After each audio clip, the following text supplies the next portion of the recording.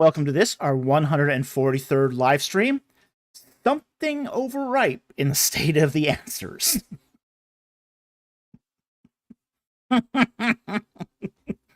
This is, of course, a play on our earlier video from Monday, which was Something Stinks in the State of the Academy, which talks about the whole matter of plagiarism and academic dishonesty.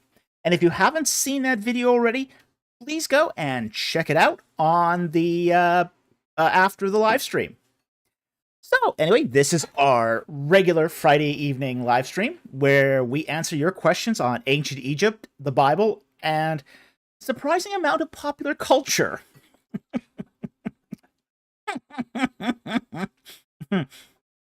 So with that said, we're going to get into the questions shortly.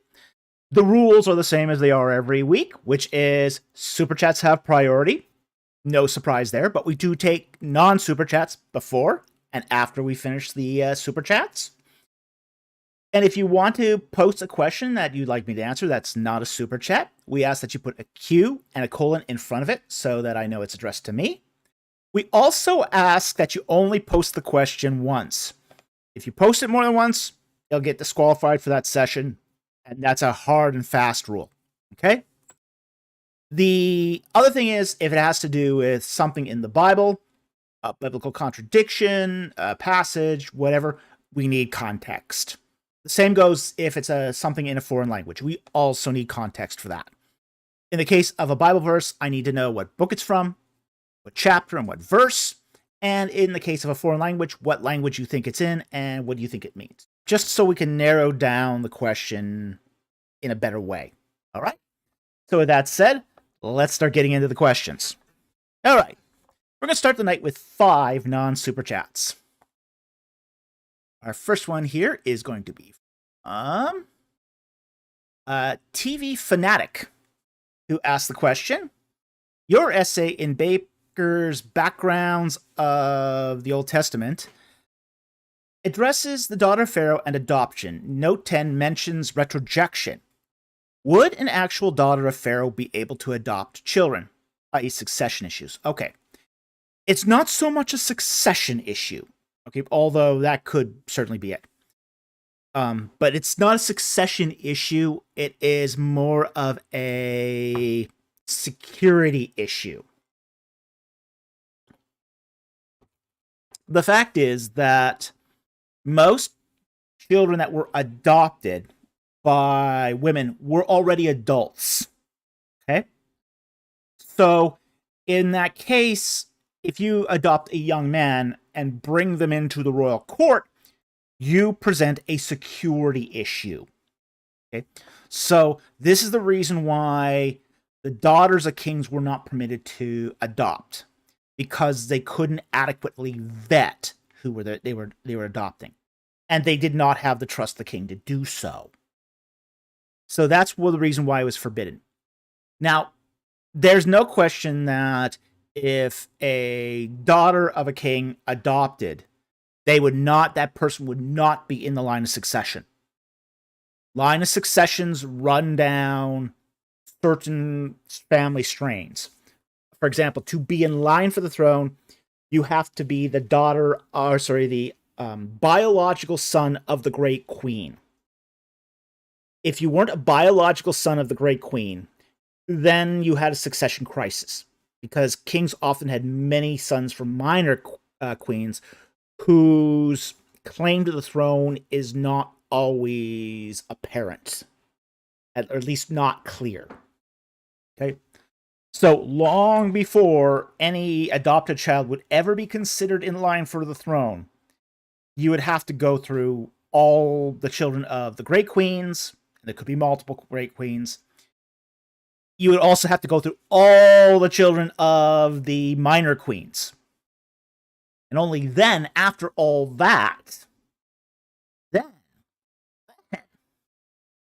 a courtier would then be in line for the throne. Usually a vizier or a general would then step into the position of the throne if you're that far removed from the king at that point.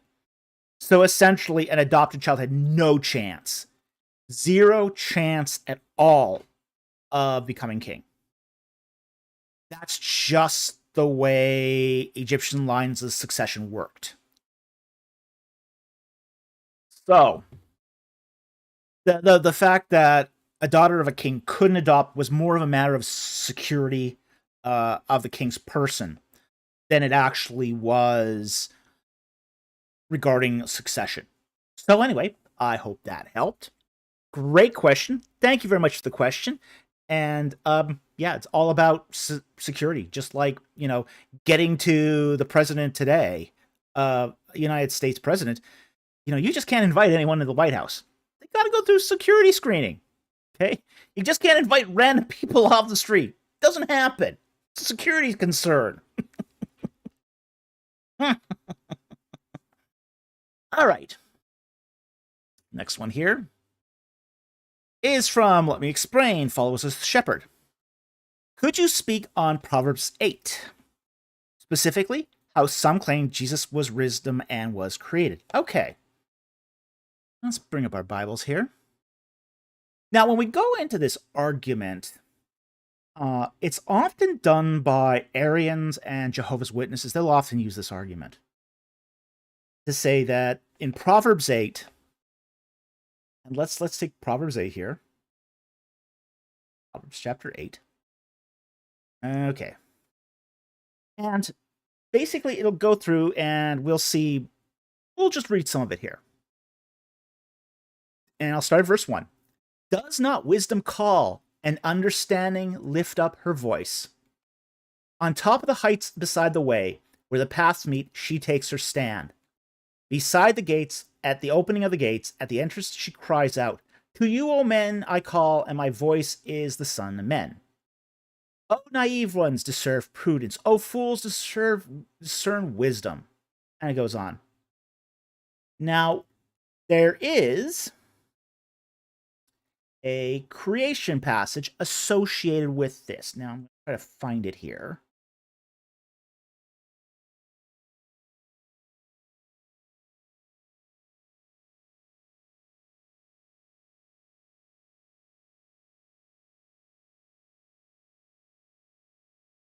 Yeah, on the...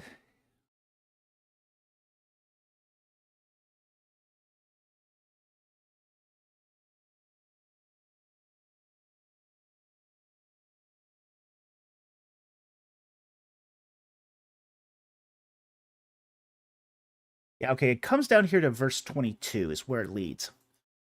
The Lord possessed me at the beginning of his way, before his works of old.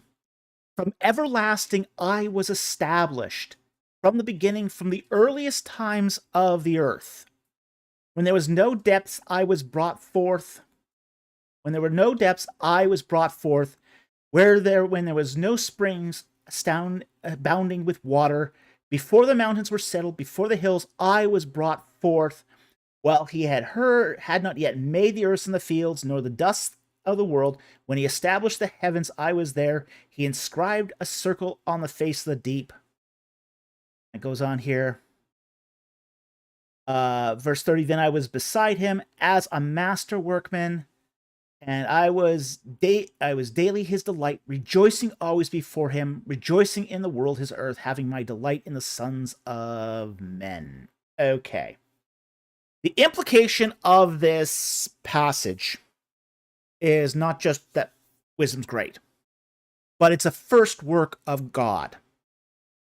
Now, here's how they use it to claim that Jesus is wisdom and created. They go to John 1:1. Flip over there. Flip back. All right. In the beginning was the Word, and the Word was with God, and the Word was God. He was in the beginning with God, and so on. Now they're going to focus on this word, the word, logos. Logos meaning not just the word, but basically the knowledge, the wisdom, the intellect, the divine essence, all that sort of philosophical baggage that comes with logos. They're going to just take one particularly fine meaning out of that. Wisdom. Okay? Logos is wisdom. Okay?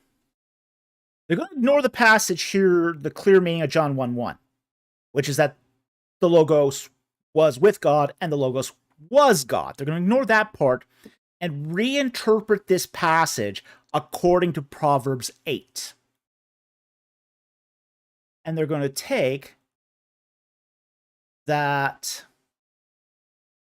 wisdom was created with the creation of Wisdom 8:22 and following to basically say that the Logos was a created thing. Okay? So that's how the argument traces out here. And when we go back, the problem is going to be that this is an etymological fallacy. An etymological fallacy ultimately. And it's provably an etymological fallacy. That just because Hakmah in the Hebrew means wisdom, logos itself, even though wisdom is one of its meanings, it does not it doesn't encapsulate the entirety of its meaning. It's taking one slight similarity in one language and saying that a second language means that first thing. That's an etymological fallacy. Okay? But there's even something more troublesome about this, which is Proverbs 8. Does not wisdom call, and understanding lift up her voice on the top of the heights beside the way where the paths meet? She takes her stand. Wisdom here is portrayed as a woman, not a man. This is not Jesus. Jesus is not a woman. And wisdom is characterized in the female gender, personified as a woman. So that's sort of the proof in the pudding here that Proverbs 8 is not a reference to Jesus, but to wisdom in general personified. And while Jesus is a type of wisdom personified, it's not the same as the personified wisdom of Proverbs 8. So, it's basically a exegetical fallacy where you're trying to say one language, meaning in one language, means that it means X in it, that same thing in a second language. That's the problem.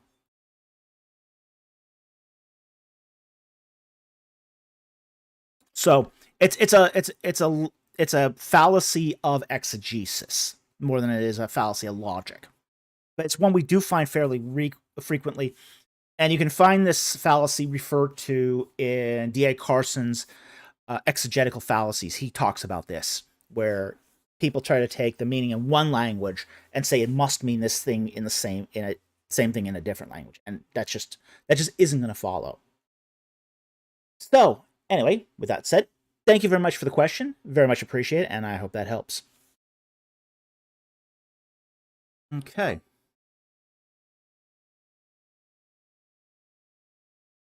Next question here is from Pablo Marquez. Why don't we have any statues of an Israelite Judahite king? Oh, okay, that's pretty easy. Because they were following the edict to not create graven images. And probably taking that to excess. Okay? So this is something that we find it's an aniconic culture. They are not going to make images of kings, at least not in a gratuitous or, say, anything that would look like something that would be worshipped. So if they do make images of the kings, they're going to keep them probably really small, probably confined to reliefs, things that get easily destroyed. So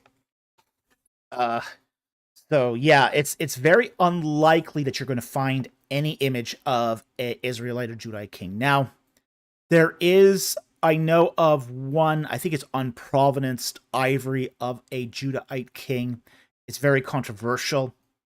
The only image that we know that is of a Judahite king that we are absolutely 100% sure is a Judahite king is the Shalmaneser III inscription, the Black Obelisk, where you have the image of Jehu bowing prostrate before the Assyrian king.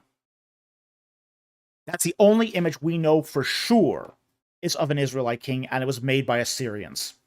So, and it wasn't flattering. It's not a flattering image. So, but again, this is sort of the things that come culturally with the baggage of being an Israelite. Is you don't make statues, and you don't make statues of things that could be misconstrued as an idol. So they were very, very careful about this thing. Because they were trying to be careful about this thing, they were never ones to try to press the boundaries of that too far. So that's why we don't find images or statues of Israelites or Israelite or Judahite kings that are native to Canaan. It's only, as I said, we find one in an Assyrian relief. That's it.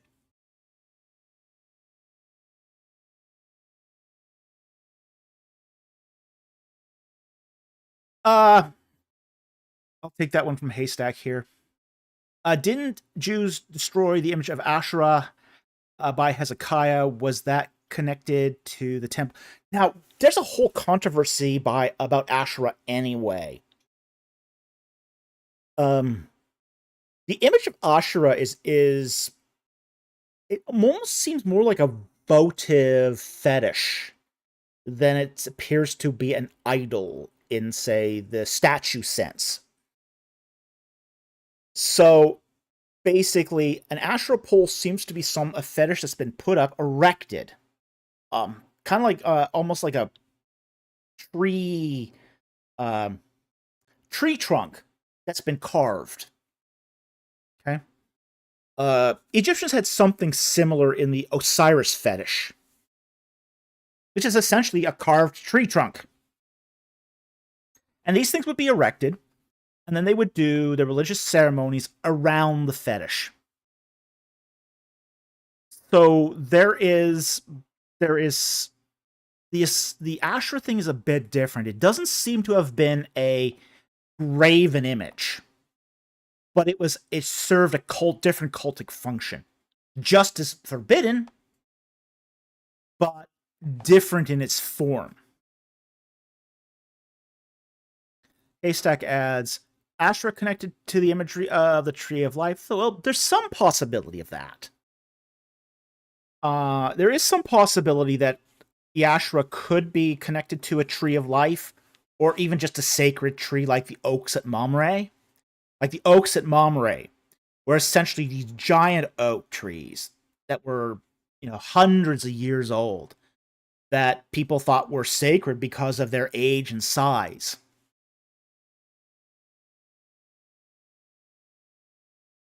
So it's possible that, say, the Asherah was inspired from these sacred trees. So that's definitely possible. So, yeah, it could, the Asherah could be connected to the Tree of Life, but we're not sure. We don't have enough mythology from the Asherah cults to really figure that out. But again, these sort of fetish poles weren't unique to Asherah either. As I said, we do find them in, say, the Osiris cult as well. So it's possible, but it's hard to say for sure. Okay, so with that said, let's get on to the next question here, which is from Pablo Marquez again. And he asks, do you think it was Samuel himself who appeared to Saul in 1 Samuel 28:15 or a demon? Okay, we get this question on occasion, but it's always good to review this one because enough people ask this one. So we'll pull up 1 Samuel.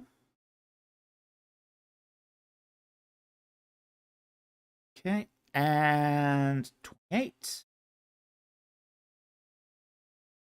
All right, and this is where Saul goes and consults the Witch of Endor. We will start actually at verse 7. Then Saul said to his servants, oops, I'll put it here. Verse 7. Then Saul said to his servants, seek for me a woman who is a medium, that I might go to her and inquire of her. And his servants said, behold, there is a woman who is a medium at Endor. Then Saul disguised himself, putting on other clothes, and went, he and 2 men with him. And they came to the woman by night and said, conjure up for me, please, and bring up for me whom I shall name to you. But the woman said, behold, you know what Saul has done, how he has cut off those who are mediums and spiritists from the land. He killed them. Why are you then laying a snare for my life to bring about my death? And Saul bowed to her by the Lord, saying, as the Lord lives, there shall no punishment come upon you for this thing. Now, it's interesting that to be a medium, a spiritualist, at the time of the theocratic kingdom of Israel was to employ a death sentence. But when he asks to find out where there's a medium, oh yeah, some of his guys know about this person over here. It does bring up a very, very interesting question of how did she escape? Okay. Okay. And how did his guys know about this medium in Endor? Okay, so there is that open question. Verse 11. Then the woman said, whom shall I bring up for you? And he said, bring up Samuel for me. When the woman saw Samuel, she cried out with a loud voice. And the woman spoke to Saul, saying, why have you deceived me? For you are Saul. And the king said to her, do not be afraid, but what do you see? And the woman said to Saul, I see a divine being coming up out of the earth. And he said to her, what is his form? She said, an old man coming up, and he is wrapped with a robe. And, yeah, this would be, the mantle would be what would mark Samuel as a prophet. And Saul knew that it was Samuel, and he bowed with his face to the ground and did homage. Verse 15.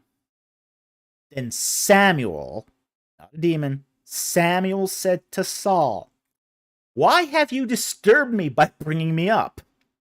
This is not a demon talking. And Saul answered, I am greatly distressed, for the Philistines are waging war against me, and God has departed from me and answers me no more, either through the prophets or by dreams. Therefore I have called you, that you may make known to me what I should do. And Samuel said, yeah, not a demon, Samuel, then why do you ask me, since the Lord has departed from you and has become your adversary? Samuel's chewing Saul out here. Verse 17, and the Lord has done according as he spoke through me. Okay, so again, this is Samuel. He's saying, yeah, okay, the Lord's doing exactly what I told you he said he was going to do. Why are you calling me up now? For the Lord has torn the kingdom out of your hand and has given it to your neighbor, to David. As you did not obey the Lord, and did not execute his fierce wrath on Amalek. So the Lord has done this thing to you this day. Moreover, the Lord will also give over Israel along with you into the hands of the Philistines. Therefore, tomorrow, you and your sons will be with me. Indeed, the Lord will give over the army of Israel into the hands of the Philistines. Then we get the narrative back again. Verse 20. Then Saul fell full length upon the ground and was very afraid because of the words of Samuel. Also, there was no strength in him, for he had eaten no food all day or all night. All right. So, if you read the passage carefully, there's no question this is not a demon. Okay? No question at all this is not a demon. This is Samuel. It's identified as Samuel by the Witch of Endor. Samuel himself identifies himself as Samuel. And the narrator of the text identifies him as Samuel. If you're not going to trust all those sources that say it's Samuel, then you're just reading something into this text that infers it's a demon. It's not a demon. He's Samuel, and he's really, really PO'd at you.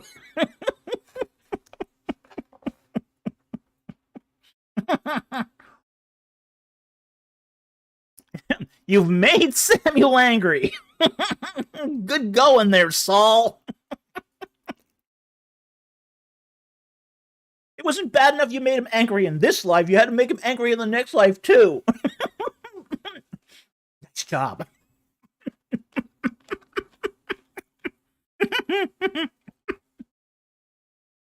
Good going there. Nicely done.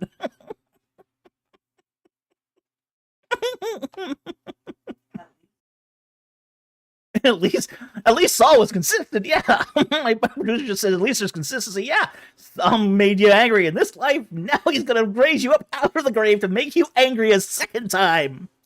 Good going. Real winner there. BC.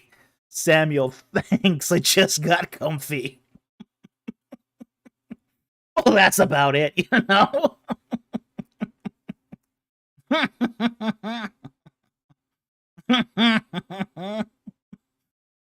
Haystack, Samuel is accusing you.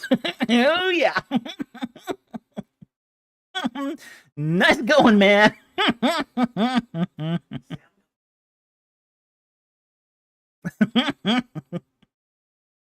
Tim Miara, Samuel constantly being disturbed from sleep from childhood till after his death.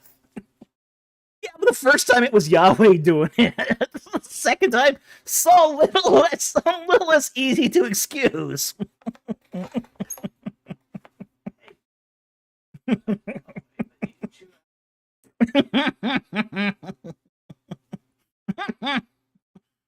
I mean, yeah. I mean, look, I know why, like, groups like, say, Jehovah's Witnesses, and even the Seventh-day Adventists have to say this is a demon. Because it does interfere with their idea of soul sleep. That's the principal reason why people interpret this as a demon. But unfortunately for them, the passage is really, really clear that this is Samuel, and there's really no good way out of it. So, with that said, thank you very much for this question. It's a very interesting question, and we do get it fairly, not frequently, but we do get on from time to time. And it just all comes down to the fact that there's nothing in the text that indicates that this is a demon, not in any way. In fact, even the narrator says it's Samuel. So, are you going to trust the narrator of the text or not? Essentially. Okay. So, with that said, let's get on to the next question.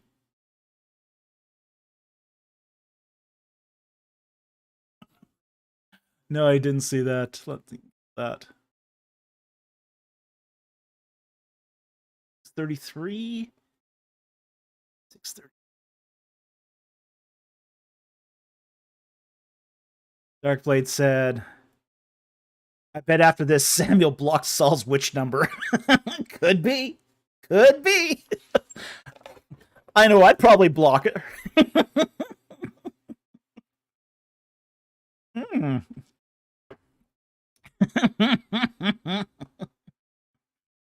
Oops. Samuel, new number? Who dis?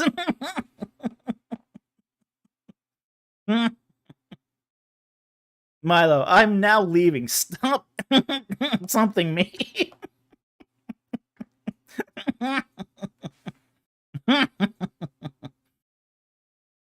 Whoa, boy. Okay. We're going to take one more super chat, a non-super chat, and then we're going to get to the super chats here. We're not even in super chats yet, and it's already going squirrely. And the one I'm going to take, minute 3:45 today. And it's actually a really interesting question from Bon Bon. Hi, Bon Bon. I noticed you're here.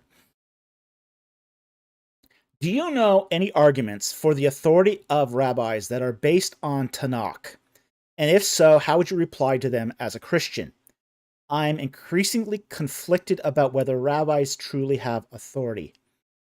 And I think that's your second question here is very perceptive. Okay. You're not the only one who's asked this question. Okay. It's the first time anyone's asked it here, but I've heard this asked before. Okay.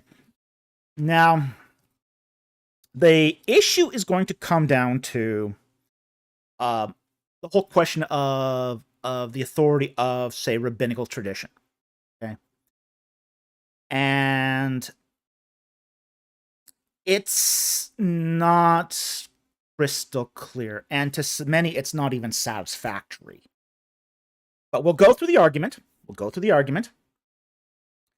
And then we'll explain it. Explain the argument. And then we'll explain the problems with the argument, okay? So we're going to take this step by step, okay? Now, the first thing we have to recognize is that the rabbinic tradition comes out of a sect of Israelite teachers known as the Pharisees, okay? This is, the rabbis come out of Pharisaic tradition, okay? Now, here's the thing about being a Pharisee, is you're not a Levite. Almost de facto not a Levite. Okay? And this is the issue. This is going to be the issue as to the whole authority question. In biblical tradition, you have essentially two kinds of authority that are biblically sanctioned. Okay? 3 if you count the judges, but no, there hasn't been judges since the time of the monarchy, so that's really not even an issue here. You have prophets, and you have Levites, okay? That's your two sort of streams of tradition that have, say, sanctioned biblical authority, okay? And rabbis are neither. They're neither. They're not prophets, because they have not entered into, say, direct divine revelation from God through either entering his throne room or through angelic messenger. So, they don't count as prophets. They're also not Levites, because most Levites had, say, teaching ministries of their own that were not affiliated with the Pharisees. Most Pharisees were either unprovenanced Jews, that is, Jews that didn't know their lineage, or they were recognized as being part of the other 12 tribes. Like, for example, the Apostle Paul originally was a Pharisee. He was a member of the Sanhedrin, and he was a Benjaminite. He was from the tribe of Benjamin. And this is true of, say, most of the Pharisees, that they were non-Levites. So, what does that make the rabbis? Well, it makes them learned teachers. That's what it does. These are people who have studied and have basically studied traditions and scholarship and all that stuff. So they were learned men. But they didn't have authority. And that's going to be an issue. Now, what is a rabbinical argument for their authority? What some of them are going to do is they're going to go to Exodus 19:6, and we'll pull this up here. Okay? And we're going to see the problems it's going to cause them in a moment, but that's okay. That's fine. Let's just take the argument at face value for a moment. So, I will start verse 5 here of Exodus 19.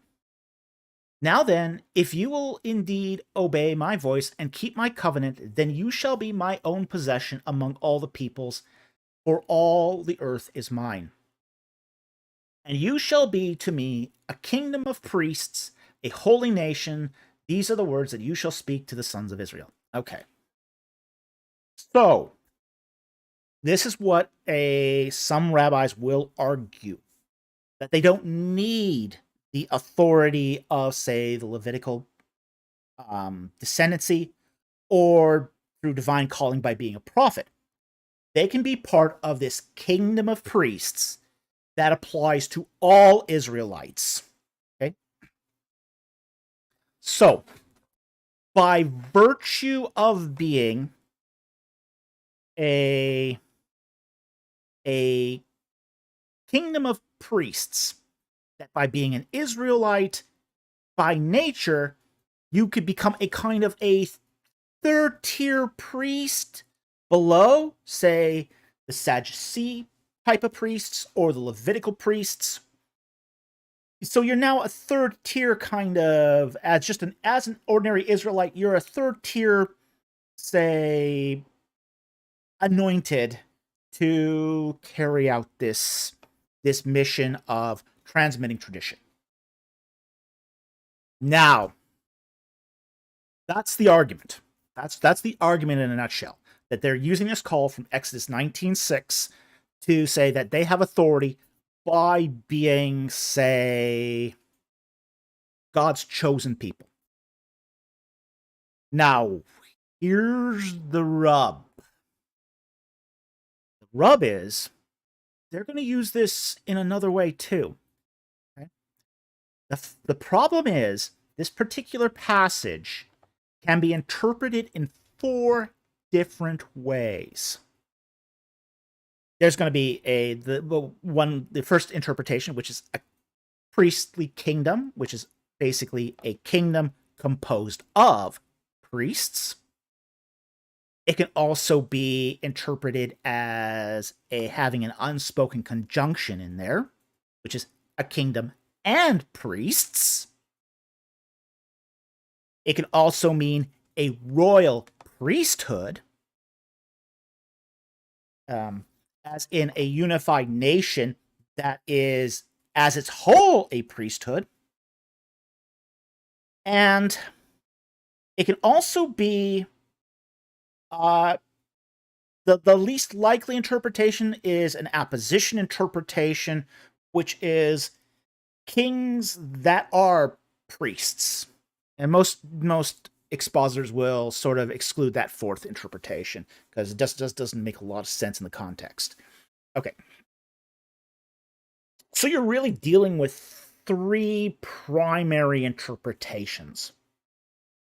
A kingdom composed of priests, a kingdom and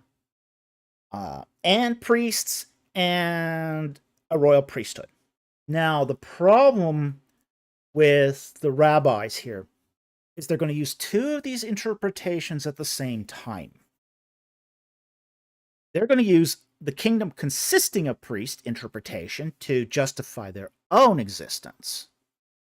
Then when they start talking to Christians, they're going to use this apologetic that this should mean a royal priesthood, that Israel is the priesthood, and therefore salvation is exclusive to Judaism. This is where the sort of argument falls apart. Okay? You can't have it both ways. You can't have this interpreted as a kingdom consisting of priests and a royal priesthood where there is no inseparable priest, but that it's the unity of the nation itself, Israel, that is the royal priesthood. So it becomes kind of a cake and eat it too argument. So while I don't have a huge issue with, say, the original justification for, say, their use of Exodus 19:6, which is a kingdom consisting of priests, that opens the door to Christianity. Because Christianity has that same authority. If you accept the rabbi's justification for their existence and their authority, then the Christian church has the same authority and the same basis. Okay? So they want their cake and eat it too, but they can't have it both ways. It's going to be one or the other. If they hold on to the royal priesthood to exclude Christianity from that same basis of authority, then they've excluded themselves from having any basis of authority. Then the rabbis have no authority. And if they accept that this is a kingdom composed of priests, then their authority does not come from absolute tradition, but in the capacity of being learned men. In which case, like all traditions, they can conflict. Not one is necessarily right than the other. And frankly, when you look at, say, the sources of the Talmudic rabbinic sources, they contradict all over the place. It's basically one rabbi squabbling with another rabbi over diverse traditions. In which case, you sort of have to sort it out and say, okay, which is the best rabbi in this case? So, in this sense, they don't have authority. Not in the same way as, say, you would find in, say, the prophetic writings of the scriptures. So that whole issue of authority is going to boil down to what is their standing as teachers. It really is going to boil down to that sort of thing. Are they just learned men? Are they transmitting an inspired tradition? Because if they're transmitting an inspired tradition, that doesn't seem to be the case, because of the conflicting nature of rabbinical sources. Okay? In which case, we have to take their justification of, say, using Exodus 19:6, then as it's basically they're learned men. And if they're learned men, others have that authority also, especially those within the Christian church. So that's how we would respond to them, is basically saying that, there are many, many branches that have been grafted on to the tree. And that tree is Israelite religion. So it's one of those things that we have to be very, very careful how we interpret this passage, because there is a diversity of opinion, but the way they sort of use this passage doesn't give them the authority they want, but in their abuse of that passage denies them the authority they need. So anyway, I hope that helps, and I hope that explains this. But it might make things more confused. Who knows, But sometimes that's the way things are. But those are some of the issues you're going to have to consider here. That's the source of authority, is Exodus 19:6. And it helps too when you start looking at other passages like Isaiah 61:6-2, where the Lord calls everyone priests unto the Lord in a broad sort of spectrum. Well, not everyone is a priest, but those who belong to the Lord are that.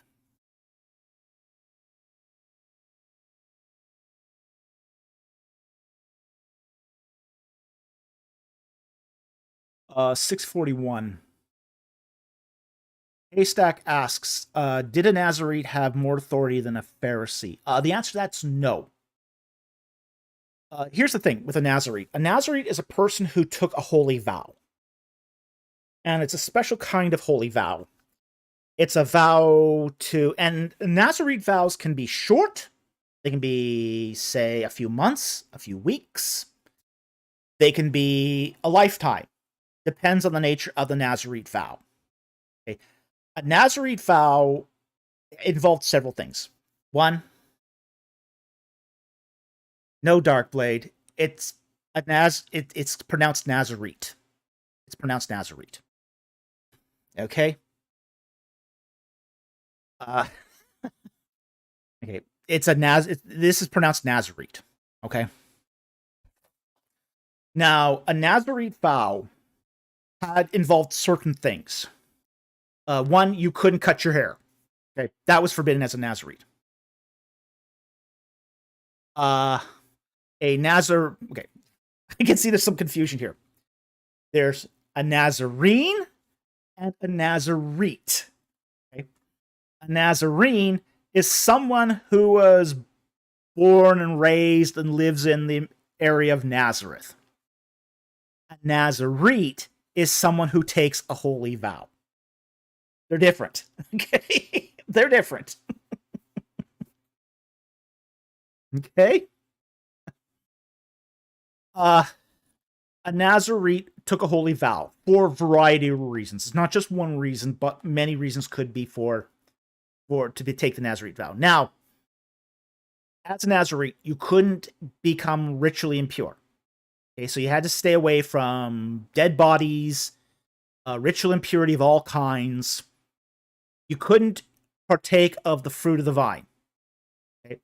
So no wine, no grapes, no fermented products like alcohol. Okay? Okay? So alcohol, grapes, raisins, completely off limits to a Nazarite. So that was sort of the three things about the Nazarite vow. You had to maintain ritual purity. You had to not cut your hair, and you had to stay away from the fruit of the vine. Okay? So, once your Nazarite vow was complete, once you had spent all the dedicated time, because when you set out to do your Nazarite vow, you specify a time. Whether that's a month long, whether that's a week long, whether that's a year long, whether that's 10 years, your lifetime. Once you finish that vow, you would go to the sanctuary and you would basically do an offering to basically end your vow. So that's how your vow didn't just run out with the clock. You actually had to go down to the sanctuary and you had to present a offering that you had completed your vow. And with that, your vow was over. You could then start shaving, drinking, touching corpses again. Although you did have to go to the sanctuary to for ritual purity's sake. But that was then permitted to you at that point.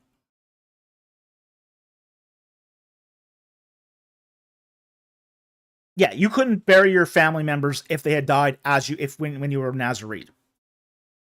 You also couldn't take part in portions of Passover as a Nazarite. Like you couldn't drink the wine if you were a Nazarite.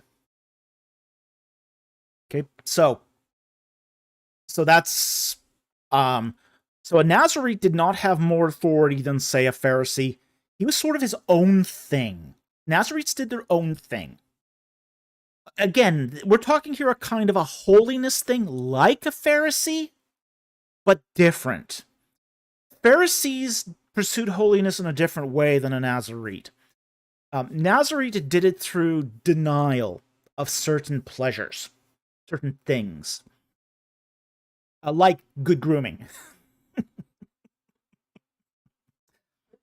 Good grooming is a pleasure. But a Pharisee did it by adherence to the law. Every jot and tittle of the law. That's how Pharisees pursued holiness. Through complete dedication to every aspect of the law. Nazarites were basically it was a temporary thing usually. It was something that was done for, kind of like fasting. Think of it more like fasting. where people would deny themselves of food for a short period of time to try to get closer to God. The Nazarite vow was very similar to that in its focus and its intent. It was intended to get people closer to God. So that's the whole point of the Nazarite vow, is that you would deny yourself good grooming, you would deny yourself the fruit of the vine, you would basically sort of keep yourself separate from contamination to try to live a life of ritual purity. This was supposed to bring you closer to God. Now, it didn't always work. Okay. Samson is your example of people who were just did not pay attention to the vow. And this is what happens to Samson too, is he breaks every aspect of the vow. Every last aspect of the vow. He breaks it all. Which is why he loses his great strength. His great strength was tied to his adherence to the vow. He had touched the corpse. That honey he got from the corpse of the cage of the lion, ritually impure. Okay? He goes to a wedding. What do you do at a wedding? You drink. Did that too. Haystack, Samson done messed up. Oh, that's an understatement. He done messed up good. And then when finally Delilah cuts his hair, that's the final aspect of the Nazarite vow that had to be broken for it to be completely meaningless at that point. So, it's debatable whether Samson thought he would lose his strength with Delilah cutting his hair. He probably didn't think about it. He probably think this was just some trivial thing that really didn't matter. Well, because everything else he broke didn't really matter. So, terrible example. Sunday school teachers do not use Samson as a role model for kids. Don't do it. Just don't do it. Please. Don't. Okay, so I think that covers all our non-super chats right now, and we're going to get to finally the super chats, and we've been doing this for already an hour. So you guys who put in non-super chats today, you got your money's worth. All right. Our first non-super chat here is from N. Japonskan Rafe for $2. Thank you very much for the super chat. Does Jonah's prayer clash with Psalm 115:17? Okay, well, let's take a look at 117 here. Psalm. Okay. 117. Or 115:17. Verse 70. Okay. Start at verse 15 just to get a little context here.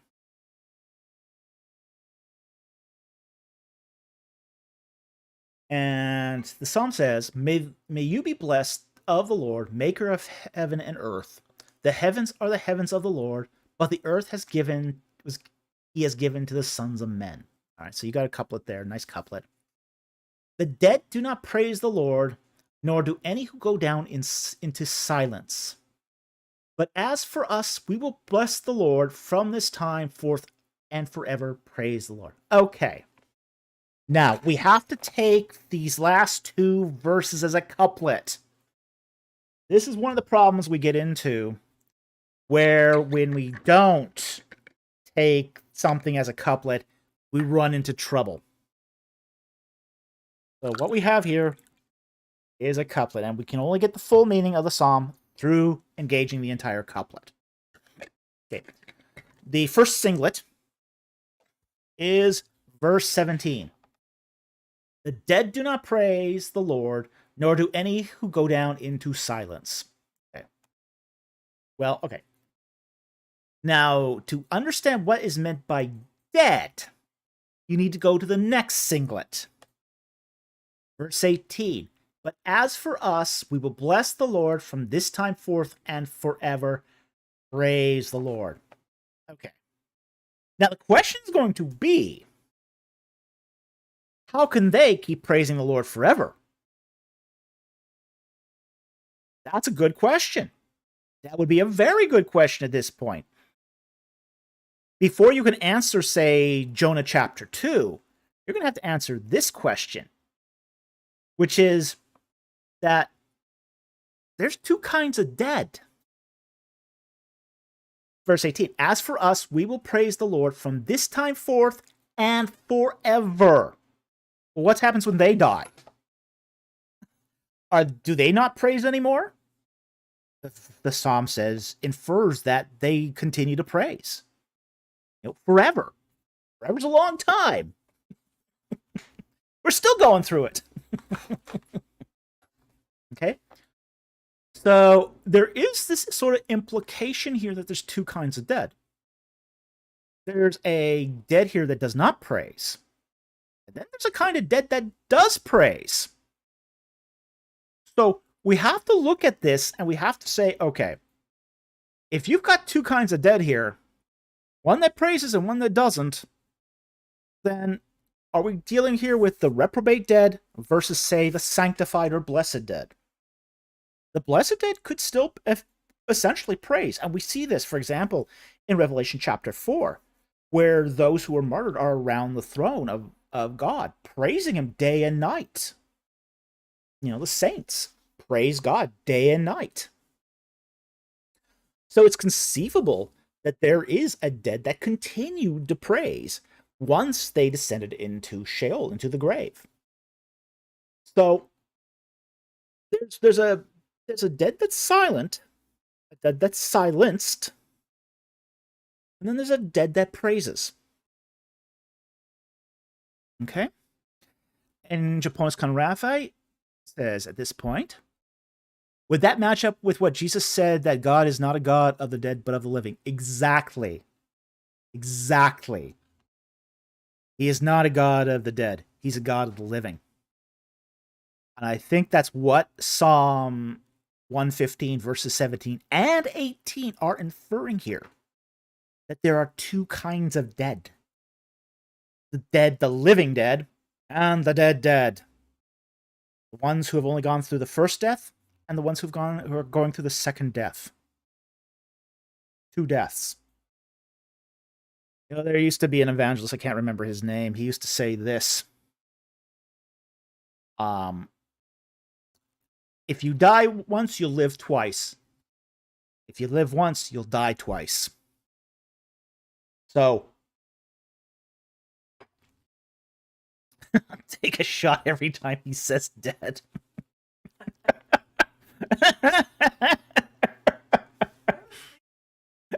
That's become a theme of this channel. It's become the death live stream.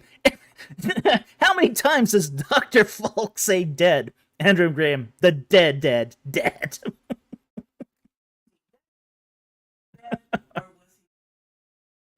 BC. Now we've had the crazy dead. There's dead, and then there's dead. Well, now we've had the praising dead. All right, now we can go to Jonah. Now that we've straightened this out in Psalm 115, we can then go to Jonah 2. Okay, and in Jonah 2, this is where we get the... Let's see here. There's Jonah.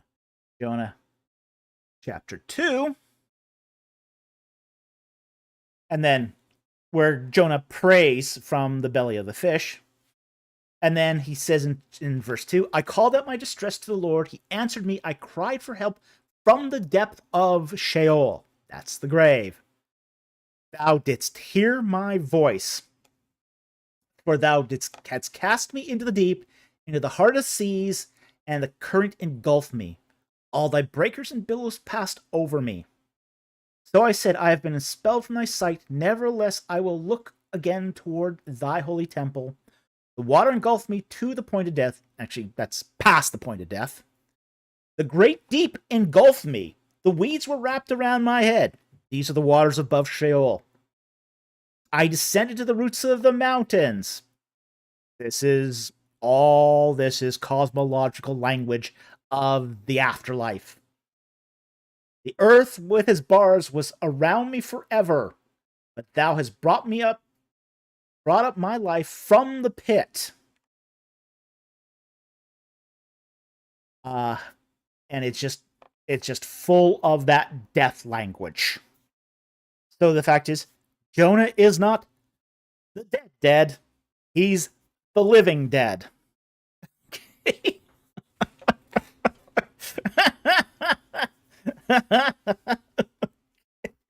Someone is going to do a at this point a what's it called now, a cut track of me just saying dead over and over and over again.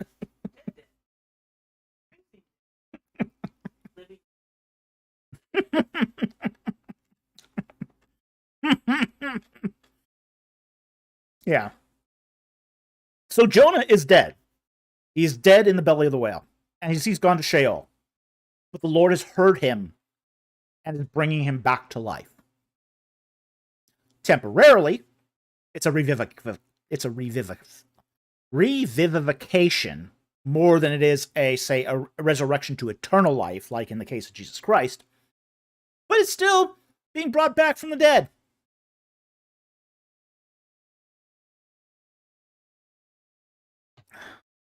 Well, he's not quite a zombie, Addison. Not quite a zombie. But he does give him a good scare. Okay?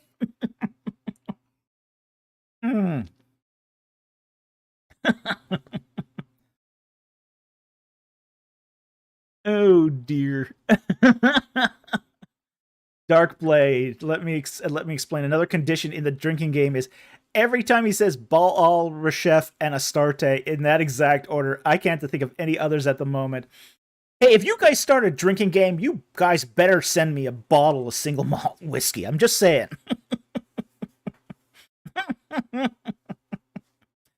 Okay, so I hope that explains what the difference here is between, say, Psalm 115 and Jonah chapter 2.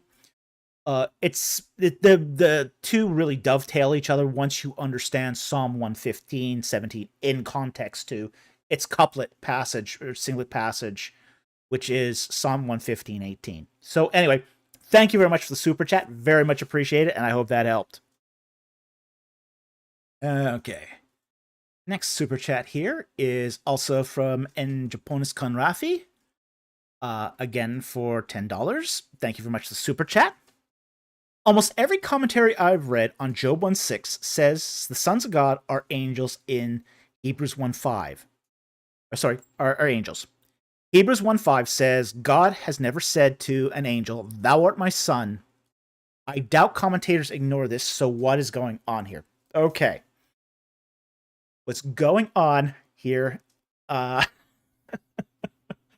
is that it's using son in a different way, in a different meaning. Okay? Now, there's a generic sense of which sons of God is being used in, say, Job 1:6. But there's a special, how do I say this, a definitional difference in how son is being used in Hebrews 1:5. Now, let's pull up Hebrews 1:5 and we'll see exactly why this one's different. Go to Hebrews.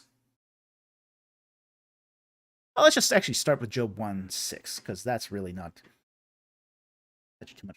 So 1:6. All right. Now there was a day when the sons of God came to present themselves before the Lord, and Satan also came among them. Now, this, according to Heiser, is the divine council. These are various groups of, while every commentary does say they're angels, I think Heiser's probably more on track that these are, say, include the angels, but are not limited to angels. These are essentially created beings, lesser divinities that God kind of created along with the creation to have a relationship with. Okay? But they're not a particular son of God. Okay? What the author of Hebrews is going to do is going to focus on a specific Son of God. We go to Hebrews chapter 1. Okay. And I'm going to read the whole chapter, at least until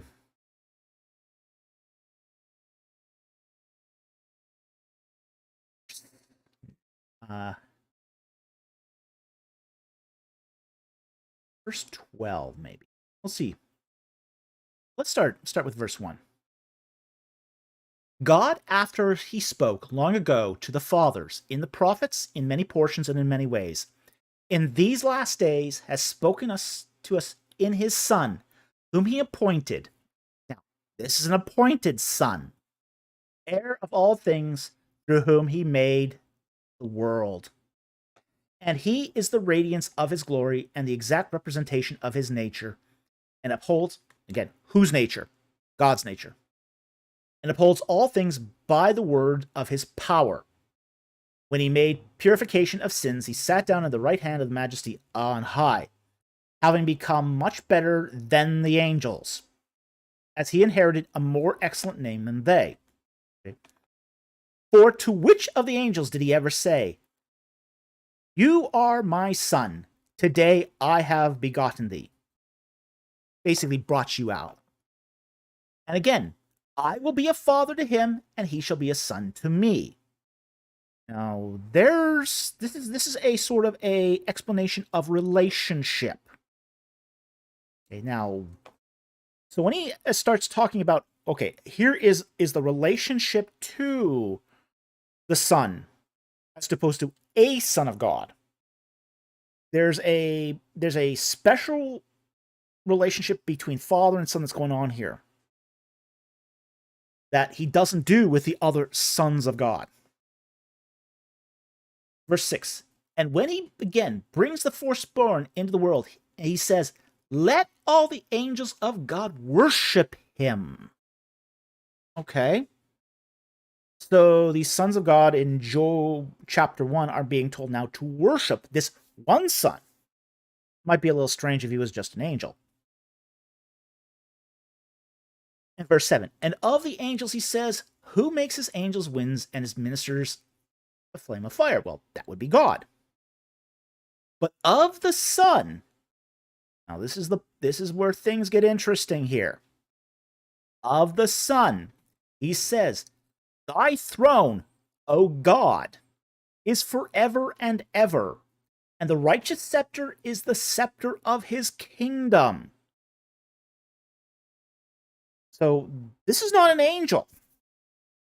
This son in Hebrews 1 isn't an angel. He's God. He's called God by God. Verse 10. Thou, Lord, he's calling him Yahweh now, in the beginning didst lay the foundation of the earth, and the heavens are the work of your hands. They will perish, but thou remains, and they all will become old as a garment, and as a mantle you will roll them up. As a garment they will be changed. You are the same, and your years will come to no end. And verse 13, but to which of the angels has he ever said, sit at my right hand, until I make thine enemies a footstool for thy feet? Are they not all ministry spirits sent out to render service for the sake of those who will inherit salvation? Okay. So we see a material difference here between the sons of God in Job versus this particular son of God. That he is not just a son of God, he is also God himself. And this we can also find, a lot of this is taken out of Psalm chapter 2. So this is where we see Hebrews quoting this passage. So it's, again, what this is a reference to is designated sonship, not lineal sonship. Basically, who is the heir designate? Who is the monogenes, the unique son?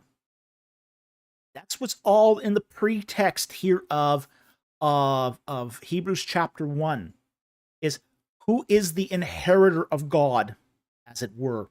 Who is the great firstborn, heir designate, the special son of God? Who has that designation? This is what it means when it says, you have not declared any of the angels your son. Because that designation was a declarative act in the ancient Near East.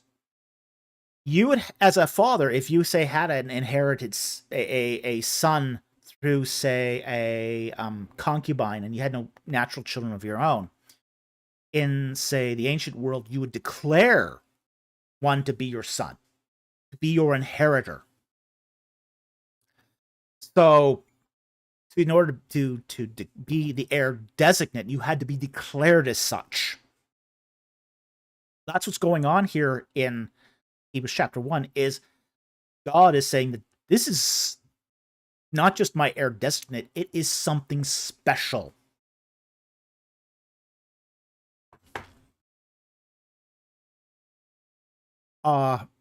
Tui says, we should retire the English word angel and use the less ambiguous terms like heavenly critter, ontological term, and messenger on behalf of the heavens job title. I'd agree with that. Especially the heavenly critter bit. Angel is very confusing. It is a very confusing term. It does serve as double duty as messenger and as a heavenly critter. And I think I like the term heavenly critter because it does infer that there's other heavenly critters out there. And I think this is one of the things we don't understand as far as the fauna of the spirit world, is that there's more than one type of heavenly critter.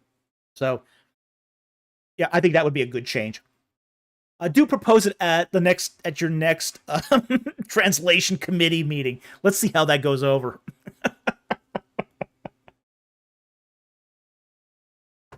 Okay, so the interpreters of, say, Job aren't ignoring that fact of Hebrews chapter 1, but it's also not relevant too, because it's a different class of, say, son being mentioned in basically Hebrews 1, which is the heir designate, as opposed to, say, the generic sons of God used in the book of Job. So, Danny DeMint, shh, you'll anger the freaky eye wheels.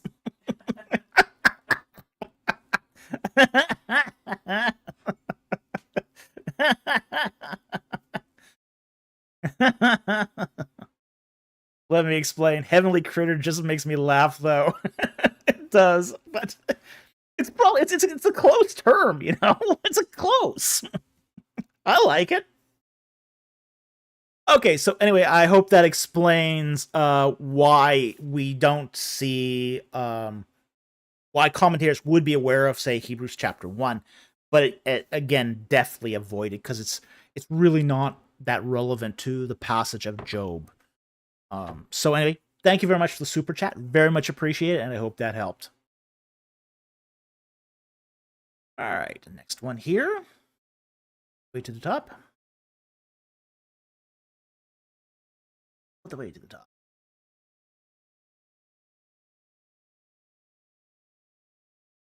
Way up.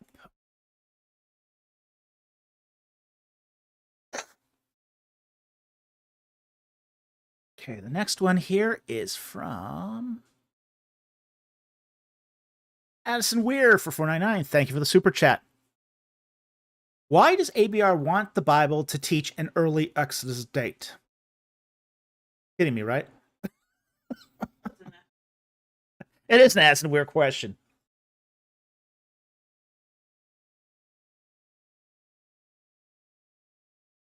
It's because they consider 1 Kings 6:1 to be a shibboleth test kind of passage. They've marked a line in the sand that basically says, okay, let's get up 1 Kings 6:1. 1 Kings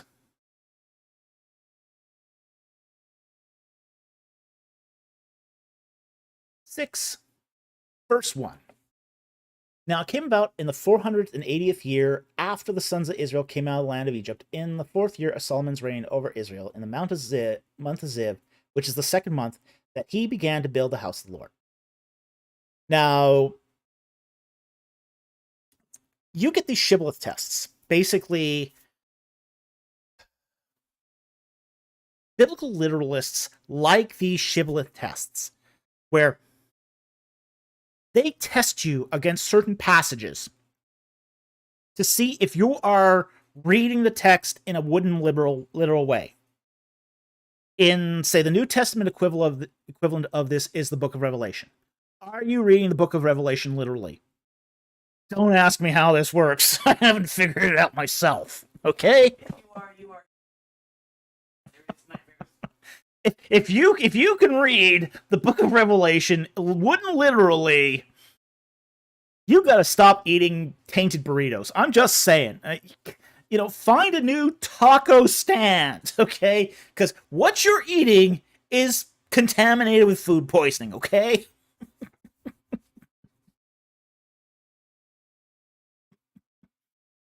But you will get, like, for example, a Moody Bible College insists that their faculty, staff, and students must affirm that they read the book of Revelation literally.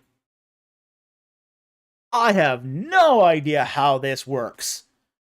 Jesus coming riding down from heaven on a white horse with a literal sword coming out of his mouth.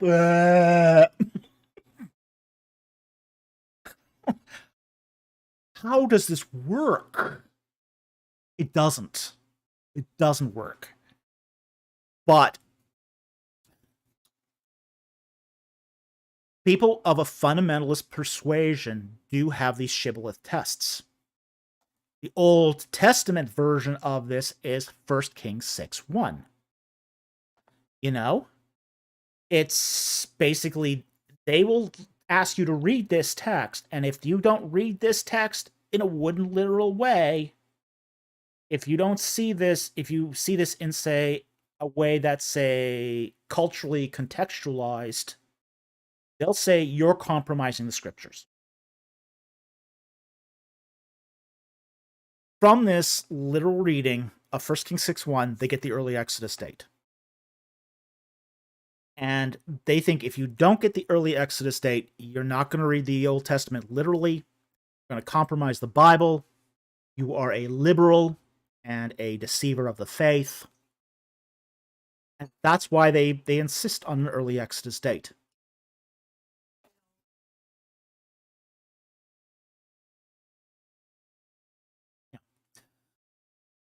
And as a result of this, as my producer just reminded me, if you don't teach this, you'll get a whole lot of email basically accusing you of being a deceiver of the faith, leading Christians to destruction through liberal theology, that all you're doing is you are pushing people to doubt and to not trust their Bibles, and you'll lead them to atheism ultimately. And I don't think anything is further from the truth. I think if we read our Bibles contextually, if we read our Bibles according to how they were read in their day, we come closer to faith. We come closer to understanding what these authors meant, and closer to the truth. So, but that's why they want to teach this. They want to teach this because they want people to read the Bible in a wooden literal way without thinking about it. And I think that's always a formula for danger. If you're not thinking about what you're reading, then you're not understanding what you're reading. If you're not understanding what you're reading, somebody else can come along and trip you up because you haven't understood what you read. So, I think this is a really dangerous thing. I don't accuse them of being anti-biblical. I mean, I think they do respect the Bible insofar as they understand it, which is usually not very well. One of the things I have noticed is most of these teachers from ABR don't understand the Bible well at all. They're very, very poor Bible teachers. They don't understand the text. They don't understand the context. And I think they are priming a lot of people for a crisis of faith. So I think that's a really, really problematic thing, and I think that's a matter of deep concern. The next super chat from Addison Weir is on a similar vein, 199. Why does Answers in Genesis want the Bible to teach young earth creationism? Pretty much for the same reason as the above.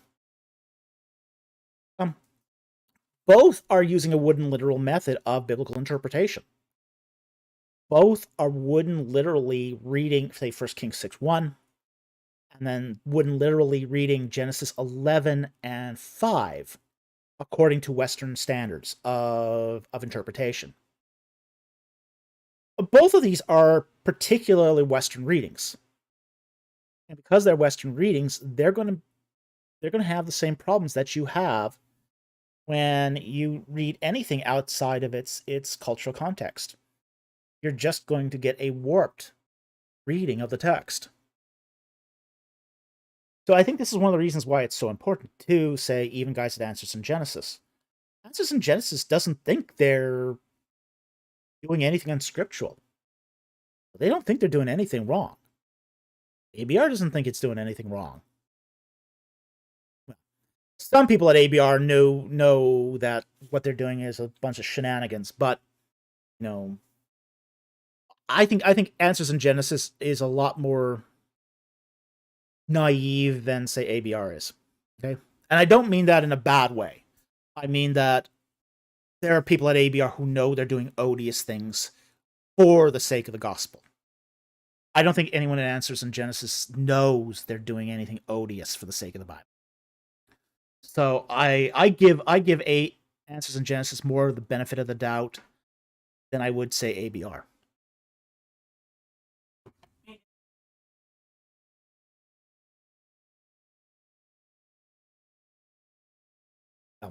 That wasn't ABR, by the way. That was David Rohl who did that.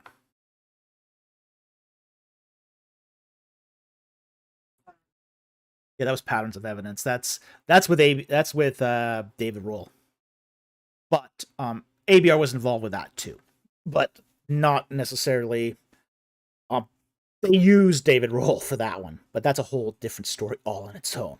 Okay, so again, both Answers in Genesis and ABR want you to read your Bible literally, in a wooden literal way, in every way that is even remotely feasible. Now, that's going to probably be a problem when it comes to poetic passages, but they have special exceptions for that too. But then it becomes an ad hoc way of reading.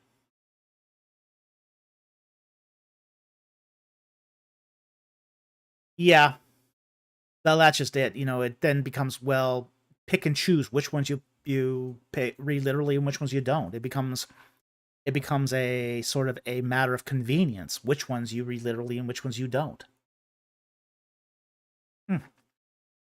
Alison Weir says, unless it's inconvenient for them. Yeah, that's exactly it. Yeah.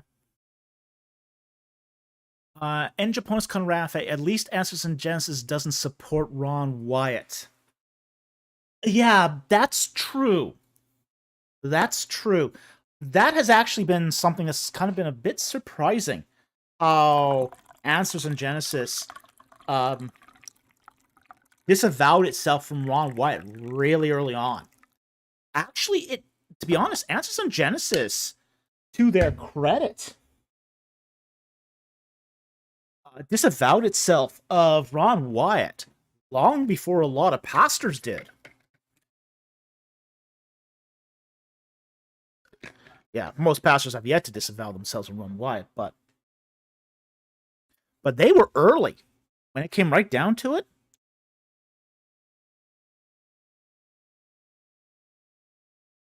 Yeah, it just was. It was actually pretty shocking that Answers in Genesis disavowed itself so quickly from Ron Wyatt. But I think they saw the writing on the wall too. This is true. Ron Wyatt didn't support Ron Wyatt in the end. Well, his stuff was all over the map. We won't even get into the self-contradictory stuff of Ron Wyatt. It certainly wasn't supported by the Bible. I mean, the Bible was just... I mean, anyone who knows their Bible to any significant extent doesn't support Ron Wyatt, so... well... Okay, so anyway, that should cover that question about answers in Genesis. Get back to super chats here. We've allowed Addison here to stir the pot enough. Okay, next one here. AT Ministries for $1.99. Thank you for the super chat.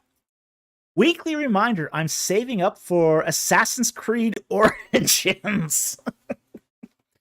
That's $2,500 for me to review Assassin's Creed Origins. Do you realize that if you just save twice as much, you could actually join us on our trip to Egypt in the beginning of 2025 for the tour? And see the real Egyptian monuments with me for a week?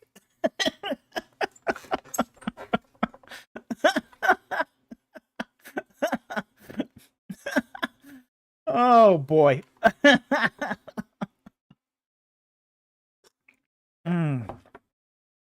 So he's Texas. I saved twice as much by switching to Geico. Hey, I hope Geico gives me a kickback now. But Tui said, Answers in Genesis used to keep, does it still? Keep a list of approved schools. It does change. Not quite blacklisting, but definitely a nice naughty list. Oh yeah. Answers in Genesis keeps a lot of various resources at its disposal. Answers in Genesis has got deep pockets. It's got really, really deep pockets. So, that doesn't surprise me that they have people working on these various lists and ventures at any one time. So yeah. So anyway, back to that super chat here. Yes, I know you want me to do that playthrough of Assassin's Creed Origins, and if you do raise... Well, you could start a GoFundMe, Oh, I already have a GoFundMe. I have a GoFundMe for our book. So, it would be up to him to start a GoFundMe to have me do this. Okay? Hey, if you come up with the $2,500 and send it to me via my PayPal account, I'll do it. Okay? But I'm not doing it until then, okay? But should you decide that, hey, you raise it on your own and you'd rather go to Egypt with us for $5,000, well, there's always that too. Okay, so just leaving that option open, all right? By the way, we should be getting some brochures in the not too distant future that we can use as promotional materials for that tour to Egypt. So if anyone is actually interested in that, that should be coming out shortly. I'm going to follow up with my contact and see if he's got that. So we'll see what happens. So with anything, anyway, thank you very much for the super chat. Very much appreciate it. Okay. Next one is from Angel WVM for $5. Thank you very much for the super chat. Would you ever do a video Bible commentary on the Book of Numbers or other books of the Torah? Yes, I would. There are a couple that we've commentary kind of series that we have started and not finished because of the time involved. We're still working on the Book of Revelation, Symbols of the Book of Revelation one. That's hasn't gone to a complete halt, but it has been slowed down by other projects. But yes, we would I would love to do something on the Book of Numbers, particularly the Book of Numbers. The Book of Numbers is an incredibly interesting book, and I think it's a much neglected and unloved book that needs more love and attention because it's just full of really interesting information. So yes, I would definitely consider doing a commentary series on the Book of Numbers. So anyway, thank you very much for the super chat, and I hope that helps. Next one here.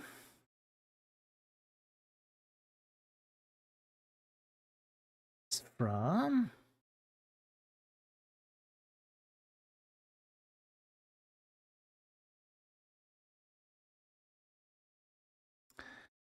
John Hartenstein for $2. Thank you very much for the super chat. Did Adam see the face of God? Ooh.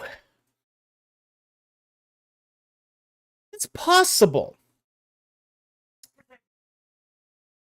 Yeah, there'd be no sin to create the trauma of holiness, so it is possible that Adam could have seen the face of God, being that he's also in the image of God.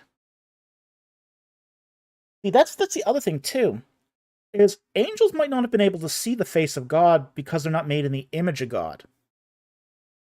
But Adam, as an imager of God, might have been able to see the face of God and lived, as long as he was not fallen with sin. So it's possible. Is it likely? Well, that's another matter. But it's possible. We do know that God walked in the garden with man. So, no mirrors.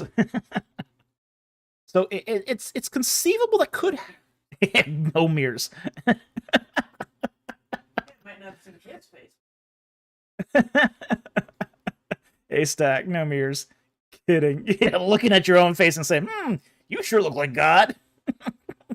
Yeah, no, that wouldn't count. It doesn't count. Guys, Octavius, wait, angels aren't made in the image of God? No. No, they're not. No. Angels are not made in the image of God. To be in the image of God is something unique to humanity. It's what makes us distinct from angels. It makes us distinct from the powers and principalities. It makes us distinct from the animals. You know, we are adopted sons and daughters of the King because of our place in the universe as imagers of God.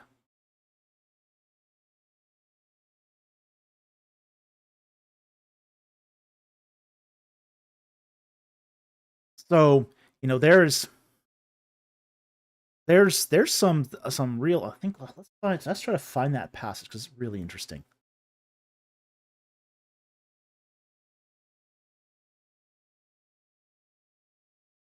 Yeah. It's in Hebrews chapter 2. I'm going to bring this up here. All right. Let's start verse 4. God also bearing witness to them both by signs and wonders and by various miracles and by the gifts of the Holy Spirit according to his own will. For he did not subject to angels the world to come. What that means is angels aren't going to be ruling over the world to come. It's going to be humanity that does, concerning which we are speaking. Verse 6. But one has testified somewhere, saying, what is man that thou remembers him? Or the son of man that thou art concerned about him? For thou hast made him for a little while lower than the angels. Thou hast crowned him with glory and honor. Thou hast appointed him over the works of thy hands. Thou hast put all things in subjection under his feet. For in subjecting all things to him, he left nothing that is not subject to him. But now we do not see all things subjected to him.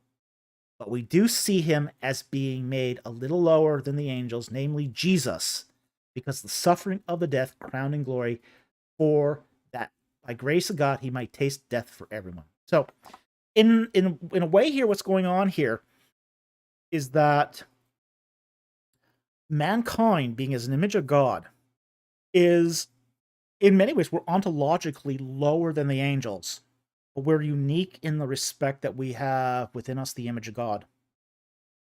And because we have that image of God, we have solidarity with God. Angels don't have solidarity with God. They're created beings. They're more like animals, heavenly critters. They're heavenly critters. They're more like animals. They're like beasts than they are like humans. They're good beasts, but they're beasts. They're intelligent, but they also have, how do I say this? Singularity of emotion in a way that is not emotion, passion. It's probably a better way to put it. Singularity of passion. That, unless it's constrained by by the presence of goodness, is a terrible force. It's a force in nature. Okay. So angels are not made in the image of God. Not at all. In fact, we are made in the image of God because we're composite beings. God made our bodies in a way that it could accept his image. And you look at, say, Genesis chapter 1, where it talks about the image and likeness of God. That's idol language. That's the image. That's the language of pagan idols. Thelem and Demut are basically synonyms for idolatry. And yet God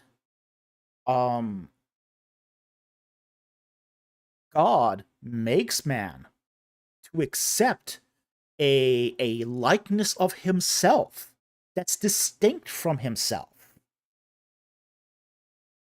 And that's something, and this is the whole idea of idolatry in the ancient world, was you built a proxy body and you filled it became filled and indwelled with the spirit of a god.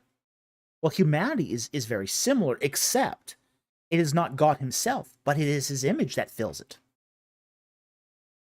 So we become distinct beings, and yet we have the thumbprint of our Maker on each and every one of us. That thumbprint isn't present with angels.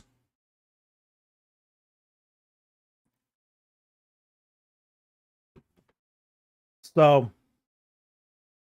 Tui says, Beasts explains some of the weird, almost instinctual behavior sometimes. It does. Yeah, it does. Very much so. Yeah, very much so. That's the best way I've found to really describe the heavenly powers.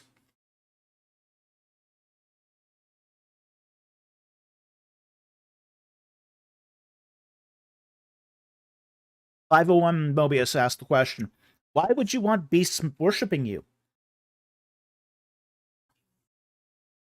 Well, when we term beast, it's, how do I say this? It's more animalistic. Okay? But here's the thing. God wants all creation to worship him. This is not something that's exclusive to mankind. Worship is not exclusive to mankind. God wants all of nature to worship him. Rocks, trees, bunny rabbits, dogs, lions, cows, angels, principalities, powers in high places. All creation is to worship God, regardless of its ontology or station in life. So, God desires worship through everything he has relationship to. Because God is a God that wants relationship. Now, he's not going to have the same kind of relationship on every level. The relationship with mankind is going to be very, very different than, say, the relationship to a principality or power than it is, again, to a mere bunny rabbit. But it is going to be in the way God has designed it to be, whatever that relationship is. Now, in the case of humanity, it's a very different kind of relationship. It's a relationship of solidarity. This is what's really interesting about humanity, as opposed to, say, the angels, is our relationship to God is in likeness, not in difference. Our relationship, we have solidarity. This term solidarity is often bandied about by, unfortunately, liberal scholars, but there is a point, and it's a good point. Very good point.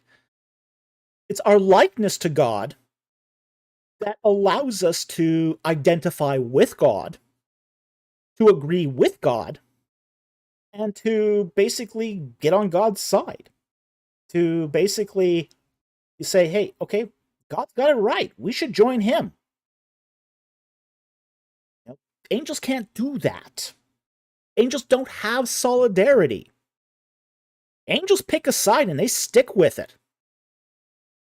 If they decide to rebel, that's it. That's their one-way choice. There's no solidarity there. They've made their decision and that's it. They stick with it. Angels have no capacity to repent or change their minds once they make that, say, that election. Once they make, I'm for God or I'm against God, that's it. They've made their choice. And the reason they do that is because they have no solidarity. So because they have no solidarity, they have no way of, say, having rapport with God. The relationship between an angelic power and God is the relationship between a creator and a beast. And that's probably the best way to put it. It's not that these beasts don't have intelligence. They do have intelligence. They're highly intelligent. And in many ways, they're smarter than us. They have powers that we don't have. They have the ability to at least do mild telepathy. Not reading. They can't read your mind. But they can certainly implant thoughts. That's how they communicate. They can see things in ways we cannot. They can experience spiritual beings in ways we cannot. So there is definitely differences between, say, angelic powers and mankind. But there's a qualitative difference too. And that qualitative advantage is that we have solidarity with the creator who created us, whereas angels do not. So anyway, again, but that's why you would want these things to worship you, because you created them. They owe you. And God takes pleasure in that worship. Okay. So I think we covered that one pretty well. Go on to the next super chat here.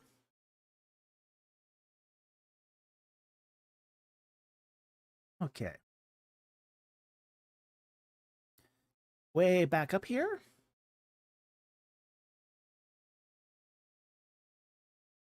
Okay, next one here is from...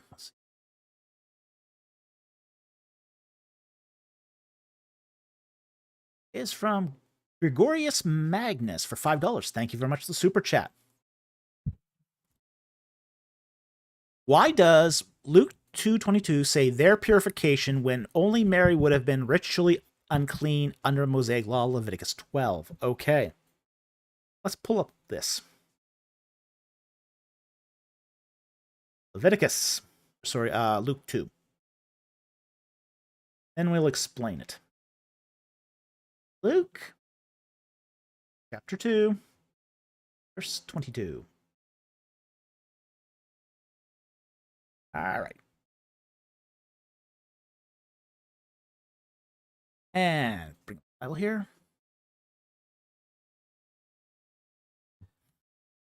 Verse 21.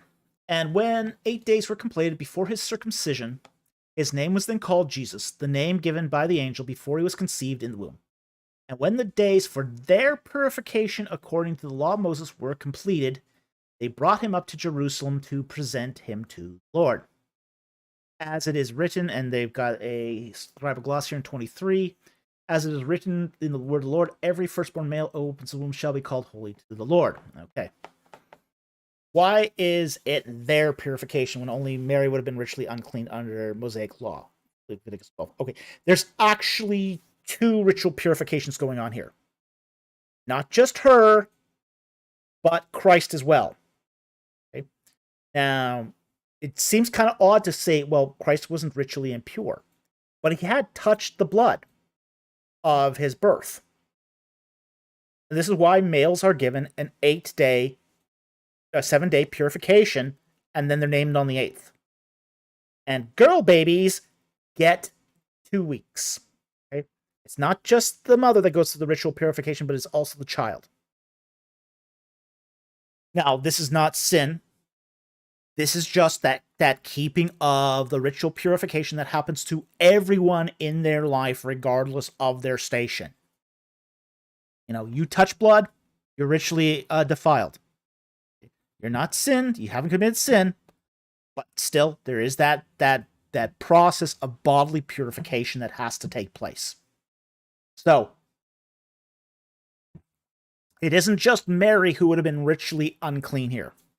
The child is also considered ritually unclean for that temporary period. Okay? And usually it is just that whole sort of offering that comes with the live birth that ends the period of purification. It's not even something where they even have to do a specific ceremony. I think they have to do like 2 turtle doves or something like that for that. Yeah, partridge in the pear tree. Let's look at Leviticus 8 and we'll talk about that a bit. Leviticus 12. All right. When the Lord spoke to Moses, saying, "Speak to the sons of Israel, saying, when a woman gives birth and bears a male child, she shall be unclean for 7 days. As in the days of her menstruation, she shall be unclean. On the 8th day, the flesh of the foreskin shall be circumcised. She shall remain in the blood of her purification for 33 days. She shall not touch any consecrated thing, nor enter the sanctuary, until the days of her purification are complete. But if she bears a female child, then she shall be unclean for 2 weeks as her menstruation, and she shall remain in the blood of her purification for 66 days. When her days of purification are complete for a son or daughter, she shall bring to the priest at the doorway of the temple meeting a 1-year-old lamb for a burnt offering, and a young pigeon or a turtle dove for a sin offering. Then he shall offer it before the Lord to make atonement for her, and she shall be cleansed from the flow of her blood. This is the law for her who bears a child, whether male or female. If she cannot afford a lamb, she shall take 2 turtle doves and pigeons, and for one, a burnt offering, the other sin offering for the priest who will make atonement. So this is talking specifically about her purification, but he has to undergo the child has to undergo purification as well. Okay? But that is usually in recognition of the fact that the child has also been in contact with the blood of the mother. Okay? So this is just normal sort of process of purification. While Leviticus 12 specifically talks about the mother, there's also a redemption that takes place for the child as well. And we see this as far as the Becca fee that's usually charged after the purification period. So it's not something that's just her purification, it's their purification. And Luke is correctly interpreting the whole of the law here, not just taking Leviticus 12 into account here. So, Matt Burns brings up Acts 12. And let's look at Acts 12, because I think he's right about that. Acts absurd.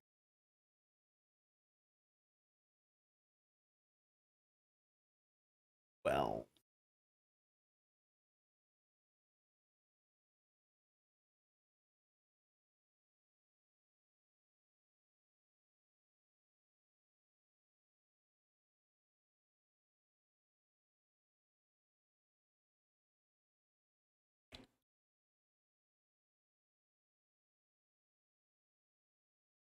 Do you recall seeing that?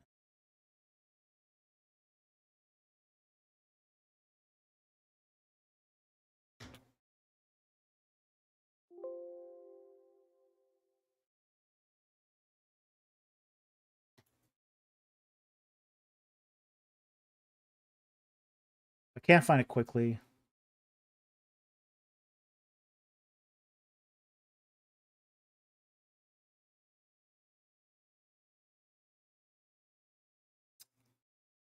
It doesn't look like I'll be able to find that quickly, but Acts 21:7 onward. Okay.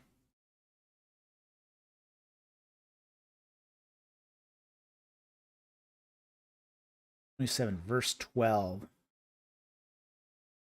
17.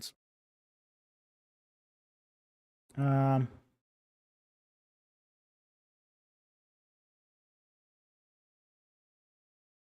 21.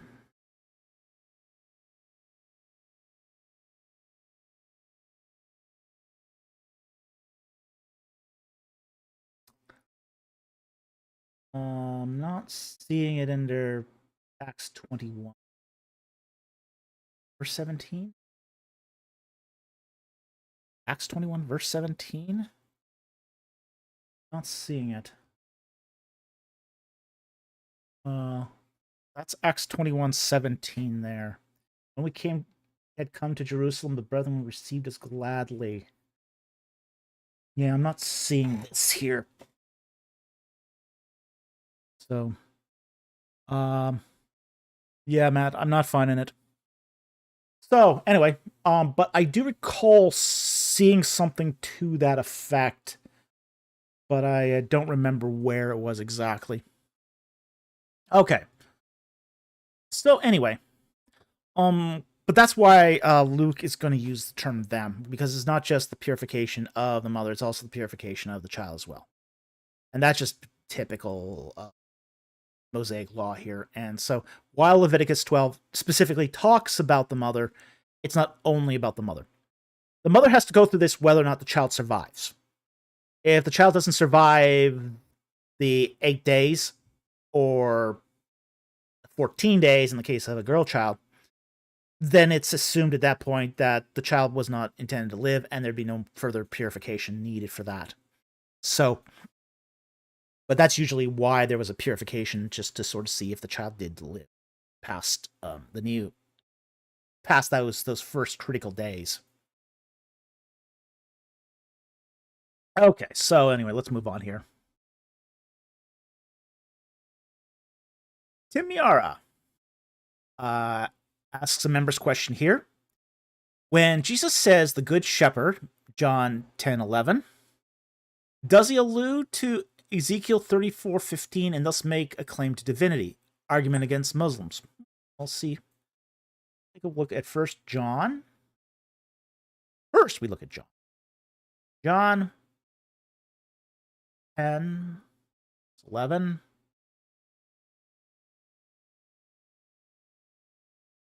And he says, I am the good shepherd. The good shepherd lays down his life for the sheep. He who is a hireling and not a shepherd, who is not the owner of the sheep, behold, it's the wolf coming and leaves the sheep and flees, and the wolf snatches them and scatters them. He flees because he is a hireling and is not concerned about the sheep. I am the good shepherd. I know my own, and my own know me. Okay. And let's look at Ezekiel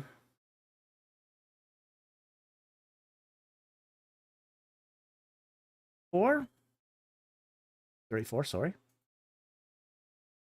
Ezekiel 34:15, which says,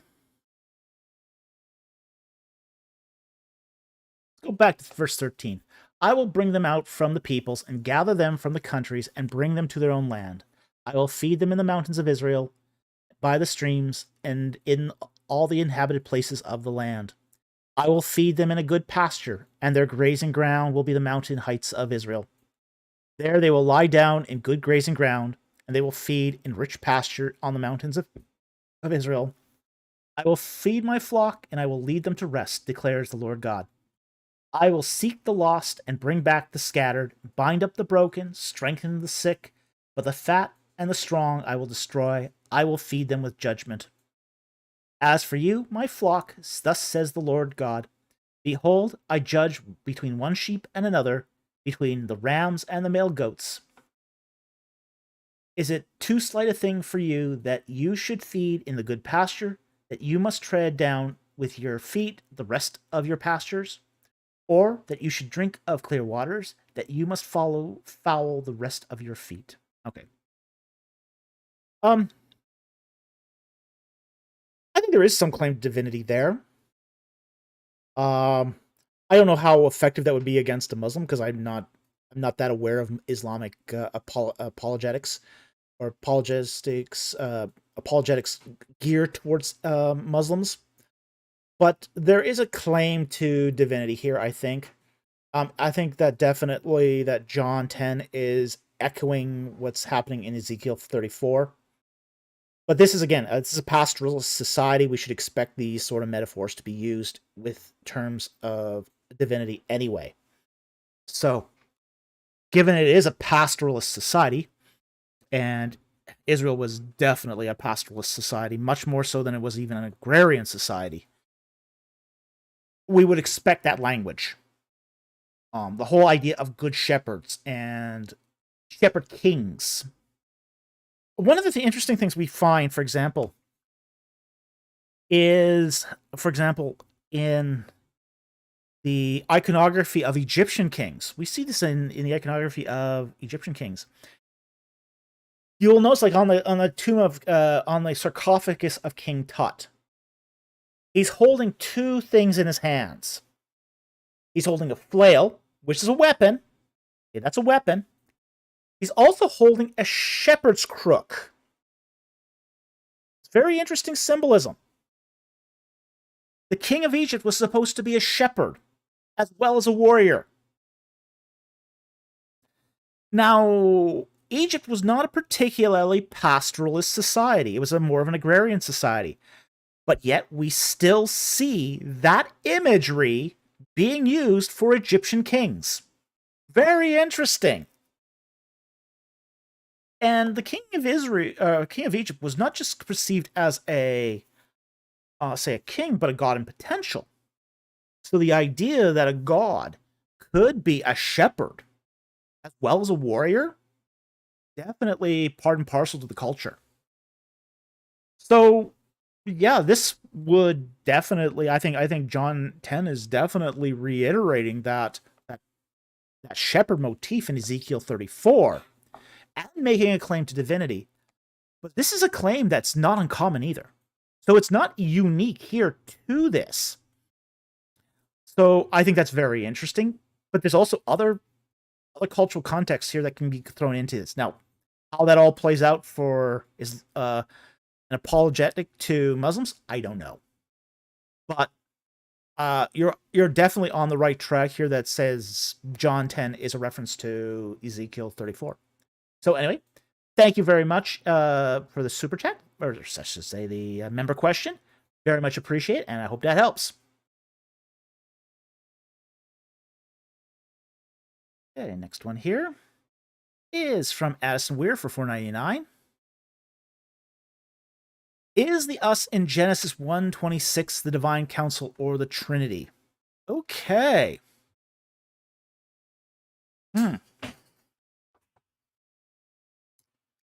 Genesis 1 up.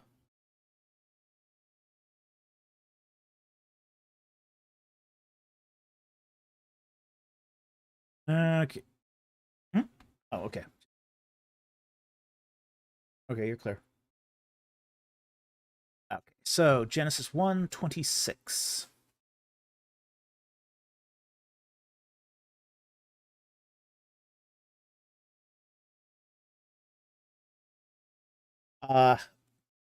Let's start here at verse 26, and we'll go to 27 here. That should be enough. God said, "Let us make man in our image, according to our likeness, and let them rule over the fish of the sea, over the birds of the sky, over the cattle, over all the earth, and over every creeping thing that creeps on the earth. And God created man in his own image. In the image of God, he created him. Male and female, he created them. Okay. Now, there have been those who have basically debated whether the us is what's kind of called the royal we. Basically, God sitting on his throne and telling the divine council, let us do this. We will do this when he's the one doing it. The problem here, though, is with that interpretation, is with the rest of the passage. It's who's doing the creating of mankind. Which is, if he is in, if the us is the divine council, and the divine council is our image and our likeness, then there's also that inference here that all the divine council is also made in the Imago Dei. But that becomes problematic when you look at, say, verses 26 and 27, when it talks about likeness and image. Because those are cultic terms. And those are cultic terms of idols. And that's not something that can apply to the divine council at any point in time. Like, for example, in verse 26, that likeness, dumut, is an idol in many respects. It's sort of a votive likeness. Same way in verse 27, where it talks about his own image, selem. It too is basically what you would call a idol language. Again, it's a language of a idol. So, and we know in 27 here that there is that creation of the male and the female as imagers of God, because God is the only one here doing the creating. So even if, say, the beginning of verse 26, where it may be the royal we in the beginning, the our image and our likeness breaks down really, really fast, because the divine council, say, lacks that ritual idol imagery as such. So I think that the better reading here is that this is Trinitarian language. It's a better reading. It's a more consistent reading. I think it's going to ultimately this stuff breaks down as soon as you start trying to if you start trying to superimpose the Council of Gods theology on this on this portion of the text.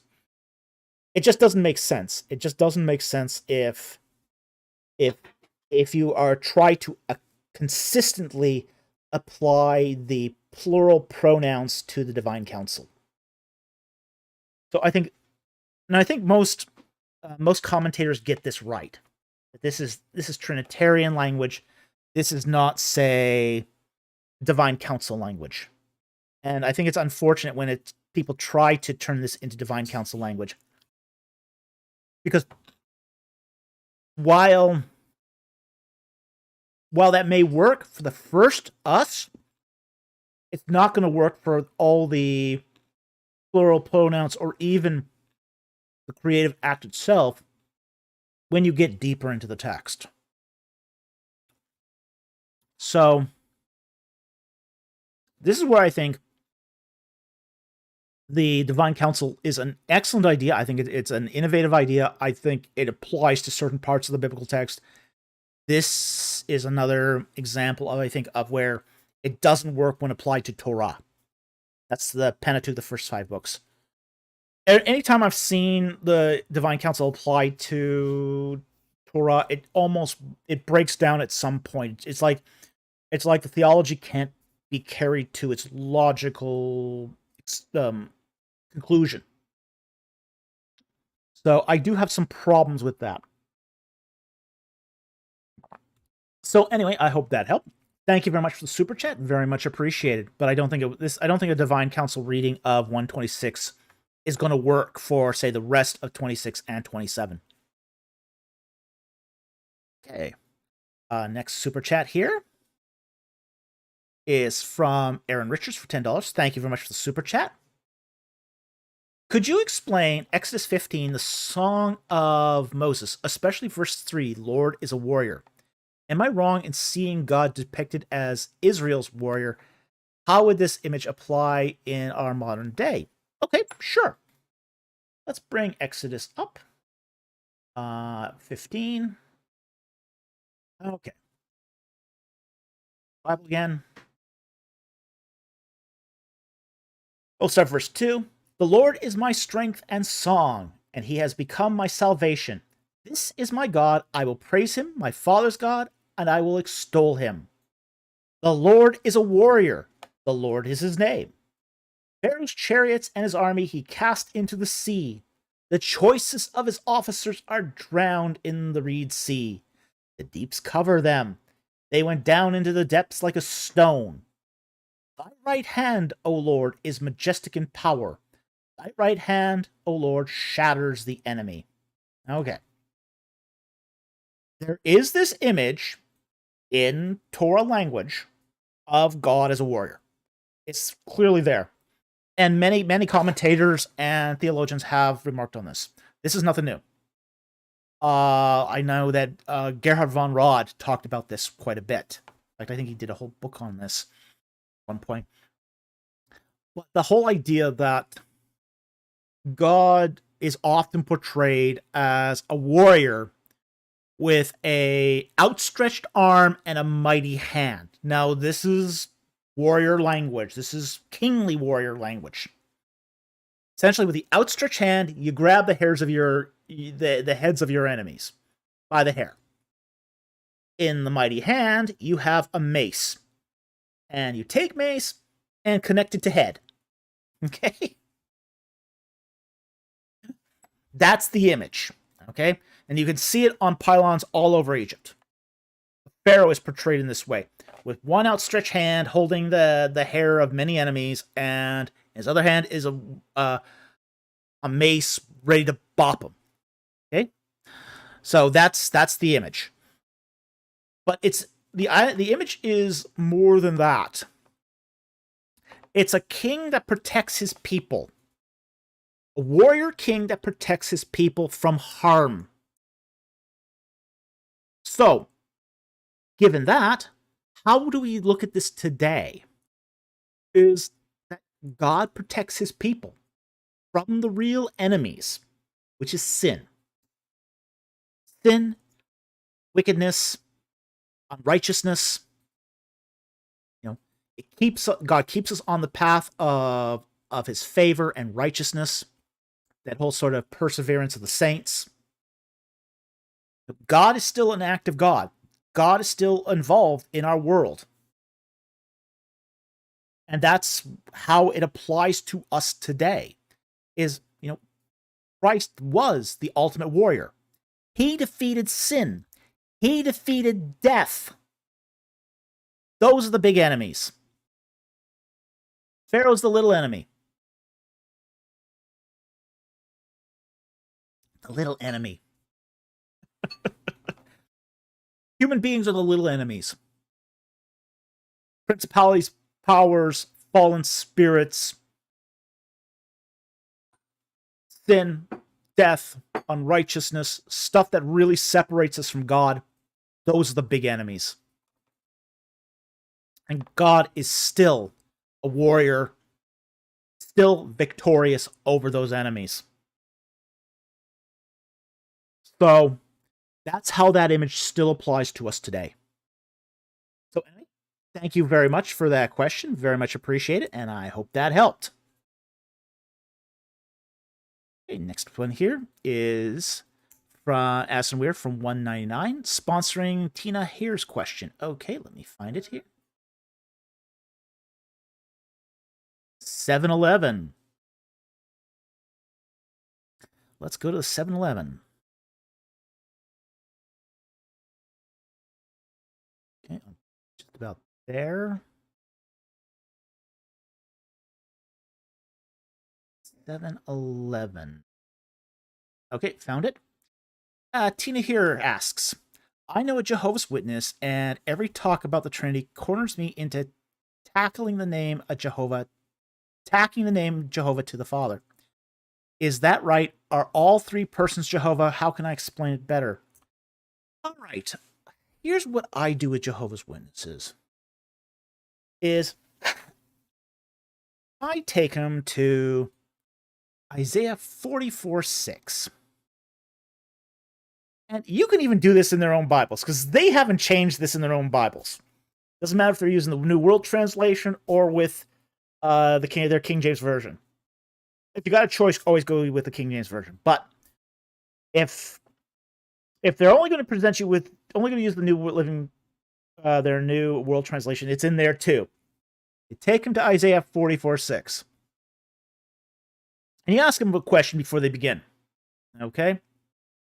How many Jehovahs are mentioned in the Bible? Okay. They'll answer you the same question. Answer. One. Only one Jehovah. Okay? Then you take them to Isaiah 44:6. Isaiah 44, verse 6. Okay? Thus says the Lord, the King of Israel, and his Redeemer, the Lord of hosts. Now, they'll say, is Lord Jehovah? And they'll go, oh yeah, of course, that's Jehovah. That's just a placeholder for Jehovah. They know that. Okay? They know this. They said, and then you go, well, isn't that strange? You got a Jehovah, King of Israel, and you've got a Jehovah of hosts, who's his Redeemer. It's in the possessive. The Lord, the King of Israel, has a Redeemer, who's the Lord of hosts. How many Jehovah's is that? And they'll go, they'll say, well, one. Wait. And then you'll have to back up and you'll have to say, wait, hold just a moment. You got one Redeemer, or one King of Israel, Jehovah. And they'll say, yeah, absolutely. And his Redeemer, possessive. So your first Jehovah is possessing himself in the second Jehovah? And they'll go, that can't be right. Is that right? And they'll get it. They'll get it at that point. They'll go, and they'll be confused. Because they've been told all through their lives there's only one Jehovah. Here we've got a verse that mentions two Jehovahs. One in the possessive of the other. And then it is followed by them both saying in unison, in the singular, I am the first, I am the last, and there is no God beside me. Both are affirming to be God. So, that's the best way, that's your best bet against the Jehovah's Witnesses. To take them there and basically show them that there's more than one person in the Bible named Jehovah. If you can do that, you've got them already. At least you got a crack in the door. Now, understand this. There's no such thing as an instant conversion amongst Jehovah's Witnesses. I've never heard of one. The average time for a Jehovah's Witness to leave the Bible Watchtower Tract Society and to, say, come to a saving faith is about 7 years. chances are, if you engage Jehovah's Witness and you start making those inroads and making those cracks in the edifice, it takes 7 years for it to bother them enough that they will leave the Watchtower Bible and Tract Society. Okay? It takes a long time. Dealing with Jehovah's Witnesses is hard soil.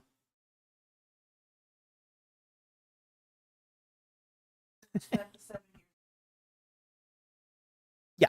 And if you do get to lead one to the Lord, my producer points out, do be a bit humble about it, because somebody 7 years before you did all the hard work. Okay? So it takes a long, long time to lead someone out of the Watchtower Bible and Tract Society. It's just one of those things that just takes forever. Okay? But it does happen. It does happen. It happens more often than people think. But it's a slow process. You're not going to get... It's not going to... You do get some conversions that happen, like, instantaneously. Like, fundamentalists to atheists almost... they'll flip on a dime. But not Jehovah's Witnesses. Not Jehovah's Witnesses at all. They'll take years.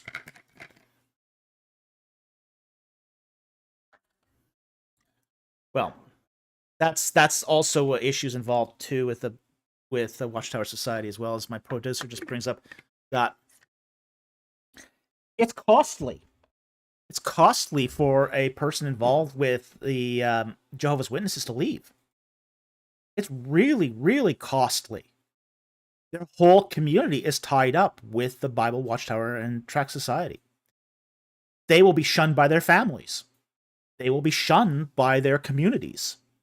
A lot of them got their jobs through networking in the Bible and Watchtower Tract Society. They could lose their jobs and their positions. So it sometimes takes them a lot of time just to... And sometimes this is not even a spiritual thing, it's a practical thing. Sometimes what they'll do is...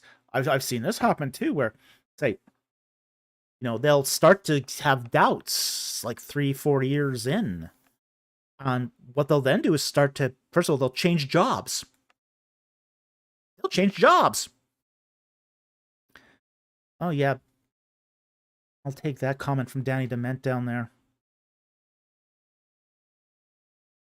Danny Dement said, cost my mom a lot of friends and half her support structure. Yeah. Yeah, it's costly. Yeah. Very, very costly. Like, for example, I've known a couple that have left that have basically, like, 3-4 years in, they'll switch jobs. They'll switch jobs. They'll find a new employment elsewhere outside of the Watchtower support structure, just to start cutting ties slowly. And then around year 6, they'll start to express the doubts openly. Okay? So, we'll take Tim's comment in just a moment here, because actually, I'll take it right now. Tim, when it talks about the Lord of Hosts on Ezekiel 4:5, take them also back to Isaiah 44:6 here too, by the way, because the Lord of Hosts is also identified in Ezekiel or Isaiah 44:6 here as Yahweh. Okay, so that's another thing you can take them to, and that is also described as God. So if you take your Muslim friend here to Ezekiel 34, take him also to 44:6. This passage is very useful. It's a very useful passage. But getting back to Danny Dement's comment here,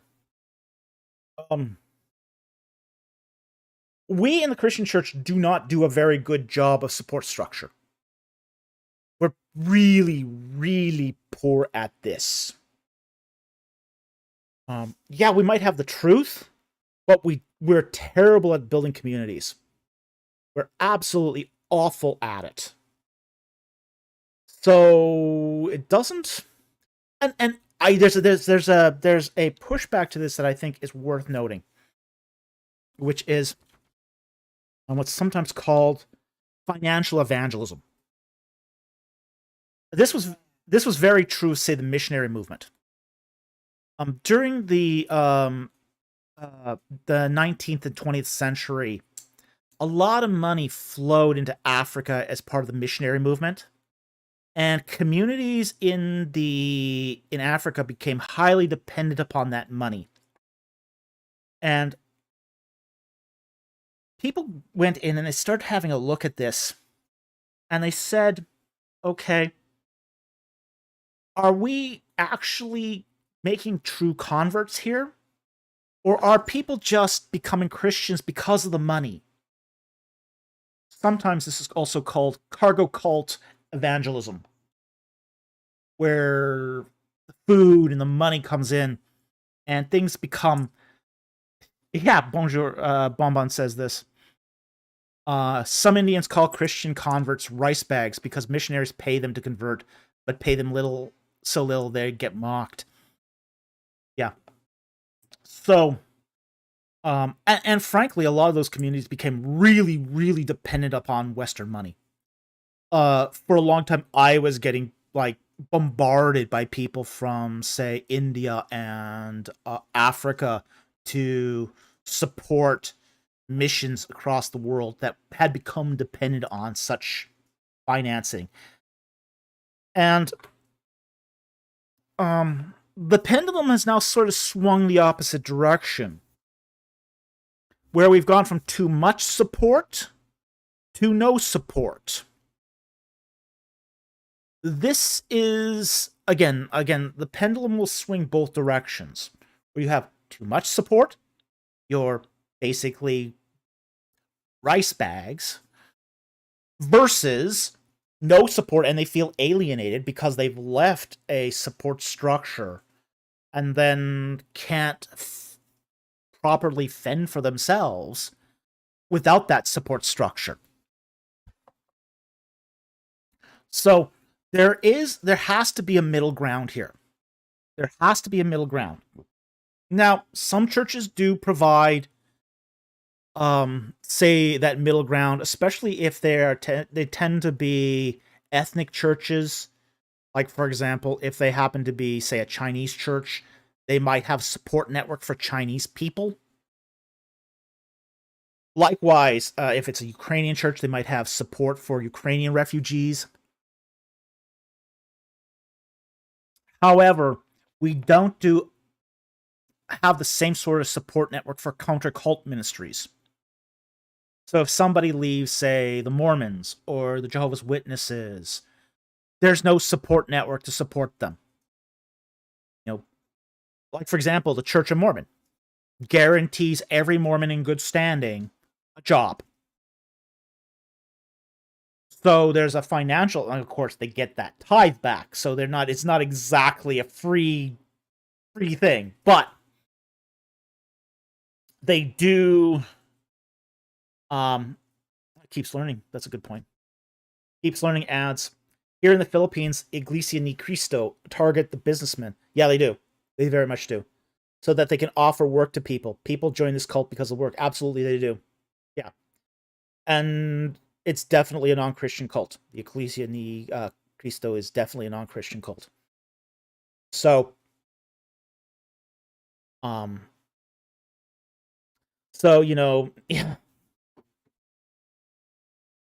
But you have to be, in order, like, for the example, for qualify for some of this within, say, groups like Jehovah's Witnesses and Mormons, you do have to be a member in really good standing. So you have to be, like, for example, you have to have done your missionary... I know for the Mormons, you have to have done your missionary service, your 2 years of missionary service. You have to be in good standing with your tithes. There's a whole, like, works checklist you have to be able to tick off in order to even qualify for that. But if you qualify for that, then, they guarantee you a job a low-paid job in one of their hotels. How good of them. So it's not exactly generosity cheap labor, but it is something that that they've been known to do. It is but it is a kind of support structure. They do have that support structure. And I think the Christian church needs to do better on that support structure, especially if they're going to engage in culture and basically evangelizing to other non-Christian groups. So, anyway, well, is it not accurate, or is it that you don't qualify? You know, there's a difference. Those I'm going by official statements of the church itself, of the Mormon Church itself. So, I mean, you can say that's not accurate, but that's basically what it's been as long as I can remember it. Okay, so anyway, we've answered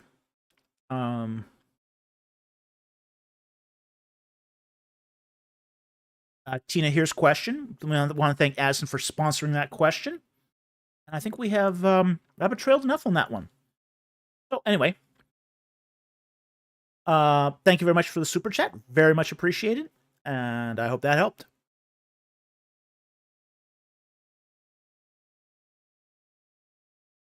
Hey, Bonbon, keep it PG-13, okay?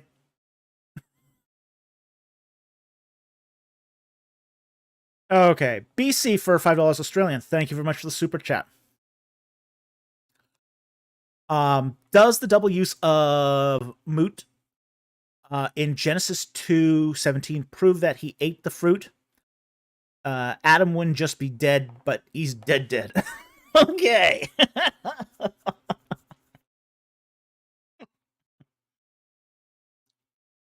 Let's pull up our Bible here.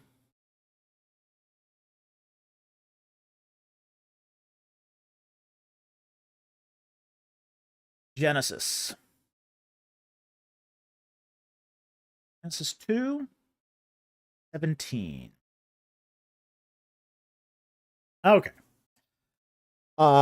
We'll just read the single verse here because it's really not necessary to go beyond that. But from the tree of the knowledge of good and evil you shall not eat, for on the day that you eat from it, you shall surely die. All right. The Hebrew here says, dying you will die. Dead.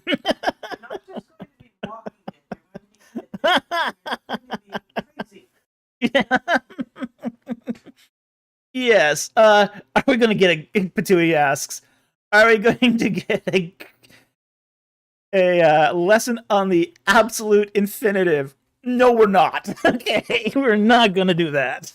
Okay. We could do that, but I don't want to put everyone to sleep either. Some of my people would understand it. Yeah, sure, but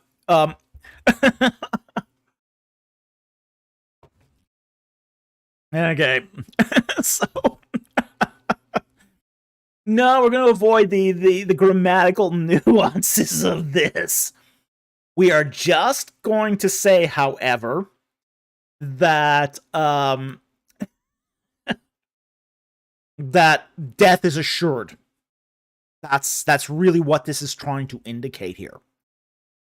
Is that it's really going to happen. It's stressed. Okay? That dying you will die is a stressed repetition. And it's meant to connote certainty here. It's not 99.9% chance you'll die. It's 100%. It'll actually happen. Now, why does it go into that stress is a more interesting question. It's more interesting because one of the things that exegetes have noted and basically said, this is a lie. God lied. God lied because death wasn't immediate. It didn't happen. They didn't just drop dead. The problem here is that death is, in the ancient Near Eastern context, is more nuanced than just the death of the body. death in an ancient Near Eastern context is really nuanced. And I did a whole video on death in the garden, where we talk about every form of death that is basically mentioned or alluded to in this passage. And it's like 7, 8 kinds of death that happened even before the death of a body. Even before the body hits the ground, there's death. Tim Yar asked a supplemental question here. Did Adam die on the day he sinned, or was it the animals donating skins that died in his place? No, Adam died on the day he sinned. That's when death entered the garden. That's when death happened, is when he ate. The act of disobedience is what caused the death. Not even so much the fruit. I think it's just called the En Japonicon. Rafa asks, what's the name of the video of that video? I think it's just called Death in the Garden. But I can let's see if I can find a link here for that. I'll do a quick look here. Let's see here. I'll put a link in the live chat here if I find it.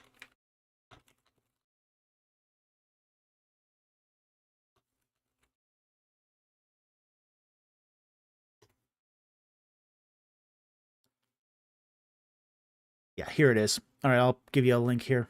Ever wonder why? Mute my mixer here. I keep forgetting to do that. And link. Post this.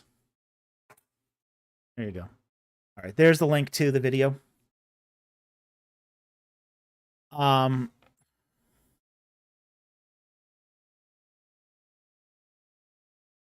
So anyway, that's when death takes place, is immediately upon the eating of the fruit.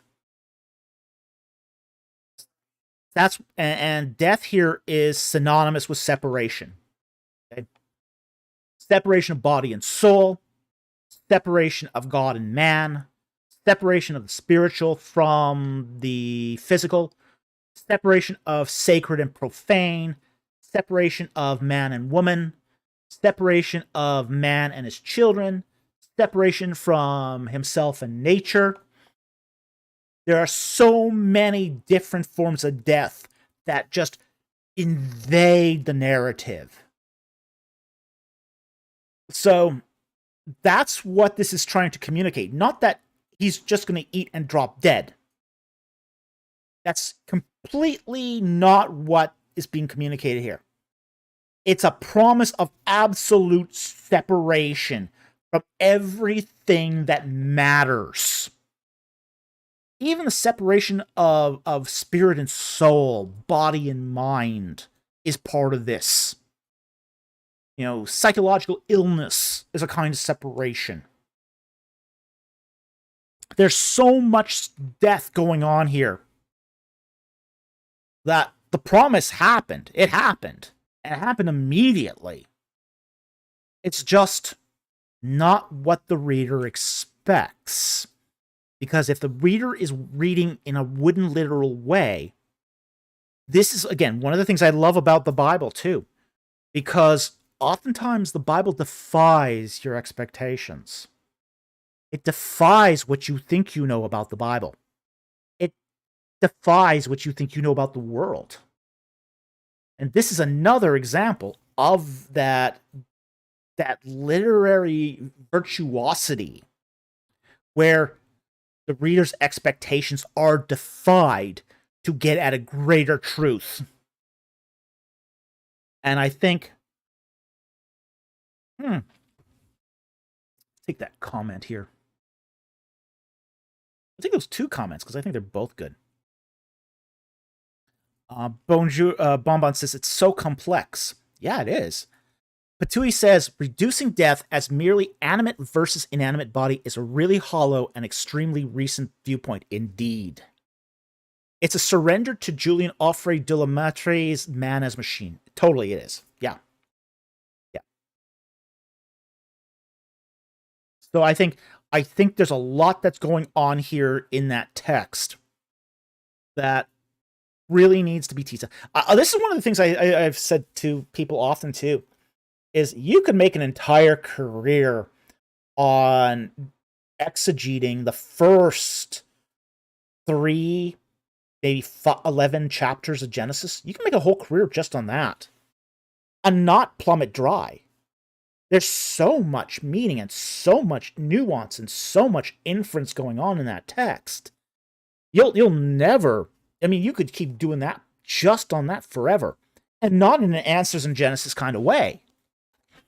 I mean, in a scholarly, responsible way, you could do this. Because there's so much in there.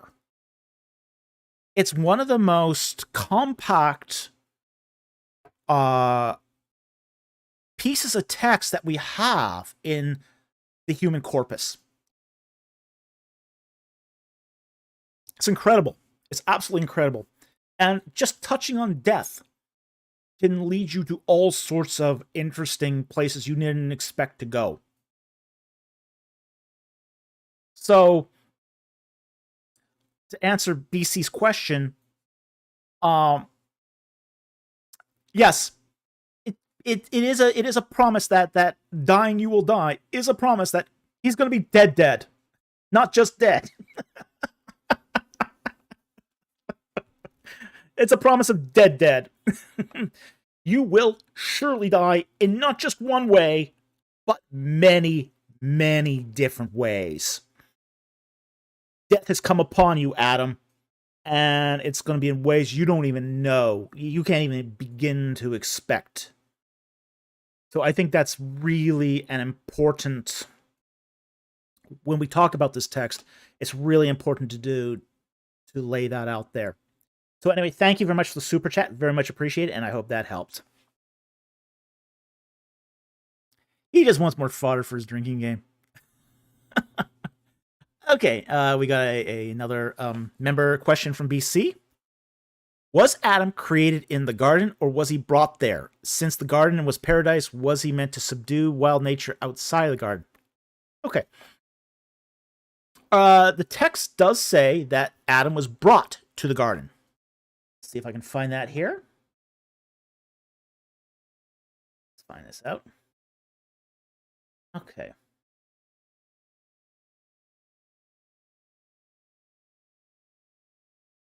Verse 8 of chapter 2. All right, and we have verse 7. The Lord formed man of dust from the ground and breathed into his nostrils the breath of life, and man became a living being. And the Lord planted a garden toward the east in Eden, and there he placed the man whom he had formed. Okay, so Adam was created outside of the garden and then brought into it. God planted this garden to be a special refuge for his holiness. Okay, and man was supposed to go out from the garden and basically subdue it, increase the space of holiness. Now, it wasn't that everything else was unholy. The rest of the world was what we would call adiaphora. It was morally neutral. It was not evil. It was not profane. But it was unsubdued. Man was to continue the creative act of God, of organizing space. And he was supposed to do it in a holy way. So, God created the garden, planted man to have rapport with God in the garden. Man was to be fruitful and multiply, and the descendants of Adam were supposed to go out from the garden and spread the garden. It was the purpose of mankind to turn the world into a garden of sacred space. Not what happened. But that's what he was supposed to do. Okay? So, before Adam fell, the outside world of the garden was wild, but it was supposed to be subdued. That continuous act of making things more and more perfect, more and more orderly, more and more sacred. It was good, but it was supposed to be made better. So, exactly what was supposed to happen was man was supposed to go out, and he was supposed to make the wild like the garden. Instead, he messes it up. He starts stealing fruit. Good going, Adam.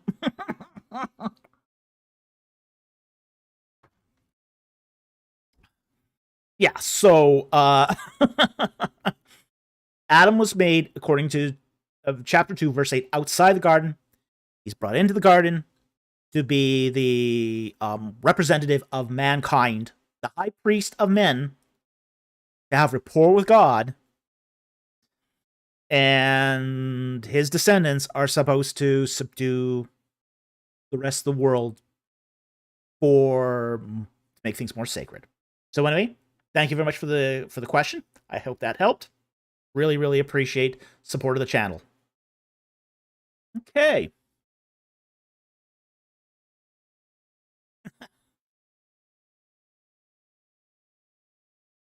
Danny Dement, man, imagine being given a job like that. Yeah. Yeah. I mean, it'd be a cool job. No pressure. Well, if there's no sin, there's no pressure either. Okay, you can do it in your sweet time, but this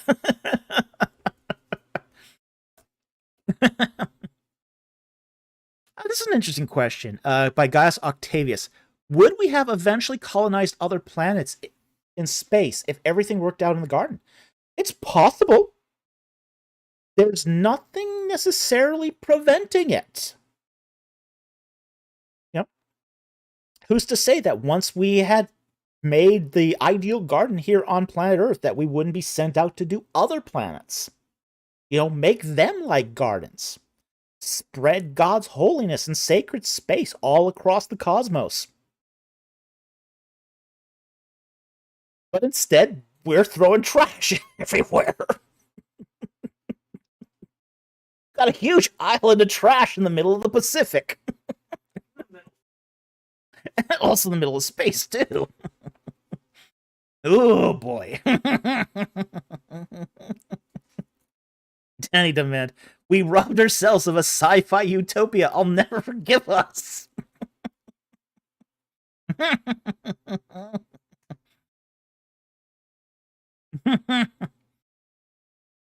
Let's see. All right.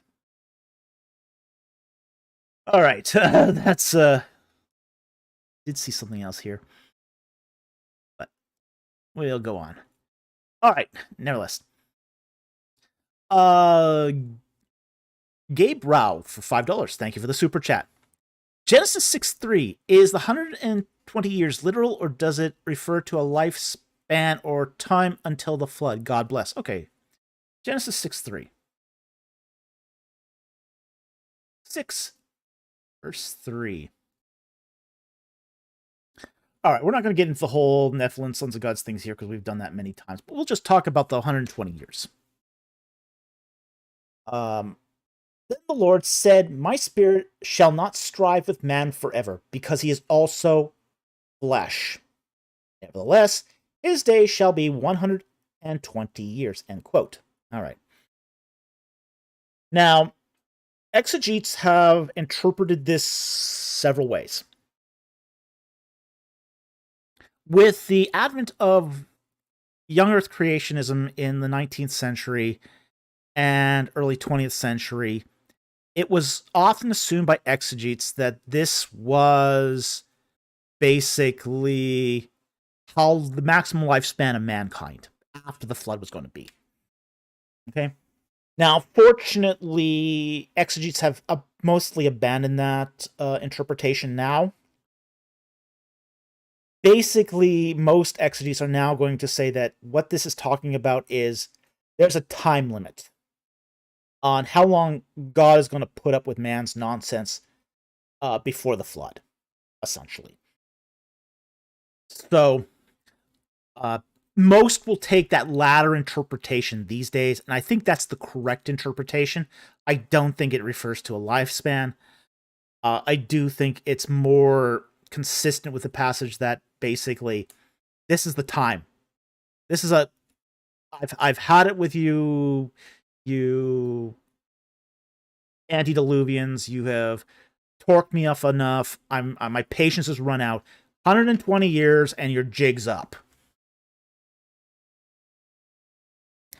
And I think that's just one of those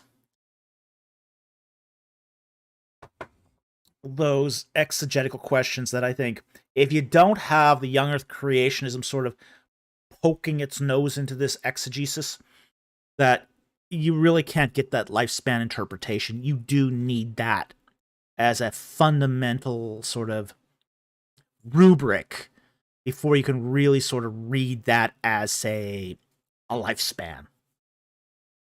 And I think most exegetes today now understand that and have basically sort of ruled out that former interpretation. So most and I would agree here with the majority of exegetes here that this is talking about the time until the flood. So anyway, I hope that helped. Thank you very much for the super chat. Very much appreciated.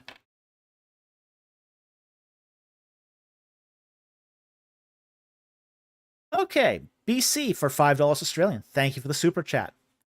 Psalm 2:7. Today I have become your father. End quote. When was today? Do we need to be mindful of any differences regarding Jesus pre-post sonship? Okay. Pull up Psalm chapter 2. Psalm 2. And we will just go here to the text, I think. But we'll take a few. Verse 5. I'm just going to take a look at something here. 4. Yeah, I'm going to get my Hebrew Septuaginta. Just take a look at the versification here. Just to make sure I am on track here with the...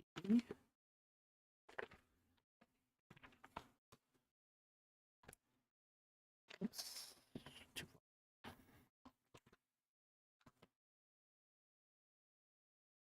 Just looking up here the pattern of the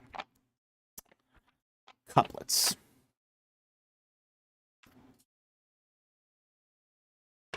Psalm chapter 2. Okay.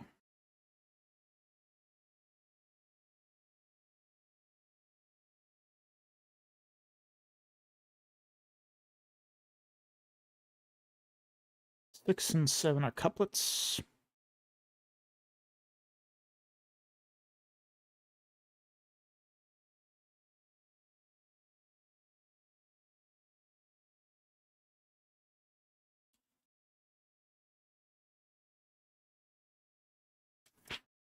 Some idea here.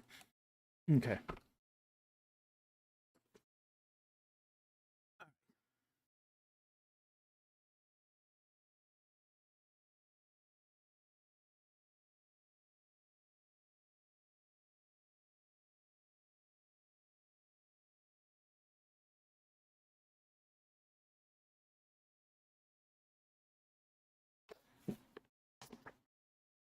Okay. I'll start verse 5. Then he will speak to them, and these are the kings of the earth, in anger, and terrify them in his fury. But as for me, I have installed my king upon Zion, my holy mountain. I will surely tell of the decree of the Lord. He is to me, thou art my son. He said to me, thou art my son. Today I have begotten thee. Ask of me, and I will surely give the nations as thine inheritance, and the very ends of the earth as thy possession. So 7 and 8 here are a couplet. Verse 9, thou shalt break them with a rod of iron, thou shalt shatter them like earthenware. Now, therefore, all kings show discernment. Take warning, O judges of the earth. Okay. So when is the today? We don't know. Okay. It does seem to be a point in time. Basically, this is what's called basically presentation of inheritance. Okay? And this is a very Middle Eastern thing to do. You have a party. You want to declare who your inheritor is, who's going to inherit your stuff. So, you have your 10 sons. And you bring out the son who's going to inherit. And you say, gentlemen, this is my designated inheritor. This is my son in whom will inherit it all. Although in practical terms, he would get a double portion. He's the double portion guy. Okay, he's the double portion guy. He's my firstborn. He's my my son that didn't disappoint me. So I'm declaring him my double inheritor. Okay. So he would basically, you'd point him out. You'd basically at this party of sheikhs, you'd point him out. You'd say, hey, this guy, this kid of mine, yeah, he doesn't look like much now, but he's going to inherit it all. That's sort of the scene here of what's being painted in Psalm 2, is that God is on Mount Zion, and he's in front of, say, the Council of Gods. And he's making a decree. He's making a big decree saying, this guy here, this is my son. He's going to inherit everything.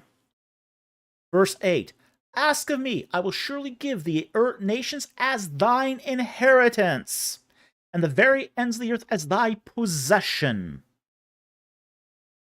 The Father says to the Son, he's getting it all. He's getting everything. He's the only one worthy. And the nations are witness. The sons of God, they're witnesses. Sons of God are witnesses to this. Do we know when it happened? No. Basically, but it does seem to be that there was a point in time within the divine council that this was done. So we're not told when, but it's basically more of a statement of punctiliar event. So we're not told today, as in,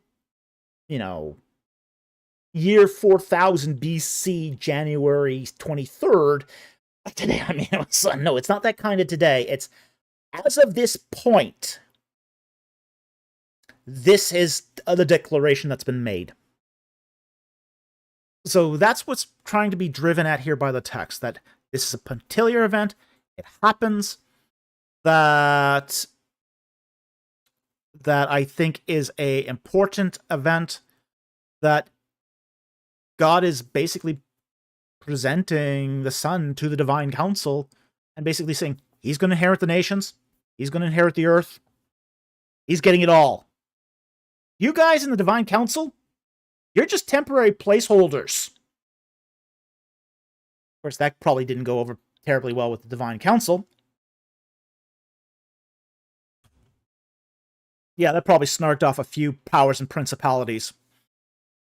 But that's what God is saying to the divine council. You're just placeholders. You're just placeholders. You're here. Your job as the divine council was just to provide, say, to fill a seat. You're bench warming just to prevent the chaos monsters from coming in. That's your job. Once your job is done, the rest goes to the Son. You're the steward. He's the inheritor. He's the owner. Okay. So that's the relationship here between the divine council and, say, the Son. Is they're bench warming. They're holding a seat that they're not really entitled to. They were created to hold that seat to prevent the chaos monsters from taking over, but they don't own the seat. They're stewards, not kings. So that's what's going on here in Psalm 2:7, is that the nations are being put on notice that the son is the ruler. The son is who's ultimately going to inherit and who's in charge. And as much as you may rail against God, all of this is going to belong to the son eventually. So anyway, I hope that helped. Thank you very much for the super chat. Very, very much appreciated.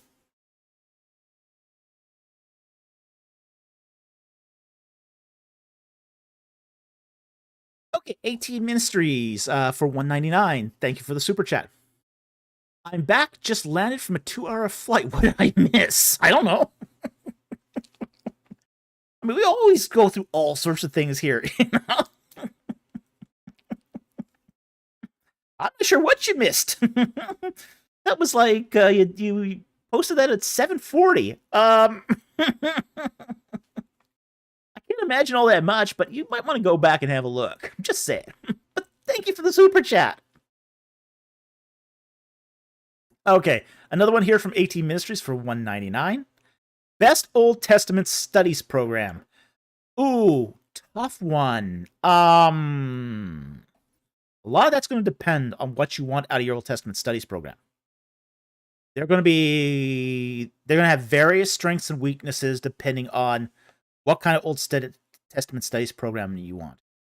You want one that focuses on cognate stuff? Do you want one that focuses on, say, just the biblical texts? Do you want one that'll make you lots of connections that'll get you a good job? Do you want one that's trendy and woke? Do you want one? I know. Can't imagine any of my crew wanting that, in my community here wanting that, but there are some people who do want that. So, you know, it's really, really going to depend on what you want. Do you want to do an old studies program where your principal goal is to come out married?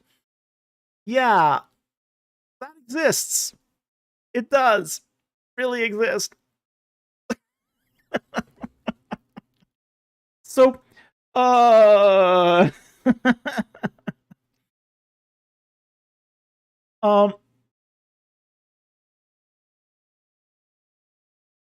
there's some schools you go to and you'll get a lot of pressure to get married. Patui says, the best one is the one you get close tutorship under an expert rather than getting lost in the crowd. Sometimes. Okay, sometimes.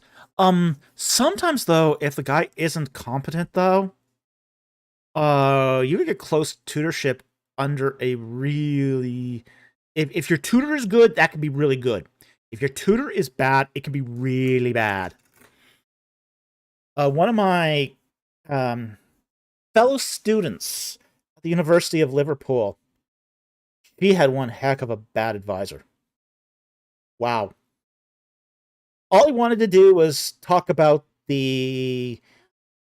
Oh, he was a gossip. Yeah, he was horrible. I mean, when she could get... Yeah, when she could get a meeting with him, he would just want to talk about, say, the sex lives of other students. And that's what he wanted to talk about. He wasn't interested in talking about what she was interested in, which was Anatolian prehistoric archaeology. He wanted to talk about the sex lives of the students. Oh. Ponbon. What? Yeah. Yeah. So, relatable.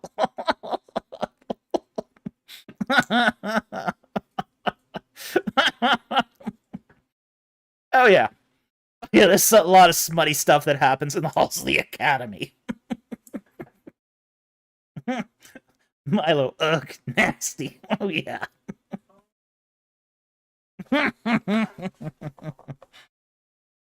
Yeah.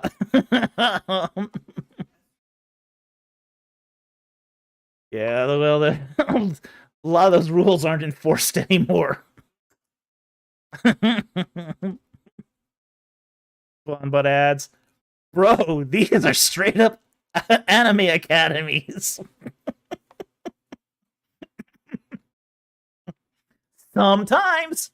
Could be.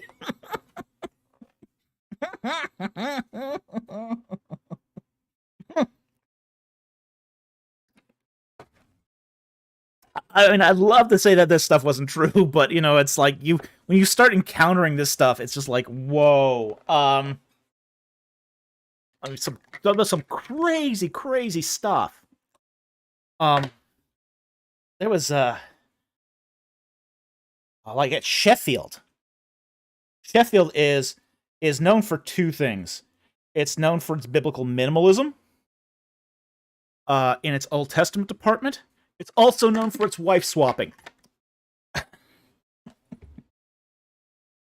Woo!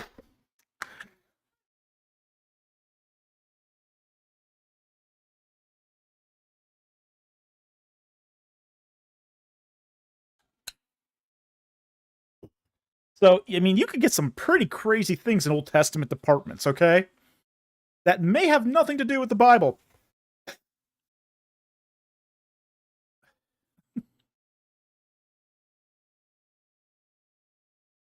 Bonbon, this is crazy. Harry Stark, wow, full-on polyamory. Oh, yeah. Oh, yeah, totally. Yeah. If you're lucky, the polyamory will just be confined to the staff. But there's some institutions where that isn't so confined.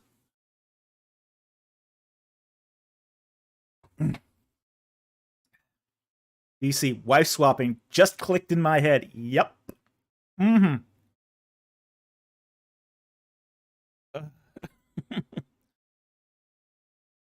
A BC, gross. Yep. Ooh. Woo. Okay. That's at Sheffield. Okay, that's just Sheffield. Now, who knows if it's still going on there, but it was. It was going on there. So, you don't always get what you expect at an Old Testament Biblical Studies department. So, just be aware of that. Not all biblical studies programs are created equally. Keeps learning. Did you say wife swapping? I might have said that, yeah.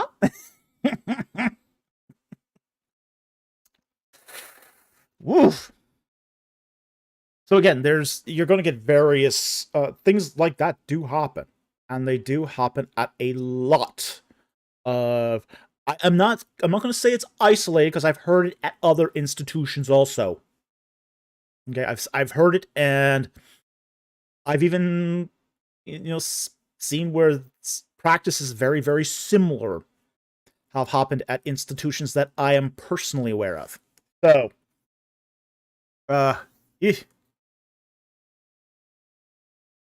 Mama says, I want 30 wives.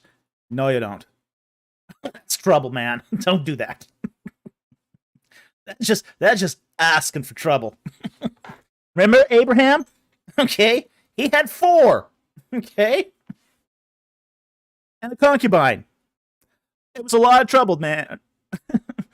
Or, did he have a horn? Okay, yeah. Yeah. Sorry, Jacob. Jacob, sorry. Jacob. Jacob had 4. You don't want that. And Abraham had wife trouble too. He had 2. No, you don't want that, man. You don't want that. If anything, Abraham and Jacob should be a life lesson to the rest of us. Okay, you just don't want that. Okay, so while it's really, really difficult to get back to AT Ministries question. It's really difficult to recommend an Old Testament studies program. There's so many different factors that go into this. Also, there's so many of those programs as well. There's over 1,000 Old Testament studies programs worldwide. And they're not ranked. They're not ranked. They're not rated. What I would basically recommend is if you are interested in an Old Testament studies program, find somebody you respect. Even better, if you can start getting a list of Old Testament scholars you really, really respect and find out where they went to school. And then find out what is the common schools between them. It's not a coincidence that you're going to find that some schools sort of stand out.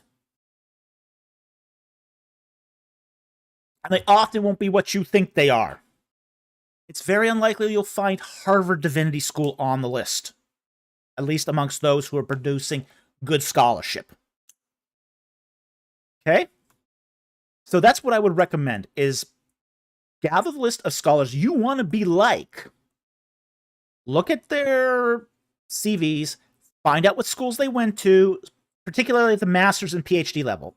Ignore the bachelor's level. That won't really tell you anything. But at the master's and PhD level, find the common schools between them. And then choose the one that sort of stands out to you as being, hey, this is the sort of school I think would be a best fit for me. That's what I would recommend here, is if you are looking for an Old Testament studies program, that's how you do it. Okay? It also might be helpful, too, to see the ones you don't like. Check out the scholars you dislike, that you don't want to be like. Because that can tell you something, too. That can tell you which schools to exclude. Like Brandeis. Harvard Divinity School. Bethel Theological Seminary. Not that I think those are rubbish schools.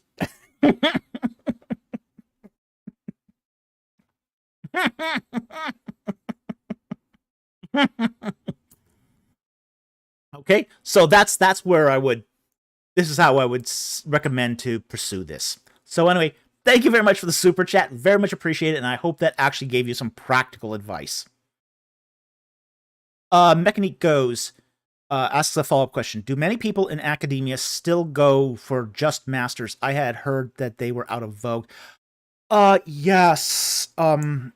In, say, the theological studies environment, you still find a lot of people pursuing master's degrees. Now, this is not one of those places, like one of those things that you see in the sciences. In sciences, people will jump from the bachelor's to the PhD all the time. Not so common in, say, biblical scholarship or, say, cognate studies. And one of the reasons why it's not so common is because there's a lot more to learn. A lot more to learn. Now, I have 3 master's degrees. I found a lot of my best learning was at the master's level. When you start getting at the PhD level, you probably should have done most of your preparatory work already. And that's going to take place at the master's level. Now, there are people who do jump from the bachelor's to the PhD, but then they have to take a lot of remedial work. So they're taking the same courses as the master's students. They're just not earning a master's degree from it. So if they have to do remedial work, you might as well get the degrees for it. There's also 2 other considerations too. Is that if you go straight from the bachelor's degree to the PhD, your chance of getting into the PhD program is sometimes greater. But if you go from the bachelor's to the master's to the PhD program, while your chance to get in is not as good, your chance of actually succeeding once you're in is higher. The number of people who fail out from jumping from PhD or from bachelor's to a PhD is really high. It's really high. So While it's out of vogue in certain disciplines, like for example in say the sciences, it's out of vogue. But it's still in the liberal arts, particularly in biblical studies, it's still the normal route, as it were. And anyone who doesn't do a master's degree before doing a PhD is usually going to be in a world of hurt. So I still recommend people do at least one master's degree prior to a PhD. Sometimes, depending on what they want to do, 2 might even be in order. Doing 3 like I did might be excessive. but it's served me in good stead, too. That training has served me very, very well. So, it might be out of vogue, but it's darn useful.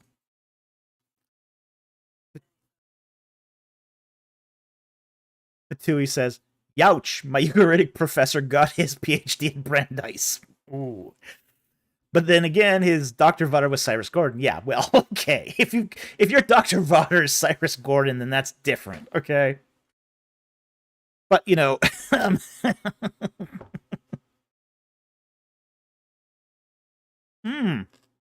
Bonjour. Bonbon says, "If you have so many degrees and so much experience, why did you struggle to find a job in the field?" Okay. Because of connections, essentially. There's more to getting a job in the field than just getting the degrees.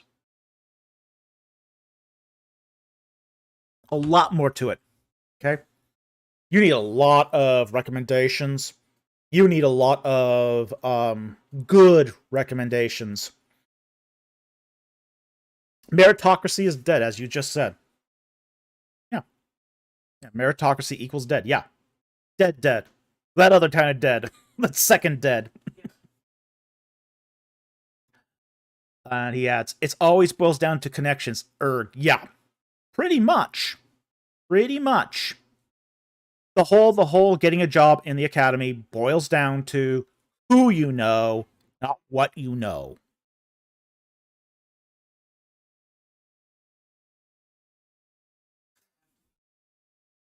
Yeah.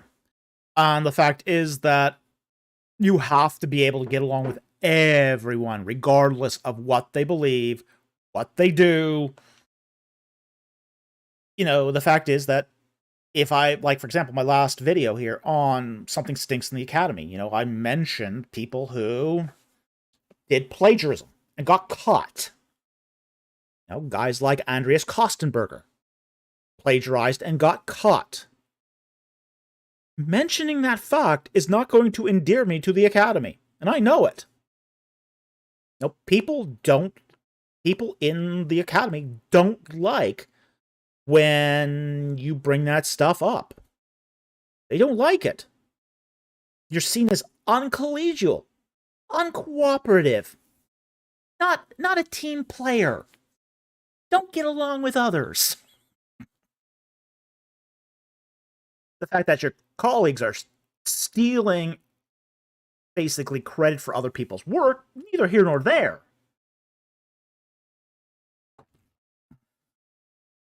So, that's going to preclude you from certain considerations for jobs. If you're seen as somebody who just, has a abrasive or, say, contrarian attitude, that will preclude you. The fact you are a YouTube celebrity. Oh boy, this is a big one. If you're a YouTube celebrity of any kind, prior to having an academic job, you can forget getting an academic job.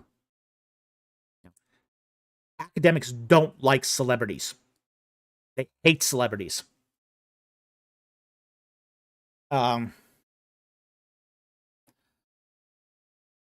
They just, if you are a celebrity of any kind, whether it's if you published a novel, if you were a star on a movie, if you have a successful YouTube channel, you can forget a job in the Academy. essentially. The fact is that they don't want celebrities in the academy because it fosters resentment, jealousy, disturbs the peace.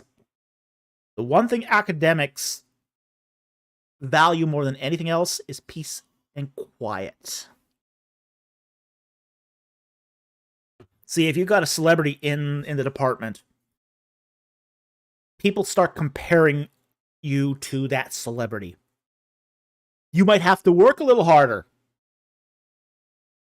We wouldn't want that.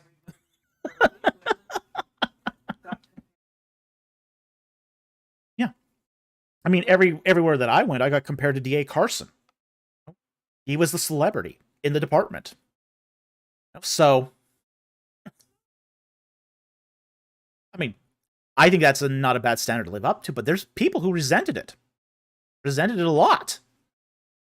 But they couldn't get rid of him because he already had tenure. But if D.A. Carson had to be hired again as a junior academic with no tenure, coming in as a celebrity, oh no, they would never have hired him. Wow, we want to stay in our ivory towers. We want to keep our knowledge of secrets so we can feel special. You know, there's just something to that. I saw a question here coming from Francis Dobbs. Don't they care about plagiarism, though? I guess this might be a naive question. I would recommend going back and watching that Monday video on plagiarism, because then you'll see what the attitude is.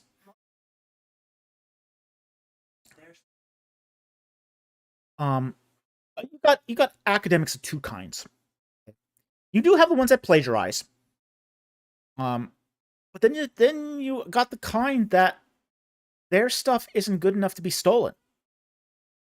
They're making minute, incremental contributions to the field that really don't matter.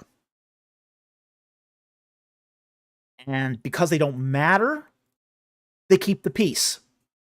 Yes, they're publishing maybe 5-10 papers a year, but they're not papers that really contribute to anything.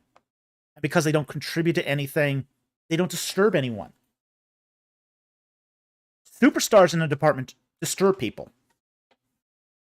Quiet, studious academics that don't make waves, whose hobby is bird watching and taking walks in the park, isn't going to disturb anyone. Oh, somebody asked me once, what is your advice for getting through grad school? And, you know, it's not study hard. I've never recommended people study hard to get through grad school. There are 3 rules. Know the system, jump through the hoops, don't make waves.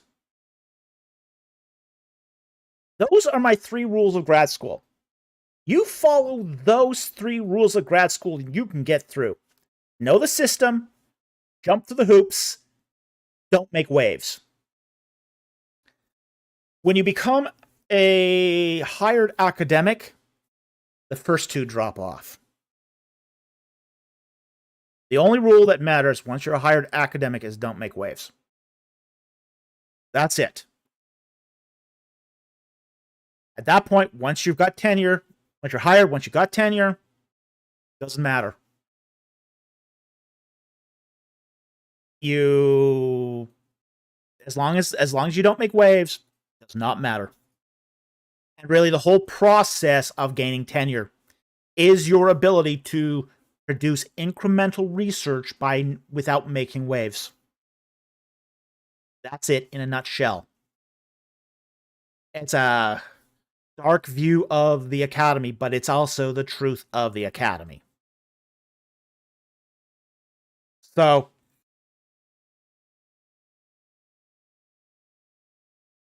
Harry Stark, basically be quiet.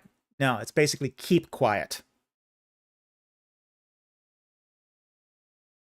Talbot Slade, Sean McDowell seems to get away with it. He's a professor and a YouTube celebrity, but he wasn't one before. That's the critical point here. His father was known as, say, a sort of a quiet, soft-spoken apologist. And Sean started off with the reputation of being a quiet, soft-spoken academic. He managed to navigate the system until tenure, and then became a celebrity. Once he became a celebrity, then he broke the rules.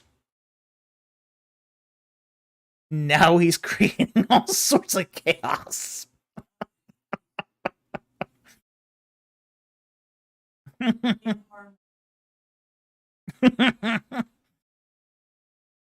Yeah, so, yeah, he's creating quite a mess now, and his fellow academics are resenting it. His fellow celebrity is resented in the academy. There's just no way around it. It's just the more celebrity you get, the more you're resented within the academy. And so, again, this is just one of those things that doesn't matter how many degrees you have, doesn't remember how much work experience or how good a teacher you are on your reviews. I got excellent reviews on all my teaching. My teaching got really high reviews. Okay? But, the quality of my teaching didn't matter. Number of degrees, doesn't matter. My publication record, doesn't matter. But celebrity matters. And it's a negative matter. So, with that said, we're going to move on here. It's this whole thing about who gets in to become a professor is really one of those things about, like, what are you going to do? Now, frankly, I'm not going to say that I didn't know this going into YouTube. Frankly, I didn't have good recommendations from my previous professors to really secure me a good job. I have basically derelict professors. Professors who thought to themselves, oh, well, this guy's competent. He'll figure it out on his own. Well, that doesn't work in the academy. Jobs are only based upon recommendations and reputation. That's it. And the reputation is not for the quality of your scholarship, but for the quality of your collegiality, your ability to keep quiet. So, I figured, okay, there wasn't much chance of me getting I already had, say, before I started my YouTube channel, I had been a adjunct at, say, the University of British Columbia already. So for me, I figured that at that point, once, it was the whole lockdown thing, there was nothing for me else to do, so I did the YouTube channel, knowing full well that if it was a success, that it would preclude me from future teaching opportunities. So, knowing that it would preclude me from future teaching opportunities, it's a gamble. If it's successful, then you don't need the teaching opportunities. Okay? If it's a failure, there's still the teaching opportunities, because, the Academy's fine with a failed YouTube celebrity. They're fine with that. That's okay. You're not a celebrity at all. You failed. You're validating the Academy by your failure in YouTube. Your failure to teach to 10,000 people is a better success in the Academy than your failure to teach 45. Yeah, you have success teaching. Explain how that works to me, but it's the way it works, okay? Okay. All right, so we're going to move on here. So thank you, AT Ministries, for that question. We're on now to Isaac Freeman. And for $4.99, thank you for the super chat. He goes, I am teaching myself first-year Hebrew to better understand the Old Testament. Well, good for you. Do you know any good resources I will get in a classroom for second year? I would reverse that if I were you. Second year is not nearly as important as first year for Hebrew. You might be able to teach yourself second year much more likely than you are to teach yourself first year. First year Hebrew is really difficult. It's really difficult because it's so alien. So while I think it's a great thing that you're trying to do, I would definitely at least take a few months of first year Hebrew, even if you drop the class. Not that I'm recommending you do that, but what I would recommend is you at least take the first few months prior in a classroom and then drop it if you really don't want to take the whole class. Because the first couple months are the most important to your success in learning Hebrew as a rule. So I would definitely recommend that if you were taking Hebrew. Okay. The likelihood of you getting into a classroom for the second year of Hebrew is very difficult too. Okay? So that's. Oh yeah, I would agree with Talbot here on this. Yeah, he's right. First year Hebrew is more difficult than first year Greek by far. Yeah. Yeah, you will not understand what's going on if you don't take Hebrew in a classroom. Okay?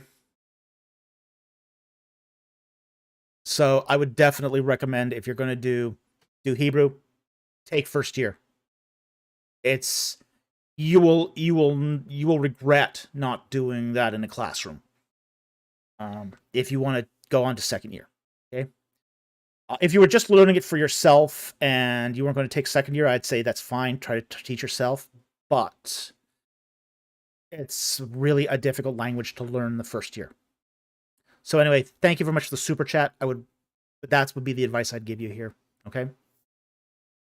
All right. Matt Burns for 50 R. What is R? Remember? Do you remember what R is? Are you getting up? Matt Burns asks, Acts 21:17 to the end of the chapter, notably verse 26, Paul goes to Jerusalem and does a purification ritual in preparation for the number 6 requirement. In Acts 18:18, he begins the vow. Then Acts 24:17 to 18, he mentions doing the ritual. Shalom, shalom. Okay, well, thank you for the information. Very interesting. It doesn't actually connote to the earlier thing about, but various times people did go through purification rituals for a variety of ritual purposes, particularly if they wanted to ascend the temple. That was probably the most common reason for people doing purification rituals. So that's fairly common.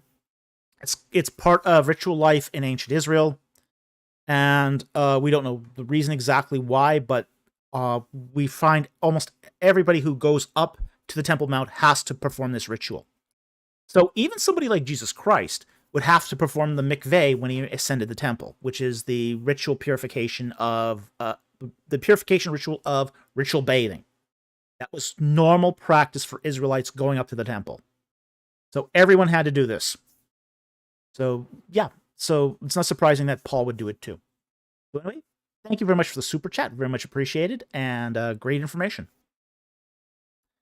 All right, Francis Dobbs, 814. Question in the chat. Okay, $2. Thank you very much for the super chat.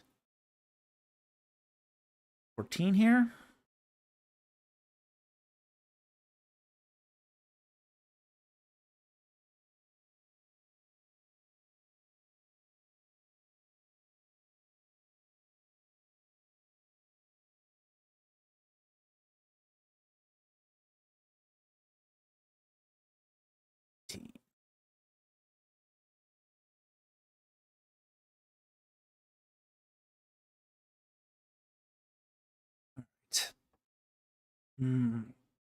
Probably the one below it.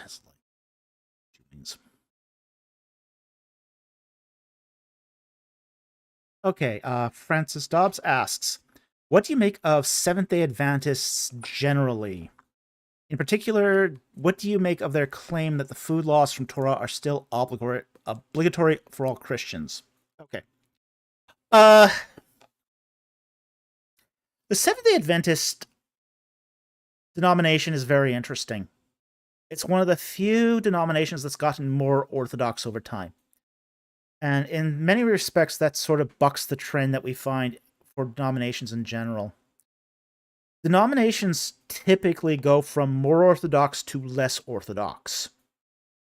Seventh-day Adventists, as a rule, have gone the other direction, that they've started off as less orthodox, and they've become more orthodox over time. So we have to keep that in mind. Now, Seventh-day Adventists are all over the map. Okay? A lot of them are still beholden to one of their luminaries, Ellen G. White, who had a lot of aberrant practices. A lot of aberrant practices. Some Seventh-day Adventists are not much different than evangelical Christians as a whole. Okay? And those ones I don't have any issues with, honestly. They do then have others that basically say that you have to follow Torah down to the letter. And I think in those particular cases, they're more or less doing Judaizing. Okay? And I think when it comes down to that, I think that can be very problematic. So, I don't want to treat Seventh-day Adventists with a broad brush, because okay, we'll answer your question, Bon, in a moment. Okay. I think I'm good, but yeah, I'm still fine if you. Okay, but okay, but I think that when we talk about, say, again, Seventh-day Adventism is a broad category. There's more than one type of Seventh-day Adventist. There's more than one. Even within, say, the denomination itself, you have people who are pro Ellen White. You have those who are anti Ellen White. It's a broad map. It's a broad pool. It's kind of like Catholics in that respect. You can't just pigeonhole Catholics. In Roman Catholicism, you have everybody in Catholicism that are from atheists and German Lutheran Protestants all the way to hyper-conservative, Mary's the fourth person of the Trinity kind of Catholics. And you're going to find people all in that spectrum. It's a spectrum of grays. Seventh-day Adventists are a spectrum of grays. You start the spectrum at essentially pretty middle of the road evangelical Christianity, and then you end up on the other end of the spectrum with Ellen G. White legalists.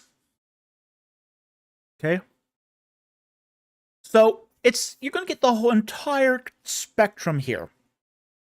Now, what do I make of the food laws of the Torah? I think that they are not obligatory any longer. First of all, they apply to the Old Covenant. Okay? They apply to Israelites as part of their ritual law. Not exactly something you can apply anymore. No temple, no ritual law. Very, very difficult to make that work. Most of the food laws are in respect to that discipline. Okay, so I think that there's it's just not something that you can really do anymore. Okay, yeah, you could probably still avoid pig, but the reason for avoiding pig doesn't really apply either. So, again, as Christians, we are told to essentially break and eat. Those laws do not apply to our particular situation. Yeah, Bon, not even then, really. Okay, we'll get to Bon. We'll get to you in a moment. We're not done with you. So anyway, so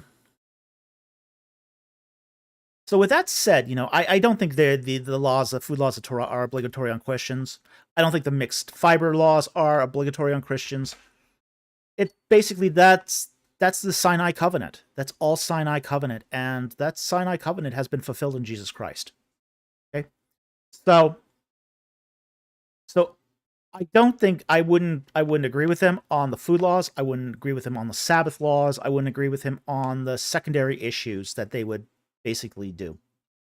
But then again, too, I also know that not all Seventh-day Adventists hold to that either, right? So, okay, so let's get to Mr. Bonbon here. His question. Alrighty. Okay. Why is Judaizing a negative thing? Okay. It's a good question for you. Okay. What we mean by, first of all, what we mean by Judaizing is essentially taking the. It's not a pejorative to Jews, okay? That's first of all, let's be very clear about this. It's not a pejorative to Jews. What it is it's basically taking Jewish law, and if you'll excuse me just for a moment.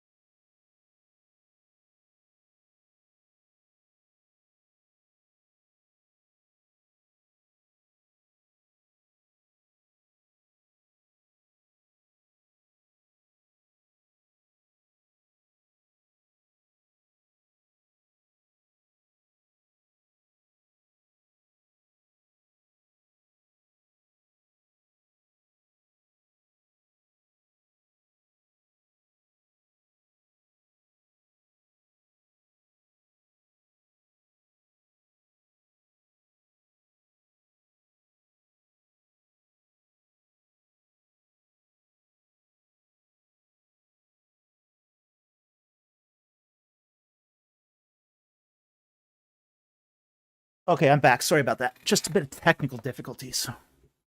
All right. Let's get back to this here. Okay. Sorry about that. Okay, now, so let's retrace this. Judaism is not a pejorative against Jews, okay?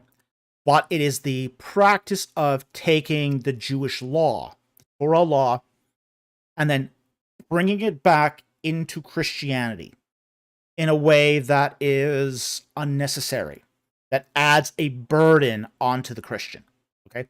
So it is something that's particular to Christianity. It's not particular to Judaism. Okay?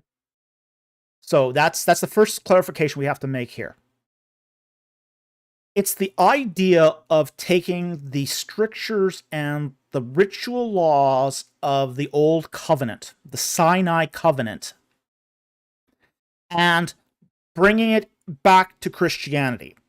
Now, in Christian theology, the sum and total of the ritual law has been fulfilled through the work of Jesus Christ.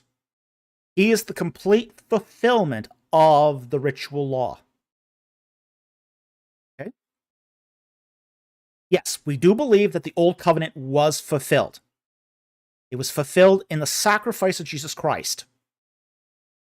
He is the sum total of the fulfillment of the ritual law. Okay? Now, okay, so we do believe as Christians that the Old Covenant was fulfilled in total. The consequences of that fulfillment is that we do not need to do the ritual law anymore. Now, there are things about the ritual law that can't be done anymore anyway. So when we talk about, say, people doing Judaizing, there's going to be issues. And some Jews have these issues too. So you can't do the whole Jewish law. It's not possible. Like, for example, the Passover. Let's just talk about the Passover. It is incumbent in Jewish law that every man of the house take a sheep, take a lamb, and cut its throat. I don't know anybody who does this anymore. Honestly, I know Muslims that do this for Eid. Okay? Muslims still do this. They do this for Eid. I don't know any Jew that does this. I don't know any Seventh-day Adventist that does this. And this was normal procedure in Israelite religion of the first century. Prior to the destruction of the temple, every household did this for Passover. They would take their little lamb up to the temple, and they would slit the throat of the lamb before a priest, who would basically say, okay, this has been slaughtered correctly. Ooh. Yeah. But it's one of those things that, you just can't fulfill it. It's just one of those things that the infrastructure doesn't exist anymore, even though the command is still there. Because the Passover ceremony isn't something that died with the temple. It's part of the tabernacle law. It's part of the Sinai covenant and part of the tabernacle proceedings. So that never went away. Just because the temple is gone doesn't mean that you get out of that. That's still part of Passover, is the lamb. Now, you go to a Seder supper today and you don't even get lamb. You might get chicken or brisket of beef. And that goes back to the whole idea of taking your lamb up to the temple, because you can't take the lamb up to the temple anymore. You can't sacrifice a lamb. But the original Torah command has nothing to do with that. It has nothing to do with that. The original pronouncement has everything to do with taking a lamb and sacrificing it by the head of the house.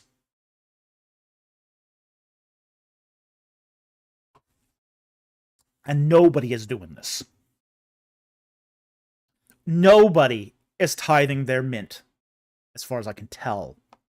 Nobody is tithing their cumin. Nobody is fulfilling a tenth of every produce that they do, because you just don't know.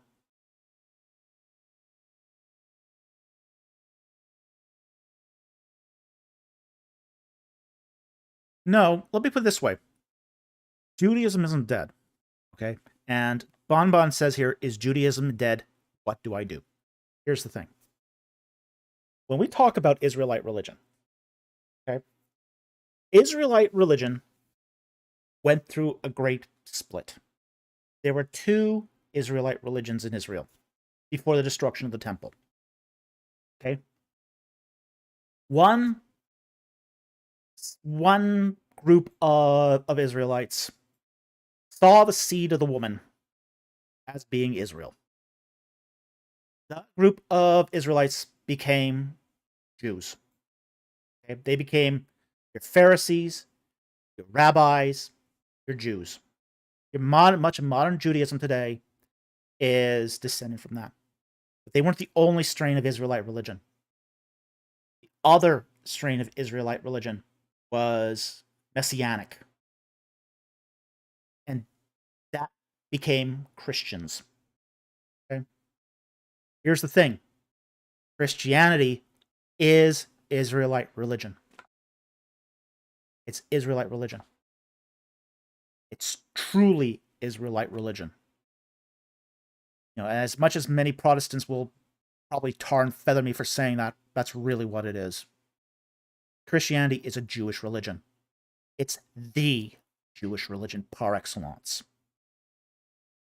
That's where what happened after the destruction of the temple. Both those groups that were living side by side. Okay, we have to understand that those two groups, the Messianic Jews and the nationalist Jews, were living side by side for hundreds of years prior to the destruction of the temple.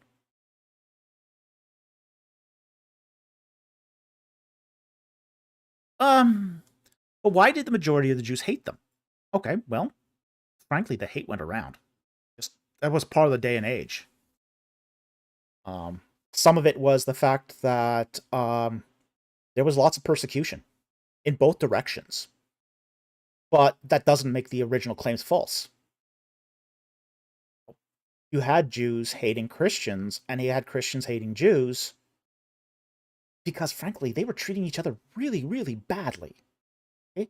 If you treat each other badly, that's going to breed bad blood. But originally, it wasn't like this. For example, you can look at, the dialogue between, say, Justin Martyr, who was a Christian, and Trypho the Jew. And it was really amicable. It was really, really amicable. In the first couple centuries, you had a lot of Jews and Christians that were good friends. Yeah, there might have been differences in who they accepted as Messiah, but they were still good friends. You have to understand that the first 100 years of Christianity was made up of entirely Jewish converts. Very few Romans were actually Christian in the first century. Very few.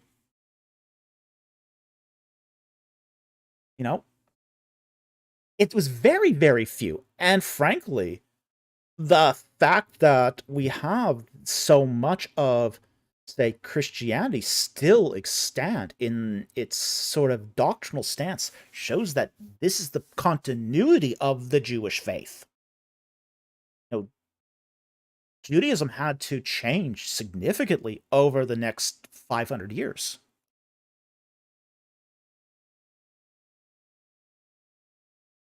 Yeah, that is correct. Talbot Slade says Christianity is much older than the Jewish religion of today. Yeah.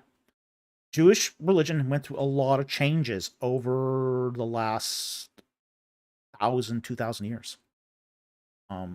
And the fact is that more has doctrinally changed within Judaism than has changed in Christianity. So, but, there is a whole lot that's going on here that's, that we see in, say, the early days of Christianity that are frankly coming back. The fact is that a lot of Jews today are converting to Christianity again because they recognize that Jesus was the Jewish Messiah. He was the Jewish Messiah. He was a totally Jewish Messiah. In fact, if you read the New Testament, it's a thoroughly Jewish book. It's a crazily Jewish book. I had friends who, when they read the New Testament, the first thing that would come out of their mouth is, I couldn't believe how Jewish it was.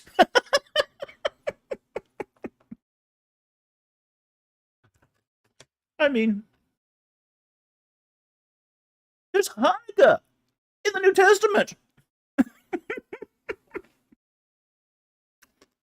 Yom Kippur in the New Testament.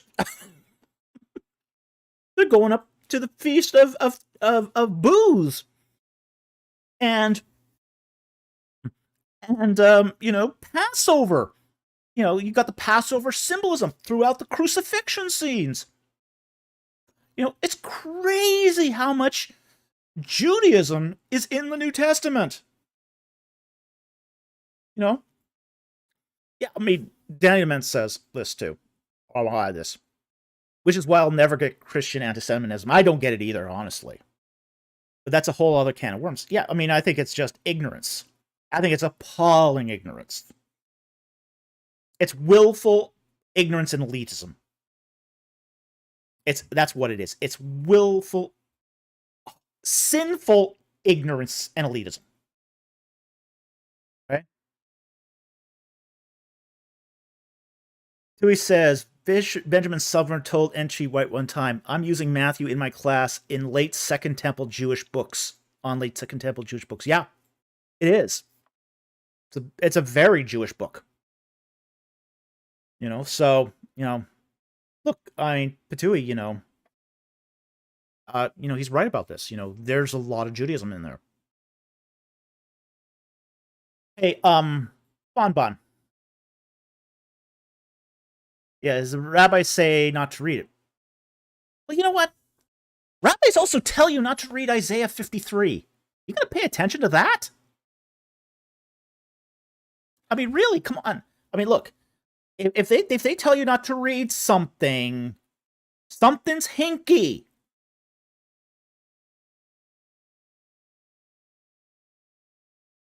Yeah. Yeah. You shouldn't be insulated from reading.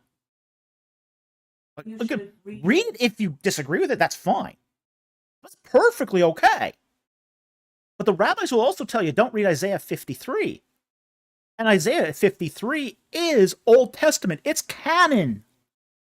Even according to Jewish standards, it's canon. The rabbis will tell you not to read it because you might become a Christian if you read it. Wouldn't want that. Oh, boy. So, if you're being told not to read something, that should raise red flags. That should raise alarm bells that maybe something's being hidden from you. Maybe you should just take a look. Read Isaiah 53. Then read a gospel in the New Testament.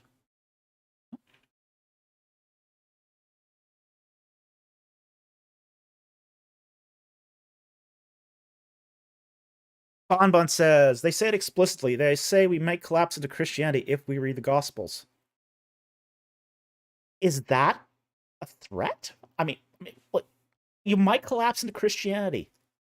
You might meet your Jewish Messiah? Is that what they're afraid of? I mean, look, but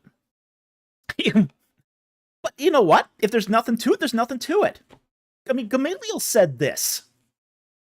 Gamaliel is famous for saying, if there's nothing to Christianity, nothing will come of it. He was one of the greatest Jewish rabbis ever.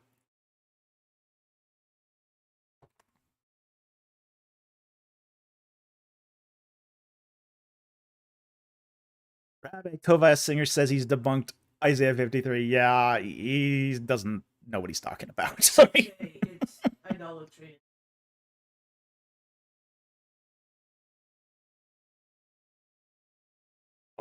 All right. Here's a test for you, okay? Here's a really good test for you. It's because they say Christianity is idolatry and we might get deceived. Okay, let's say that. Let's say there's a possibility of that, right? Pray. Seek and you shall find. This goes all the way back to Old Testament. Seek me and you shall find me. Okay?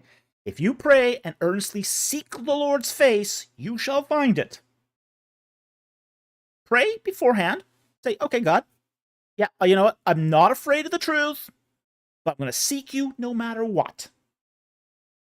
Pray that, and let's see what happens. If you think it's idolatry at the end of it, fine and dandy.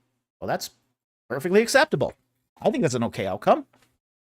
If you find that you are reading about your Jewish Messiah, then you know. But you won't know till you read. And that's the thing. You gotta read it. And if they're afraid that you're going to fall, then what's the strength of your faith? If just reading a book is enough to destroy your faith, maybe there's something more you should read. And frankly, I have never read anything that has destroyed my faith. And I've read everything. Yeah, I've read all sorts of things. Okay? I've read Hindu literature. I've read an extensive half of it, but I've read it. Islamic literature I've read. Has never inspired me once to convert to Islam. I've read Jehovah's Witness literature, Mormon literature. I've read a lot, so much on vampire cults you can't even begin to imagine. My producer says she wants to become a vampire. I would finally have the Okay. Exposing yourself to the idea of others is not going to convert you. Okay? Put simply, it's not going to convert you. If you find out that this is your Jewish Messiah, though, you might want to pay attention to that. If not, fine. Let's start with reading. Darkly asks, Shinto literature. I haven't read a lot of Shinto. I've read more Buddhist literature than I've read Shinto. So, anyway, that's where you should start. Okay, start with a prayer. Start praying to God, saying, "Hey, you know what? If I want to seek you, I want to find you, and here, if you, if this is where you want me to go, this is what you want me to find, then I will praise you no matter what." And then read a gospel and find out how it works for you. All right. So anyway, thank you very much for that question. That follow-up question. You had some great follow-up questions tonight, Bon. These are excellent questions and questions that are really, really important. So again, pray and read. You'll never be hurt by reading more, only by reading less. Okay, so we're going to continue on with the super chats here. No, we're at 10 o'clock now, and we're still not done.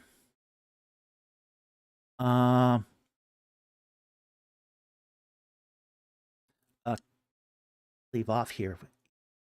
Okay, that's where we left off. Okay, Tom Wanchek for $2.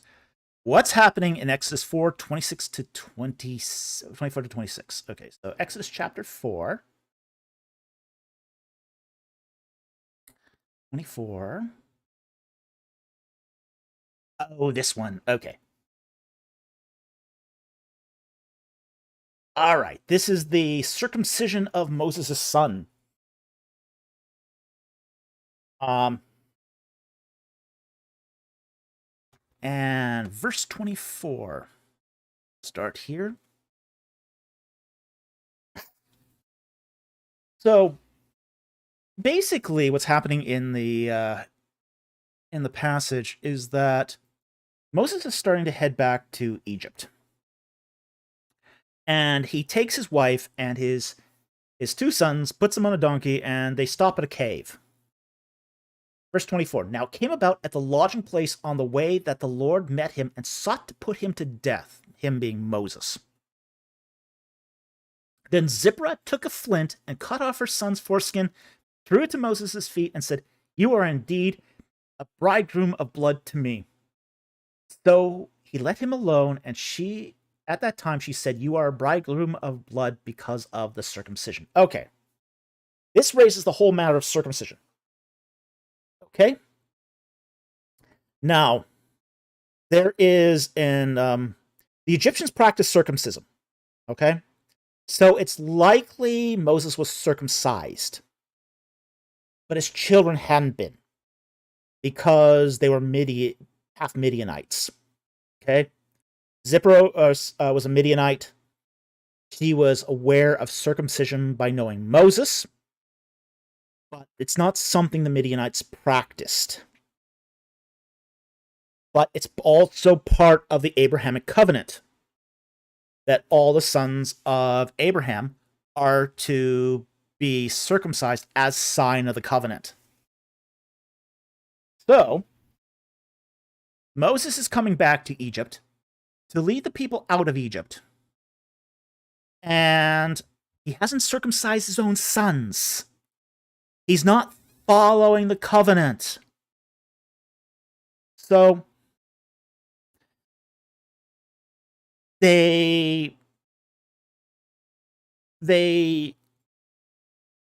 have to circumcise the children in order for Moses to have that gravitas as a leader who's following God. He has to follow the covenant with his own children. He's too cowardly to do it. He doesn't want to do it. Zipporah does what needs to be done. So that's what's happening here, is he's supposed to be following the covenant. He didn't follow the covenant. And he nearly gets killed as a result of not following the covenant. So, Darkblade asked the question, how old do you think the sons were? Let's see. They were probably small children at the time, okay? The reason why they were small is probably because Zipporah and the two sons were placed on the donkey. They're not likely to be teenagers at this point. They're likely to be very young at this point. Okay? So that's sort of the what we know of that. We don't have an exact age for the sons, but they were probably small. Okay.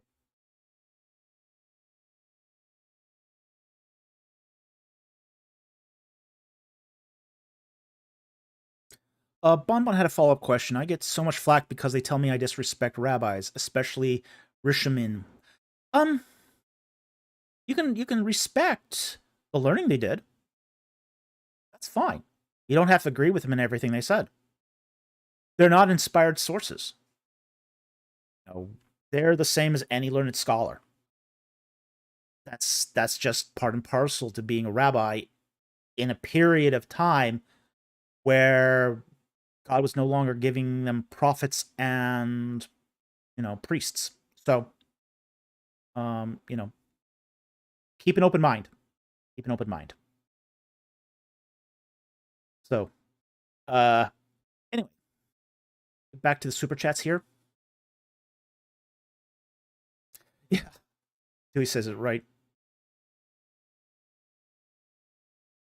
Disagreement among rabbis is a very solid biblical tradition, a rabbinical tradition. Yeah. So, if you disagree with a rabbi, you're following rabbinical tradition. You may be. You may become a rabbi yet. Just disagree with another rabbi. Yeah, disagreement between rabbis is very, very common. Don't let that bother you. Yeah, 2 Jews, 3 opinions. You got it. You know the drill. 2 Jews, 3 opinions. You understand completely. That's just rabbinical tradition, is to disagree.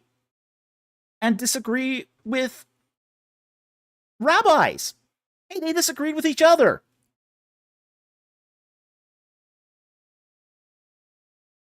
So, that's just part and parcel to being a rabbi. If you're going to give an opinion and someone's going to disagree with you. This is true of any modern scholar today, too. You're going to give an opinion and someone's going to disagree with you.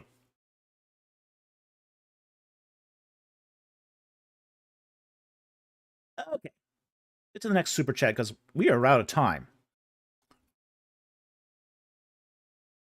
So anyway, thank you very much, Tim Lanchek, for that question on Exodus 4. I hope that explains the whole bridegroom of blood thing. Okay, next one here from Bonbon, sponsoring Tim Miara's question. What does it mean that Nimrod was a mighty man of valor in Genesis 10:9? Is that a positive or a negative? Let's take a look.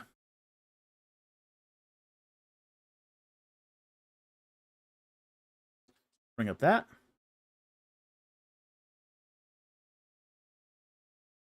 Genesis 10, verse 9. All right. And the text says, he was a mighty... verse 8. Now Cush became father of Nimrod. He became a mighty one on the earth.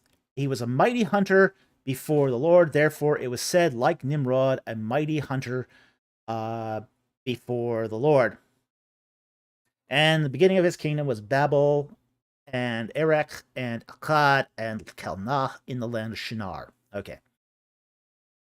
All right. Mighty man of valor. Well, a mighty hunter, a Gabor. Here's what it says. It's a Gabor. A hero. A hero of hunting. Okay.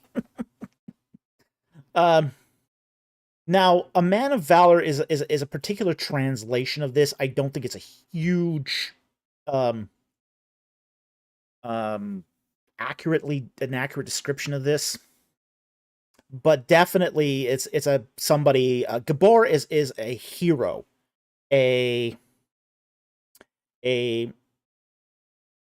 It's a term that's changed over time too, and we want to be very careful here that we don't create an anachronistic fallacy, because it's one of those words that changes from early attestations in Akkadian to, say, later attestations in early Hebrew, classical Hebrew, and then even in Middle Hebrew. So it's one of those words that does change over time. It does have the connotation of being somebody of might, of valor, a hero. Is what is its latest interpretation in, say, Middle Hebrew. That's where you're going to see that sort of fully fleshed out. Early on, it's going to be more, how to say, less grandiose and more basically a man. The earliest etymological roots of Gibor are going to be a man. So it seems to lack its more, say, heroic, valorous, mighty nuances the earlier you get in the textual history of the word. Okay? So we have to be careful here a little bit about this, because it could just mean a man of hunting. He was so we do have to be a little careful about the word Gibor, especially with a reference to something as ancient as Nimrod. Okay? So, at the very minimum, the text here is indicating that he was a hunter of some kind. Guy who liked to hunt, and was infamous for it. Probably hunted bears and lions. Oh my. And, at a time when these things were real sport. We do see reliefs from, say, the palace at Nineveh of lion hunting scenes. So we do know that there were still wild lions in Mesopotamia by the time of the Neo-Assyrian kingdom. But long before then, there would have still been a lot of wild game hunting in Mesopotamia. So it seems that one of the things that Nimrod was famous for was taming the wilds of Mesopotamia. So I think that's more what's going on here. It's not a positive description or a negative description, but more or less that he's subduing the wildness of Mesopotamia to establish cities. And we see here that he establishes several cities here, or several cities owe their establishment to him, whether it's at a later period or not. But without his work here to sort of deal with the wildlife, we have, for example, one of the things is, we're often asked the question, well, why didn't the Israelites just enter the promised land when there was nobody there? Why did it have to wait to be populated first? And there is actually a text to this regard, that the Israelites, had they gone in earlier, would have had to deal with all the wild beasts. The Canaanites do one function in their occupation of the promised land, which is they take care of the wild beasts and the thorns and the thistles first. And it seems here that the function of Nimrod in this passage is to take care of the wild beasts. You take care of all the nasties. You take care of the brutes, the lions, the bears, the thorns, the thistles, the things that make occupation untenable. So because he's taking care of all these things, he's lauded as a kind of hero. because of his civilizing nature upon, say, the Mesopotamian plain. So, is it a positive description? Probably.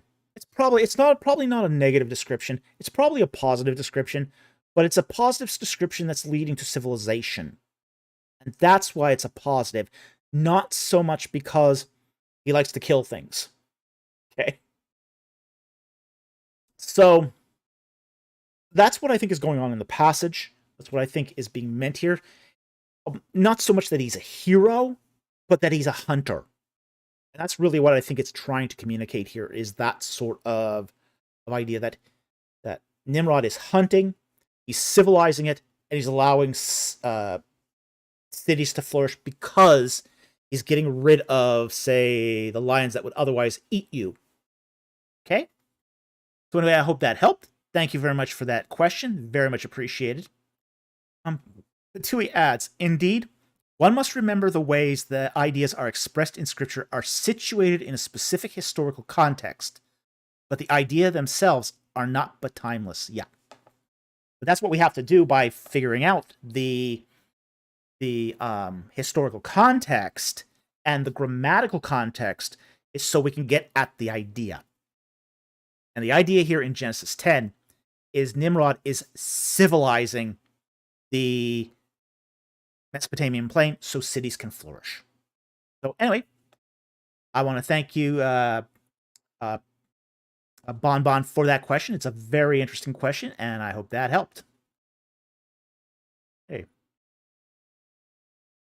Next one here is from Harry Stark, who asks another member question. What arguments for the existence of God would you use in front of non-believers? I wouldn't. I have never found any argument for the existence of God to be helpful in almost any situation.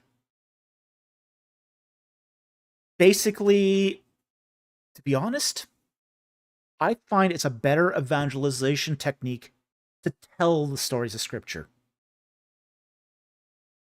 You know, by telling the stories of Scripture, you are basically laying out God's plan. Laying out God's plan can be often enough that people will respond to that. Lay out God's plan, show it in the Scriptures, explain the Scriptures to those who don't understand it, and let God do what God is best at. You don't have to prove God exists. God exists. You don't need to prove it. Just show his work in the Scriptures, and that's enough. That's all you need to do.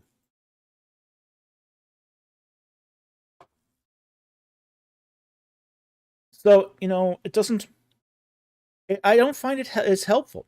I mean, I learned the arguments, you know, when I did my philosophy of religion classes. I mean, I learned the arguments, you know, the ontological, the cosmological, the deontological arguments, learned the moral arguments, arguments from pure reason and all that. I just found that it isn't all that helpful. It really doesn't help, you know, it doesn't help the unbeliever come to belief, and it doesn't really help the believer explain it better.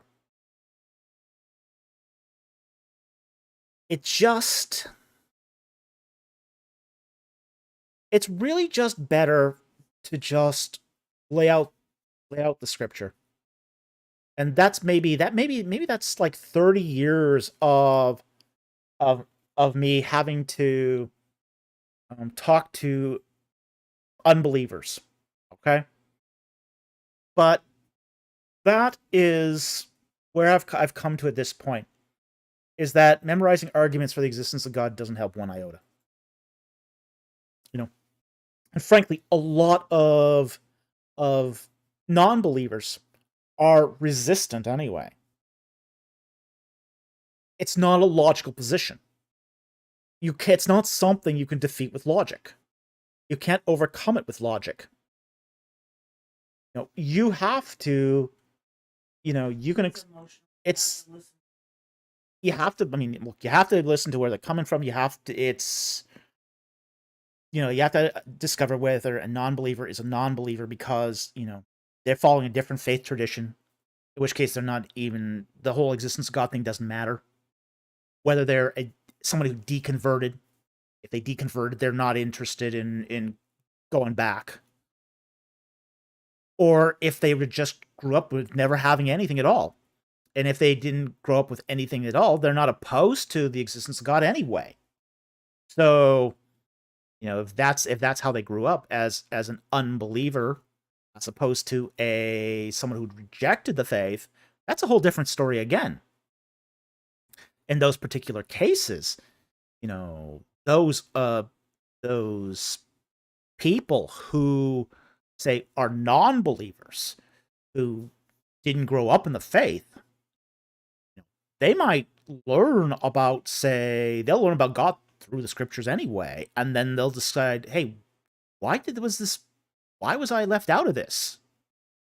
I've encountered an atheist who converted to Christianity who basically said, yeah, both my parents were atheists, and they didn't expose me to, intentionally didn't expose me to religion. Yeah, they exposed a person to a lot of sexual abuse, but not to Christianity. And then they find out that there's this Christianity going on that says, hey, this is not how you treat sex. Yeah, talk about an eye-opener. And she was ending up questioning, okay, why was I protected from purity and love and God, but treated to these horrible things? So a lot of this is going to depend upon what's the life history of the particular non-believer. It's much better to get them in the scriptures. This is where I think study groups are really helpful too. There's people who, okay, they're non-believers, but they're not going to be interested so much in conversion, but they're going to be interested in the story of the Bible because they don't know it. Just have a group where there's no evangelism at all, just going through and explaining the Bible cover to cover. Explain it cover to cover. That's terribly powerful evangelism. Huh. Funny. Holy Spirit might have designed it that way. One of the reasons why I'm such a big fan of expository preaching. Because you're following the structure of the Bible to communicate the Bible the way the Holy Spirit laid it out to be. Amazingly effective. Amazingly effective. So, I don't go for arguments. Yeah, okay, I'm a big logic guy. You know that. Everyone on this channel knows I love logic. I just don't think it's effective for communicating to a non-believer. But I think relating the stories of the Bible is effective. So that's how I would this is why I think, Bon should read the Gospels. Because it's inspired text. God laid it out.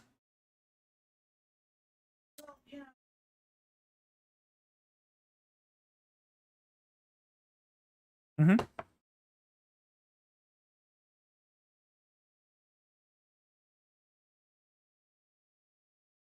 Oh, the whole heretic thing.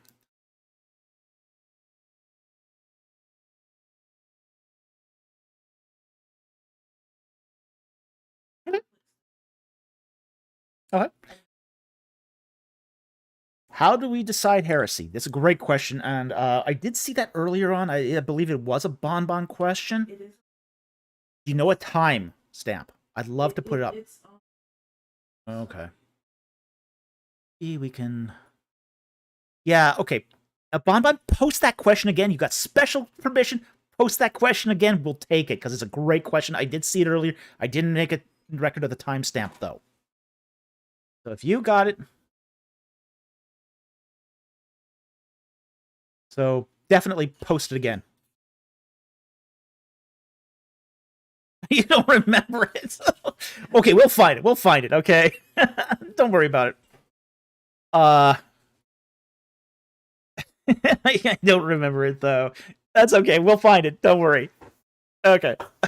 I can scroll back that far, but I need a timestamp. So, okay. But until then, we'll answer that one because that is actually was a great question. I did note it earlier, but I didn't get to it. Okay, so thank you, Harry, for that question on existence God questions, and we really appreciate that question. That's a great question. Okay, I'll take this one here from Slim2K for $20, and then we'll 619. Okay, and then we'll go back to Bonbon's great question here. Okay. Okay. Slim2K for $20. Thank you for the super chat. As pastor at a local church that taught Luke 4:6 showed that Satan was given authority over the world due to Adam's fall, then his angels created the law of Moses for men out of spite, Galatians 3:16, against God's will. Thoughts? Okay. Let's, for example, take the question here. Let's read the passages first. Luke. Now, this is espousing the ransom theory, and this is one of the principal justifications for the ransom theory is the Luke chapter 4. Okay. Now, this is the temptation of Jesus Christ in his fast in the desert. And we'll start verse 5 here. And he, this is Satan, led him, Christ, up and showed him all the kingdoms of the world in a moment of time. And the devil said, I will give you all this domain and its glory, for it has been handed over to me, and I give it to whoever I wish. Therefore, if you worship me, it shall be yours. Okay? And then verse 8, Jesus answers and said to him, it is written, you shall worship the Lord your God and serve him only. Okay. Now, Jesus never here directly engages the whole idea of ownership or transmitted ownership. The problem with this is that the whole idea of Satan owning all the kingdoms, okay, is a false claim in a sense. Okay? In a sense, it's a false claim. It's true in one way, it's false in another. It's one of those half-truths. Again, Satan is infamous for his half-truths. Which is, it was never his to begin with. And the whole idea that that God, that the sort of the deed of the world was handed over to Satan is sort of a false premise. It's a false premise. Satan has control over the world, and in that respect, he has dominion. Okay? But in the estrangement of God from the world, Satan has slipped in as an illegitimate owner. It's not something he has by deed, by legal right, but more by, say, a vacuum of authority. So, when sin happens, the essence of God has to retreat to prevent instantaneous judgment upon sin.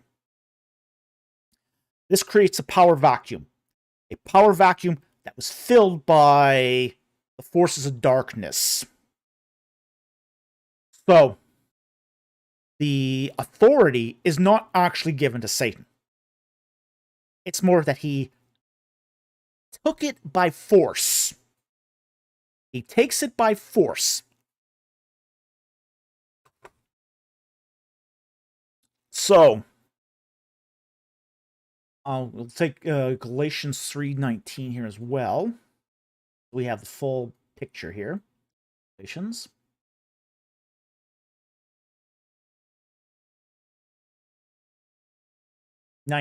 Okay.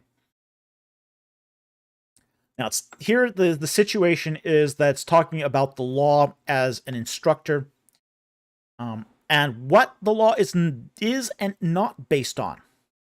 One of the denials here in verse 18 is that the law supersedes various covenants or inheritances based upon it. And this is chapter 3 is a blatant denial of that. Start verse 17. What I am saying is this: the law which came 430 years later does not invalidate a covenant previously ratified by God, so as to nullify the promise. For if inheritance is based on law, it is no longer based on promise. But God granted it to Abraham by means of a promise. Why the law, then?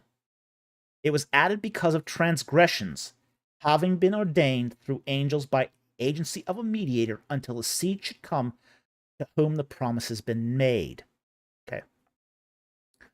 So, the purpose of the law is to basically, because of the transgression of mankind, God instituted the law so that there could be a covering over the law to keep business going until the mediator, the seed of the one who is to come, which is Christ, was made.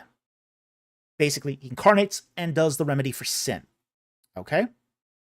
So it's not that the angels created the law of Moses. That's not what's going on there. What's going on here is that the angels have this sort of mediating role to basically administrate. Basically, it was added because of the transgressions having been ordained through the angels by the agency of a mediator, and that mediator is Christ. Okay, so the angels didn't create the law of Moses. The law of Moses was between God and man. And here, the word agency, angel here is a bad translation, I think. I think the better translation here is messenger. I think the heavenly critter translation here should not be used. I think the correct one here is messenger. So then, it's added because of translations have been ordained through messengers by the agency of the mediator. Messenger here can be prophets, it can be Moses, it can be all of those sort of people and agents that are involved in, say, for example, Hebrews, the book of Hebrews. So, it's not here specifically speaking about heavenly critters. I think that's some of the misunderstanding here, is that this is not heavenly critters. This is more messengers. So, understanding that Galatians 3 is talking about, say, messengers having to be the agents of the law prior to the coming of the mediator also brings into light then, say, Luke 4, where it then talks about, say, that seed, the sort of that, sorry, not seed, that supposed fake dominion that Satan has over the world. Because he's basically filling the gap for a landlord that's no longer there. But he doesn't have the deed. So we have to be careful here not to confuse, say, Satan as the heavenly power in, say, Luke chapter 4, and then take Galatians 3 and say that this is also a heavenly critter. Okay?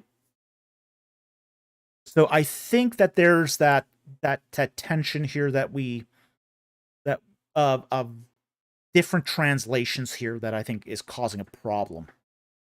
But I think once you sort of get into that frame of mind of understanding that there's more than just heavenly critters involved in Galatians 3:19, it sheds more light upon, say, Luke 4:6, as Satan is just a rogue angel that's basically has heirs above his station. So, anyway, I hope that helped. Thank you very much for the super chat. Very much appreciated. Okay, Now we got that one. Now, Bonbon's question. The win for Bonbon. I will find it in just a second here. You did give me the timestamp, so the timestamps are a good thing. So let's get to the timestamp here.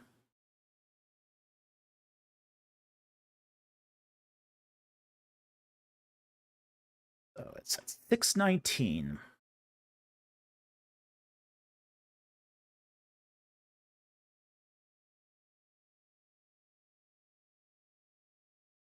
Minutes to scroll back all the way to the beginning here.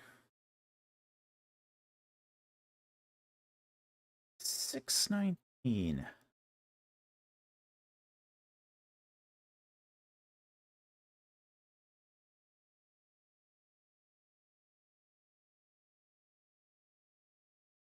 It's 19. Okay. Okay, we're at 6:19.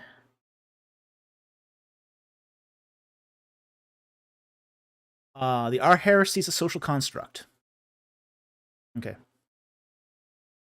All right. I think that's the question here.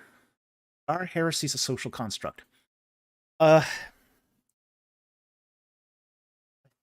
that the question?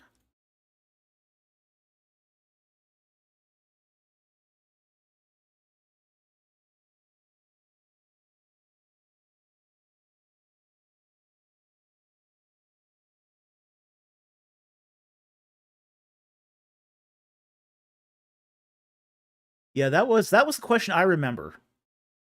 That was the question I remember, and I'd like to answer that question, not this one.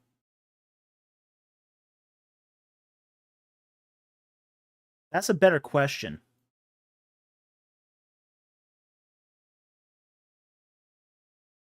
Yeah, so there's Gospel of Thomas. Take me a couple more minutes here to probably find this.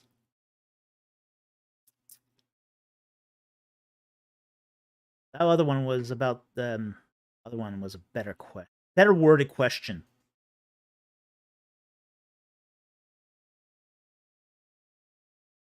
Find it, that's another matter.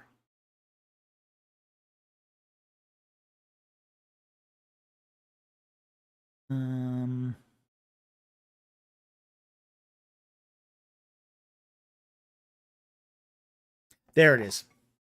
6:15. All right. Here's the question.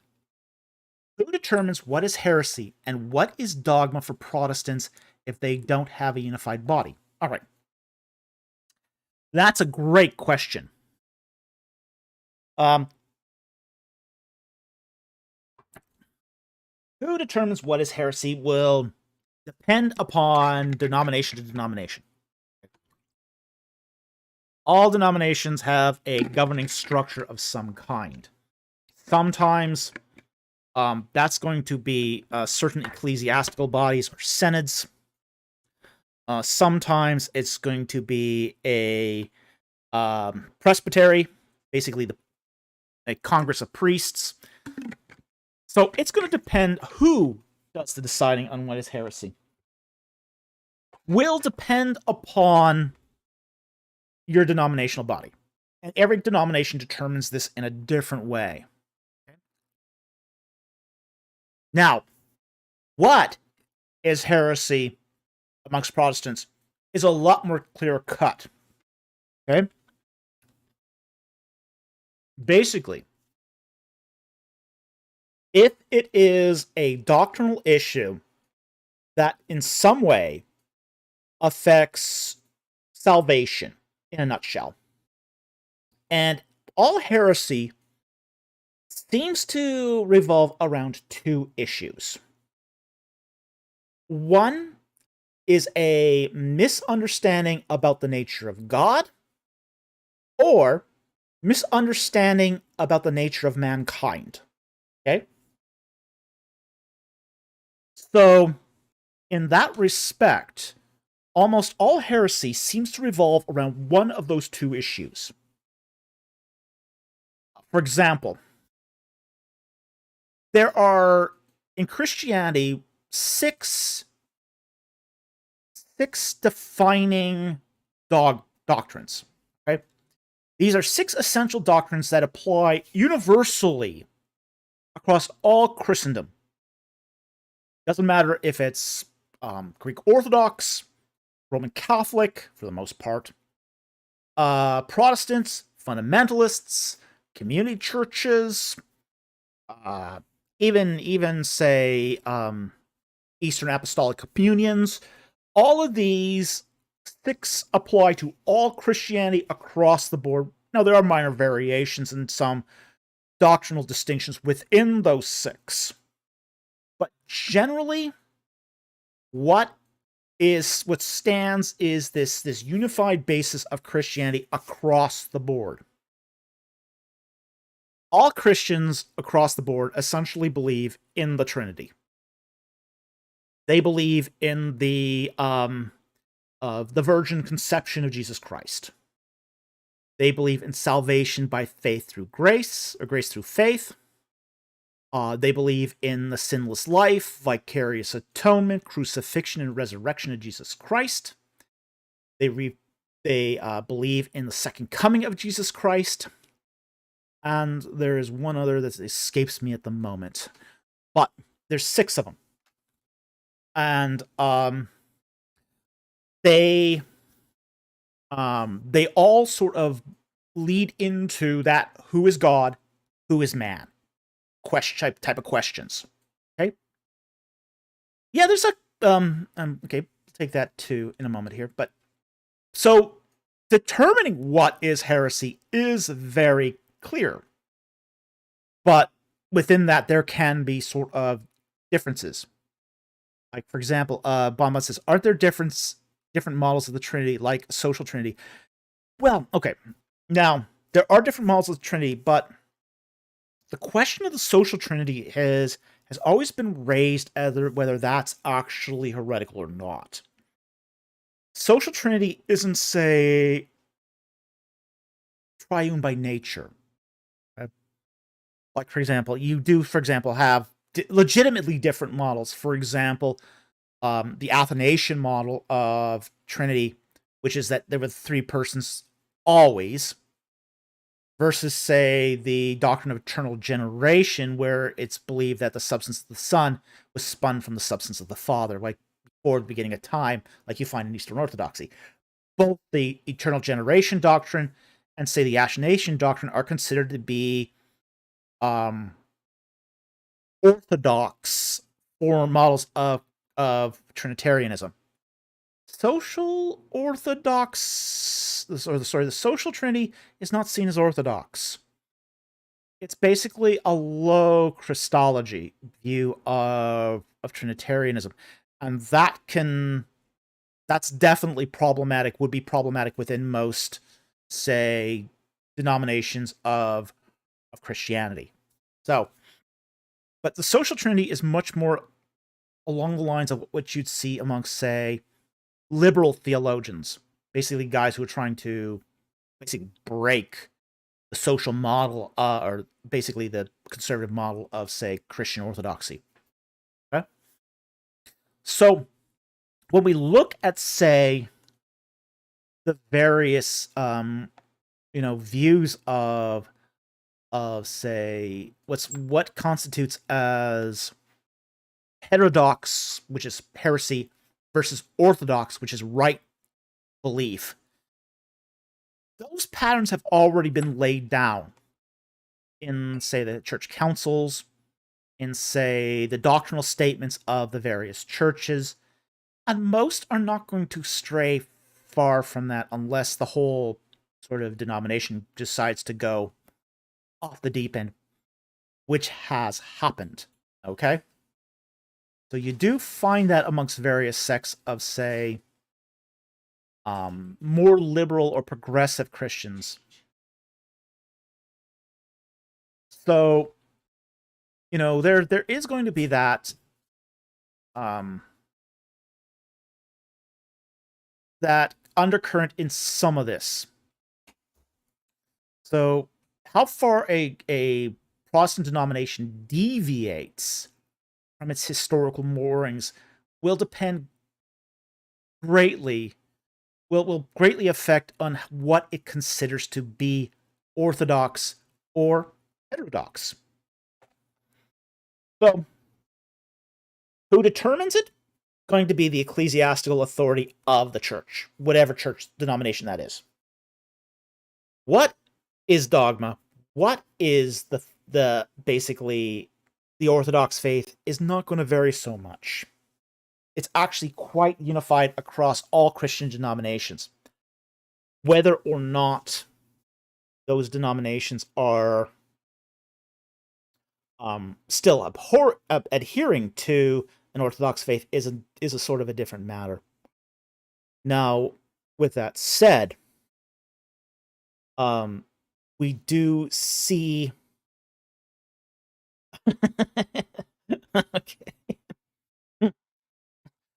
Oh boy. Yes, Talbot. When we show which the photo, should we show a short cartoon instead? Well, I don't know. that could be heresy. Okay. So, but what Christians mostly argue over are really secondary issues. And most secondary issues are not matters of heresy. So it's not something that you do find a lot of various debate over.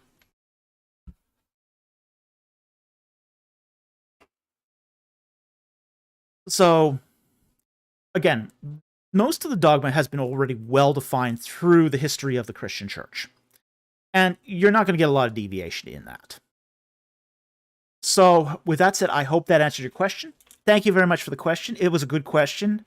And the short of it is, who determines it? The church ecclesiastes, whatever it is. What determines it as is dogma? Comes down to what has been accepted in the historic Christian faith. That's basically what it comes down to. So anyway, thank you very much for that question. Okay, the next one here, we're going to take a couple more the super chats, and we're going to round off the night here because we are going way late. Okay, we got one more non-super chat here, and then we can probably wrap it up. Oh, no. No more Falkathons. 948 is our last super chat. Okay, and Francis Dobbs, member question, and a question in the chat. Okay, 948-ish.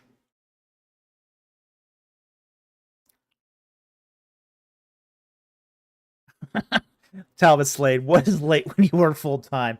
Hey, I still need sleep. Okay. Sleep, what's that? Sleep is for the weak, right? Okay, 948. Well, I'm hungry too. I haven't had dinner yet. I mean, one of the things about these earlier live streams is I don't get dinner. So, I'm hungry. I mean, I'm eating the cucumber out of my cucumber water here because I'm hungry.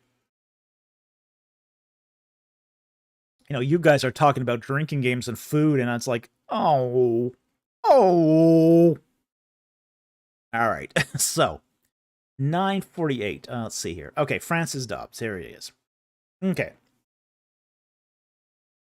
He asks, how does your definition of Judaizing relate to new perspective on Jesus and Paul within Judaism, and how they interpret the new covenant as intensification of Torah observance rather than a negation? Okay. I think the new perspective of Paul has both a positive and a negative connotation. Okay.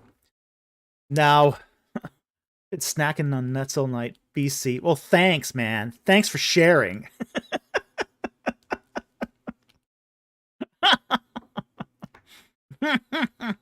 Oh, you're a woman. I'm sorry. I've gotten kind of used to that 99.9% male audience. Sorry. My apologies, sincerely.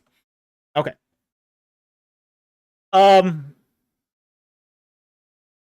So,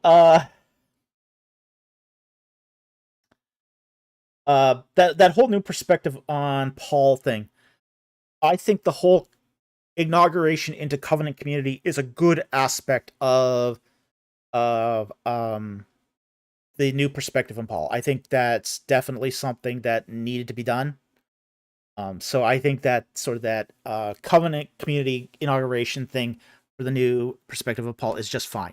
I don't have any problems with that per se. Now, the intensification of Torah observance, I think, is problematic.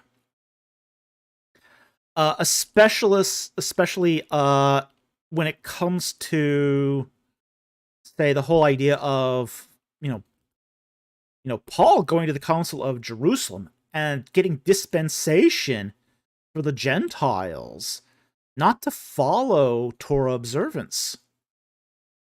I mean, the whole Council of Jerusalem was based upon the idea of, the Gentiles, they were avoiding getting circumcised and having to eat kosher.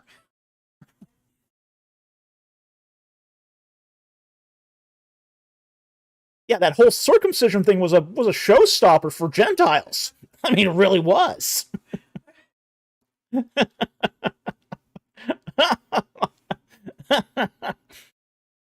Okay. So, Gentiles didn't want to go through the chop. I mean, they really didn't. Yeah, not good. So, the whole idea of this being the new perspective on Paul being more about Torah observance is, I think there's a problem with that. I think that sort of defies much of what Paul is actually saying. So, I think, yeah, and I would agree here with Talbot here.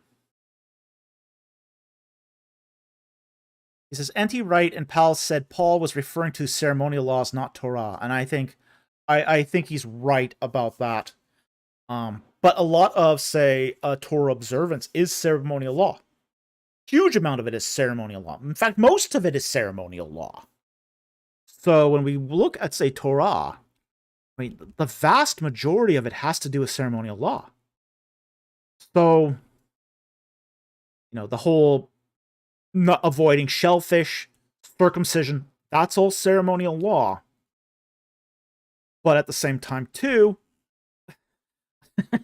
clickety snippety rabbi coming for the tippity. Ooh, ouch. Ouch.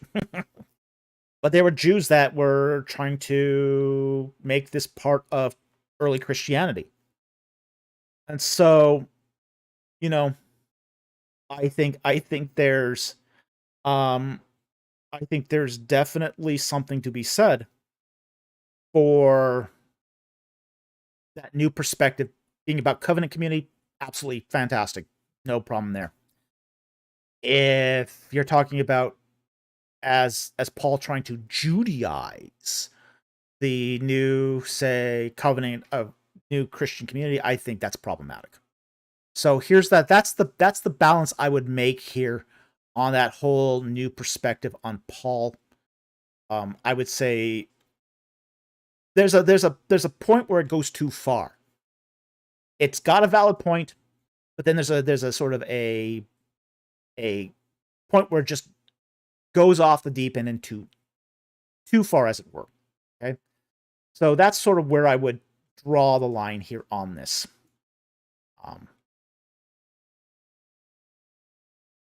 So anyway, let's make sure we answer that question. Yeah, so again, it comes back to that's how it would sort of fit into the whole perspective of, say, Judaizing. Is some views on the new perspective of Paul would be in alignment with how I would define, say, Judaizing, and how the New Testament defines it. It would also depend upon who exactly is doing the analysis of that new perspective, because I know there are some people who do have that sort of extreme view of the new perspective on Paul, where it's just, again, just a revivification of every jot and tittle of law has to be done by everyone in every way. And I think that's a distortion of what Paul was trying to say. So anyway, thank you very much for that question. I hope that helped, and I really appreciate the question. Okay. It is very, very late. I'm going to take a very quick couple of non-super chats just to make sure we have some. And then we're going to call it a night here.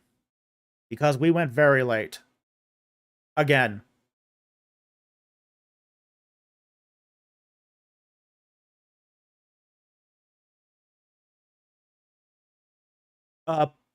Harry Stark asks the question, does where one got the PhD matter way too much?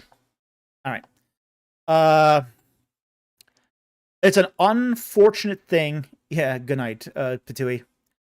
It's an unfortunate thing that where you get your PhD from matters way too much. People who got their PhDs in the Ivy League have no problems getting jobs.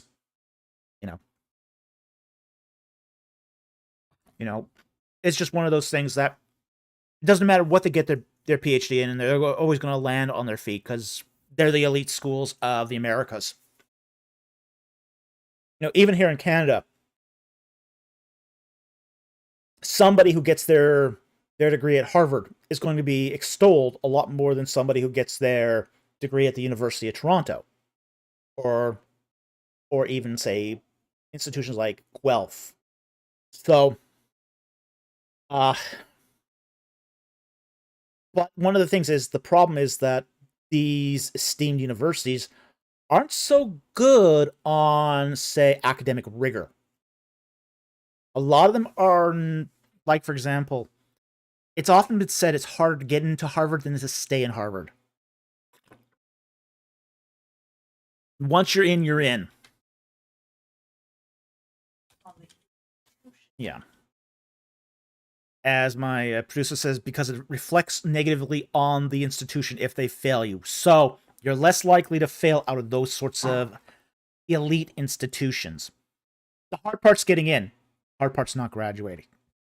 So, you got to keep that in mind. Do you want a piece of paper that can get you a good job? Well, then you might want to consider an Ivy League institution. Do you want a good education? You might not want to consider an Ivy League institution. The two are not synonymous. The two are not... Oh, yeah. Yeah, but...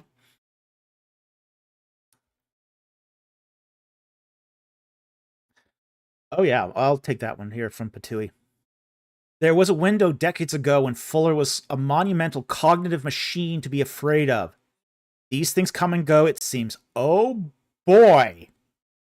Oh, boy, howdy do they. Yeah, I mean, Fuller was definitely a monumental cognitive machine. Especially Fuller the First. The original guy who set up Fuller. He was, it was a monumental institution back then. Today, under Fuller the Third, not so much. No. Talbot Slade. My daughter at Duke University in a PhD program would disagree. Very rigorous, many drop out. Yeah, some do. It depends upon the program too. Okay. So it depends. It'll depend entirely on the PhD program as well. I'll say this: Harvard's a joke as far as its biblical studies program goes. So it's gonna depend upon the program. It's gonna depend on a lot of things. Depend on the program ultimately. So in some places it's going to be very rigorous and very difficult. Some places it isn't. So yeah, depends. Yeah. Patui says there are a few really solid folks at Duke like Mark Goodacre. Yeah. Yeah, sure. But then again, too, you got a place like Harvard that has an Egyptology program and no Egyptologist. So again, mileage will vary. So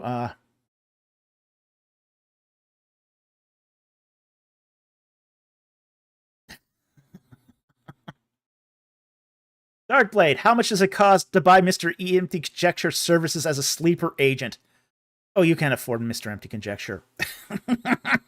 Um, unlike us, who have a rather low price of 2,500 to doing the Mr.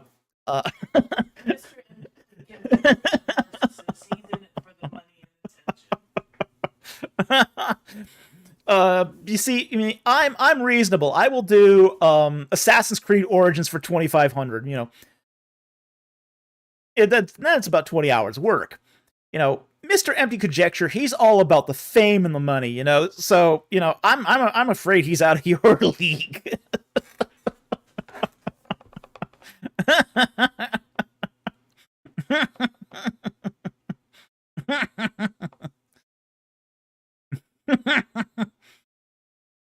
Jay McIsaac says, Mr. Empty Conjecture is that girl your mother warned you about. Oh boy. Yeah, he's a diva. The Tui says, Mr. EC has unflinching moral objections that cannot be bought. And Talvin Slade puts up the puppet icon 3 times, which I can't show here, but oh boy. That scamp. Okay, we're going to take one more non-super chat, and then we are going to call it a night, because I am hungry, so... And basically, cucumber water does not suffice. Alrighty. Flip through here. And we're going to call it.